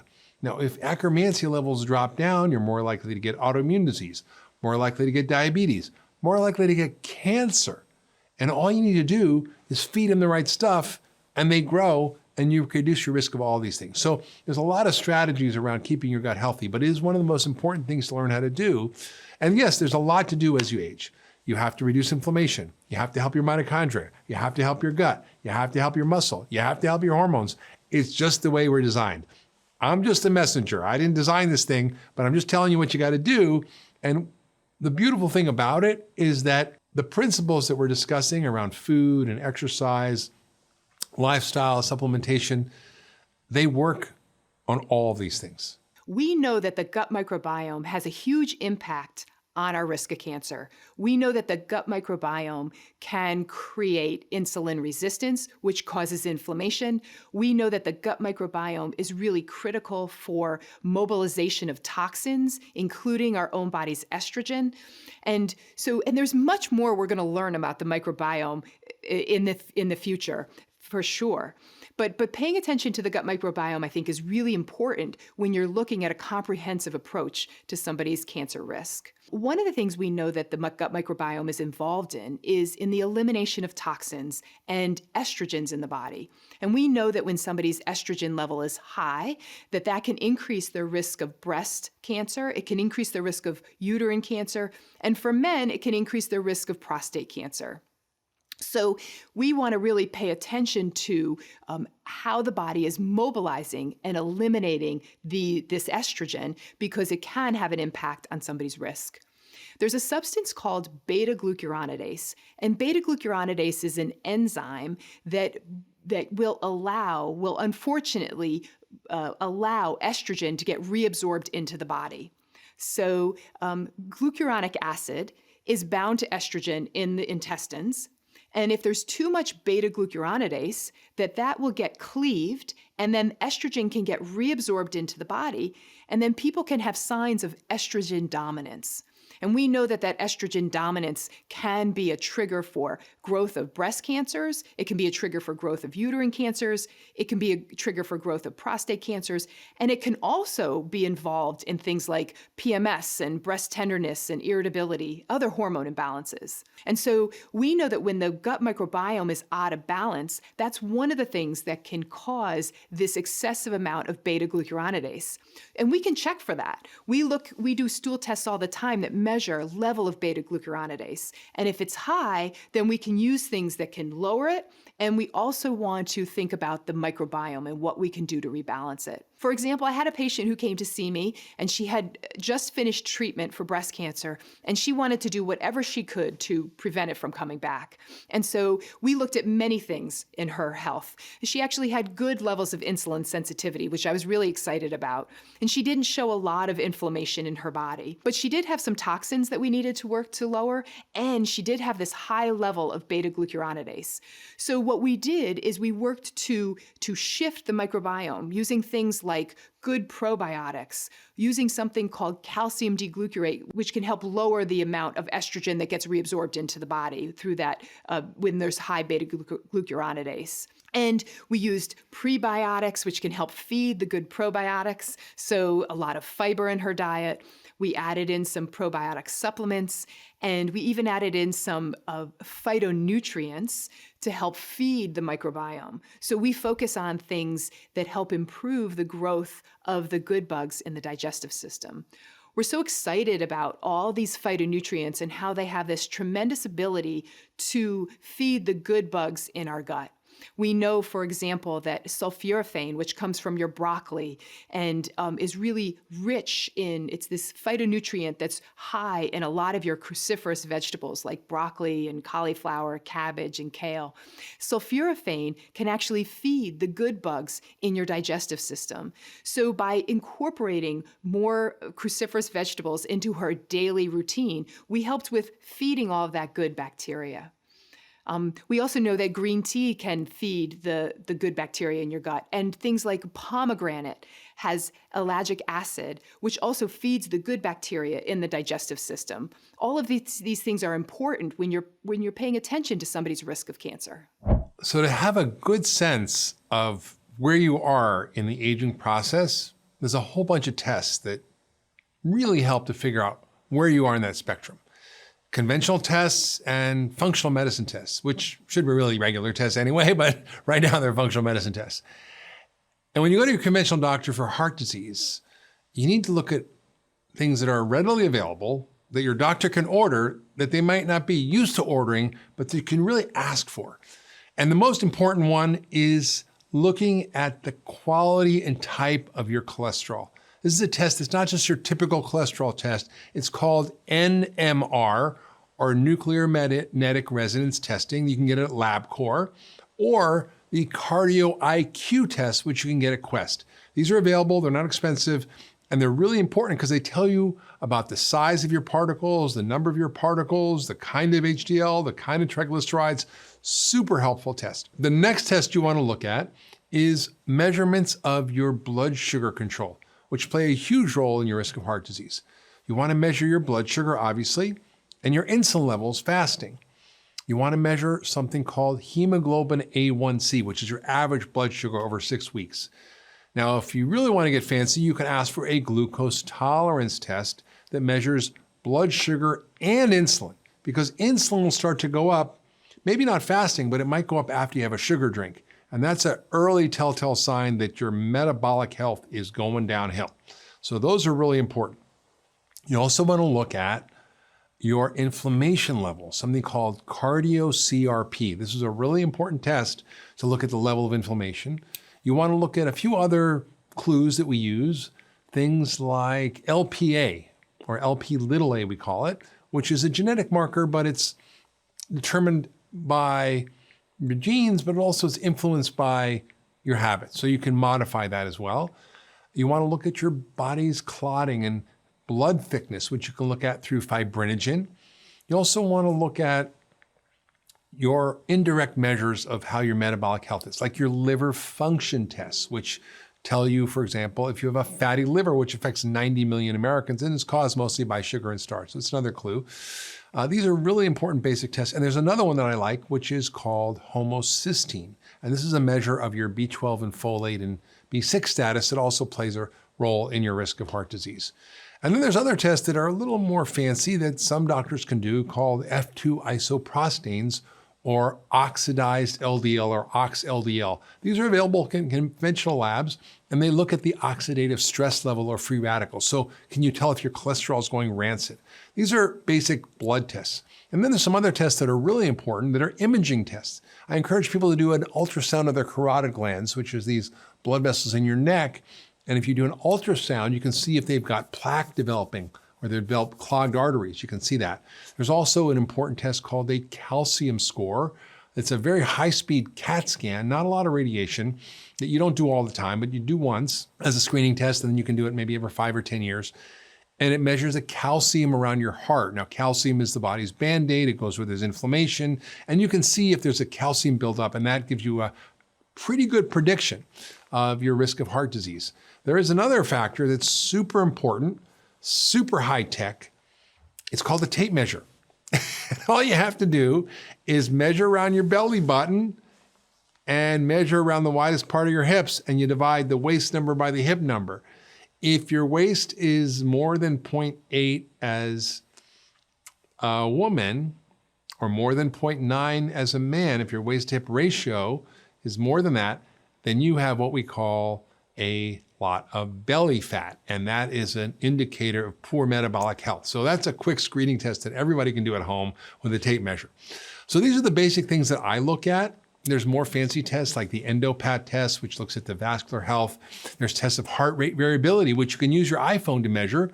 Essentially looks at the beat-to-beat variability in your heart and tells you about your overall heart health. Because when your beats are too homogeneous, if it's 72, 72, 72, 72, that's a sign of lack of resilience and flexibility. You want a lot of flexibility and resilience in your health. So your heart rate should be a little bit more complex and variable. Complexity is health.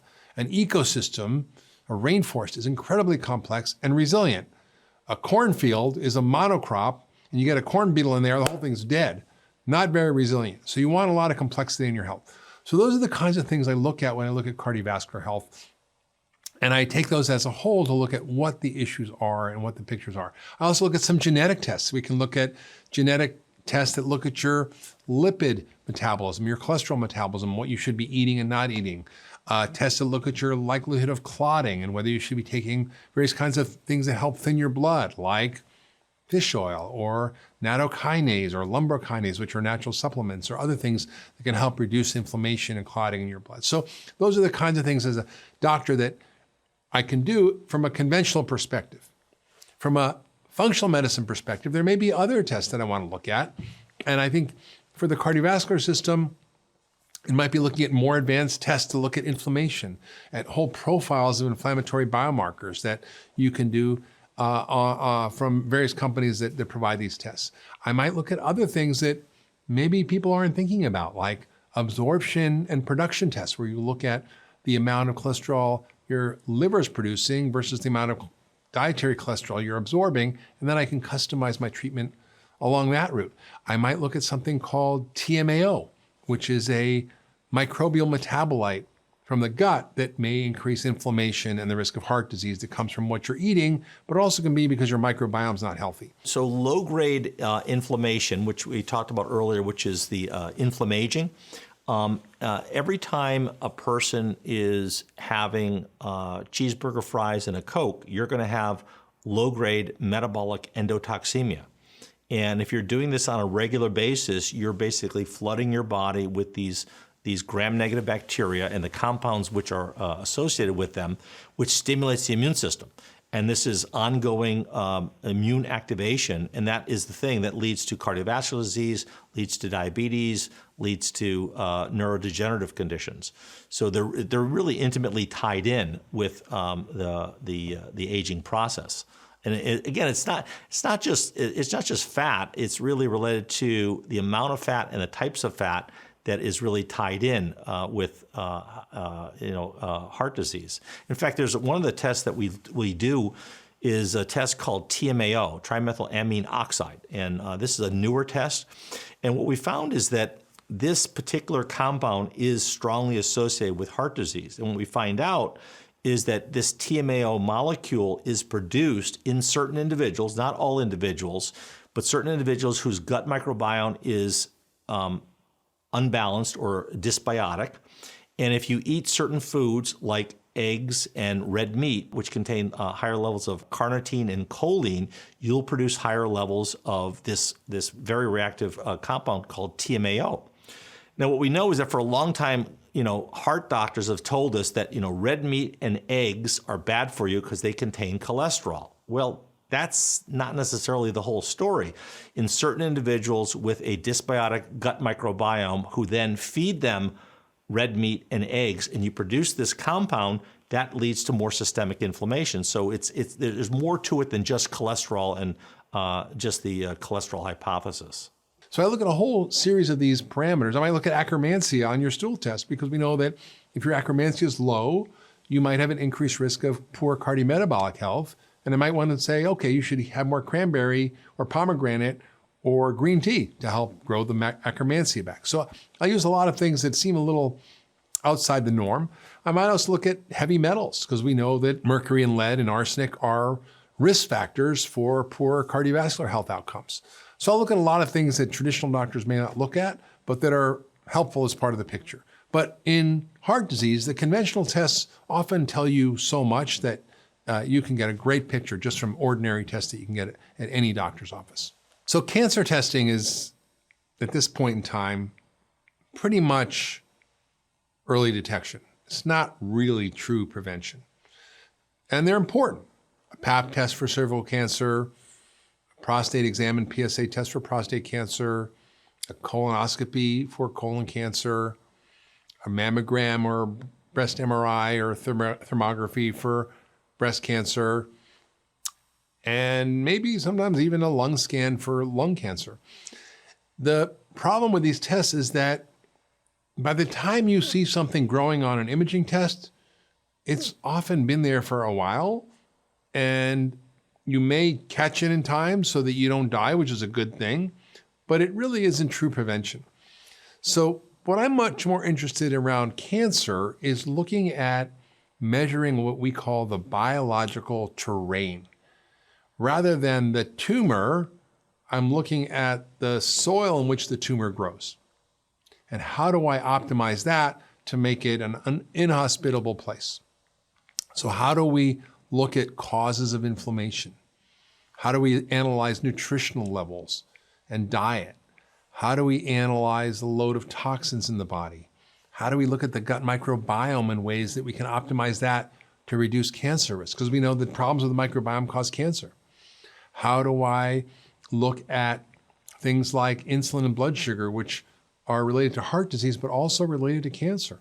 So I look at all these parameters: nutritional status, metabolic status, toxic load, inflammation, and immune function. And how do I optimize those things so that if there are tumors growing, they can't continue to grow? The fact is that every single one of us, all of you listening and watching, all have cancer right now. I do, you do, we all do. But our body has a surveillance system. It has a system of finding and getting rid of those cancerous cells. And you want to tip the balance in favor of your body doing that by finding out what are those things that are carcinogenic, whether it's sugar or whether it's pesticides or whether it's a low vitamin D level or whether it's bad bugs in your gut. How do you fix all that so that cancer doesn't have a place to grow? Hormones are typically not well evaluated by traditional medicine unless things are really bad. So rather than identifying things that are slowly degrading or out of balance or a little dysfunctional, we only treat you if you're way off the spectrum on the biomarker, right? So if your thyroid is really high, we'll give you something. But we don't usually check your thyroid antibodies. We don't check something called free T3, which can go down as we age because of stress and other factors. So we do a more comprehensive view of traditional tests. We can get T3, T4, TSH, and thyroid antibodies when we're looking at thyroid. For sex hormones, we look at a lot of different things that may not be looked at. For women, we look at estrogen, progesterone, FSH, LH. So those are the pituitary hormones that control your hormones. We look at testosterone in women too, and see what their testosterone levels are. We look at DHEA, which is an adrenal hormone. We might look at pregnenolone. Same thing for men. We look at their estrogen levels. Men have estrogen too. In fact, a lot of men have very high estrogen levels if they're eating a lot of starch and sugar. We look at their free testosterone, their total testosterone. We look at other factors that may be important, like their sex hormone binding globulin. These are all tests that are available through a conventional lab that give you a really good picture of whether their hormones are off or not. We might look at pregnenolone and DHA in men as well. So we get a really comprehensive picture. Stress hormones are a little more challenging to look at. You can look at DHEA, but we do saliva testing for cortisol, which is actually available conventionally, but many people don't order it. And that looks at your stress hormone level over the course of a day that can help. There are tests looking at melatonin levels for those who aren't sleeping at night. There are tests that look at growth hormone related hormones like IGF-1. So there's a lot of things we can look at that tell you what the balance of hormones are on your sex hormones, on thyroid hormones, on your adrenal hormones that are all playing a role. And of course, insulin, we've talked a lot about on how to measure that through looking at fasting insulin and even maybe doing a challenge test to look at what happens after you have a sugar load on your insulin. And that'll often go up early. So we can get a really good idea of where your hormones are in or out of balance, and then we can target how to fix those things. So for women particularly, it's important to look at estrogens because there is no such thing as estrogen. There are different forms of estrogen, and they vary throughout the lifespan and life cycles for women. But one of the big risks we look at is how are your estrogens metabolized by your body? And often, if you have a high risk of breast cancer, or if your estrogens aren't being metabolized properly, there are certain estrogens that promote breast cancer and others that are protective against breast cancer. So we look at ratios, for example, of the metabolites of the hormones, like 2 or 16 estrogens or 4 estrogens. And we can see, do you need more of the B vitamins to get this pathway going? If you have high levels of 2, it's protective. What makes those goes up? That's exercise and isoflavones from whole soy, not GMO soy, flax seeds, green vegetables like broccoli, so sulforaphane, indole 3-carbinol. These are compounds that are basically from the broccoli family that can raise this and actually prevent, and even in some studies looking at reversing cervical cancer. And then there's the 16 estrogen, which is often increased because of insulin resistance or lack of exercise or toxins. So we can modify these levels and measure them in the urine in a way that actually help improve the quality of hormones, improve the quality of hormone metabolism, and reduce your risk of cancer and fibroids and bad PMS symptoms and all sorts of things that help to actually give you more health and hormone balance. And it's done through a very sophisticated urine test that looks at all these different metabolites. And it's a really important test we use in functional medicine to help optimize women's hormonal health. Well, if you're having memory problems and you're concerned you have either have family history or maybe you have early onset Alzheimer's, when you go to the doctor, they're going to check a number of things that are pretty standard. They're going to look at your vitamin B12 level, which is probably not the best test to look at your vitamin B12 status. It should be a different test called methylmalonic acid, but they usually do the B12 tests. You would look at homocysteine, which also checks your folate status. They'll look at your thyroid function. They might look to see if you have dementia related to mini strokes and cardiovascular disease. But for the most part, they'll do a neuropsychological test, which is a series of questions to test your memory. And they might do an MRI brain scan to see if your brain volume is shrunk or your hippocampus is small. And if they're very fancy, they might do an amyloid scan, which looks at the development of amyloid plaque in your brain, which is associated with Alzheimer's. And that's about it. And they might offer you a few drugs, which have very limited benefit or evidence. And they will probably tell you to get your affairs in order. When you go to someone who's expert in understanding brain health and functional medicine approach to brain health.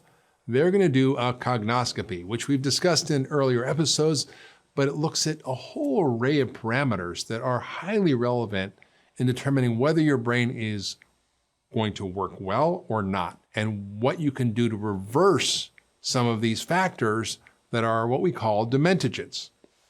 So we look at nutritional status, optimizing your vitamin levels and your mineral levels, vitamin B12, vitamin D, making sure your zinc is good, your omega-3 fats. These are all really important. Folate, B12, B6, critical. We look at your dietary patterns and the effects on your metabolic health. Do you have insulin resistance, and how do we optimize that? We look at toxin levels, heavy metals, using heavy metal challenge tests, looking at urine levels of mercury and lead. We will also look at your microbiome to see if there's inflammatory processes happening there, and we can optimize your gut health. We'll look for hidden infections like tick infections, like Lyme or other tick-related infections, or mold exposure. And we'll look at all these parameters in a very sophisticated way to see what's happening. How are your mitochondria? Are they functioning well or not? What is the level of inflammation in your body? What is causing inflammation? And we'll look at all these molecules and all these parameters, and there may be 1,000 of different analytes compared to just a few dozen or 10 or 12 that a traditional doctor will do. And we'll be able to see through this pattern of these analytes what's out of balance, how to restore balance, and optimize your health. And that'll give us direction where to go. So we know, oh, gee, this person is really low in B12. They need B12 shots. Or this one's really low in vitamin D. Or this one has high copper, low zinc. We have to give lots more zinc. Or this person has high levels of mercury. We better get rid of that. Or this person's gut's a mess. We better fix their gut and optimize their microbiome. Or this person has Lyme disease. We better treat that and see what happens. So we basically customize and personalize the treatment based on this diagnostic roadmap. Now, it may be a little bit more expensive by the time you get to dementia to do all this stuff, but the cost of Alzheimer's is so great, the human cost, social cost, the economic cost, that doing this work up front is so worth it because you can literally stop, slow, and even reverse cognitive decline in so many patients. And this is just not my opinion. There's more emerging data on this.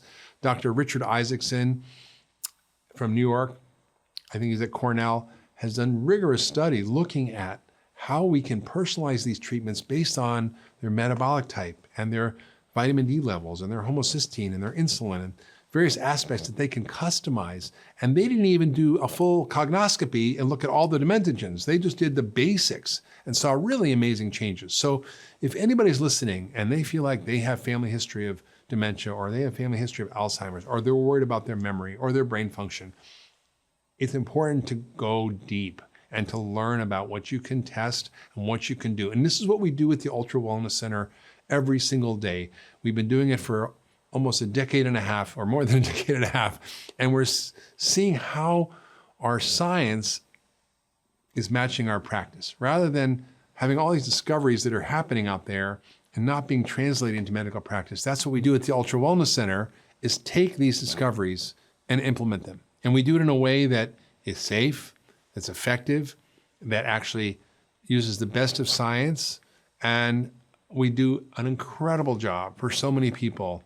And it's one of the most satisfying things for me as a doctor to be able to do this work and to see the changes in people's lives and to see people get their lives back when often they've been given up on by traditional medicine. So wherever you are in the spectrum of aging, wherever you are in your life, whether you're 20 or 30 or 40 or 50 or 60 or 70 or 90, there's always something to do.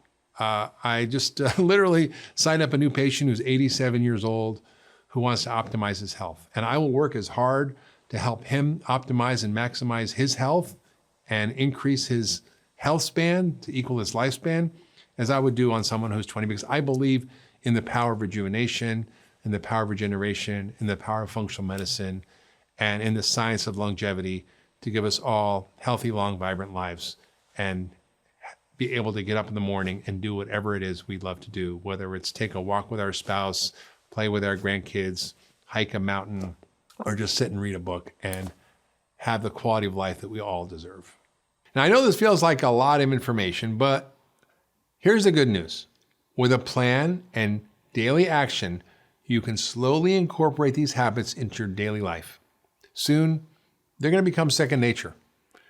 Remember, pretty much 90% of what we discussed in this docuseries can be incorporated at home starting today. You don't always need to see a special doctor or use innovative therapies. Sometimes you just need to start with the basics. When we feed our body the right information, real whole foods, when we get our mindset right, positivity is important, when we focus on our purpose, on our spiritual life, on movement, when we double down on proper sleep and we take out all the bad information going into our systems from processed foods and sugars and negativity and lack of sleep and lack of movement and purpose, we are well on our way to aging backwards. So I want you to think about the reason why you might want to live a long and healthy life. See, understanding why you want to live a long and healthy life is as important as taking the steps.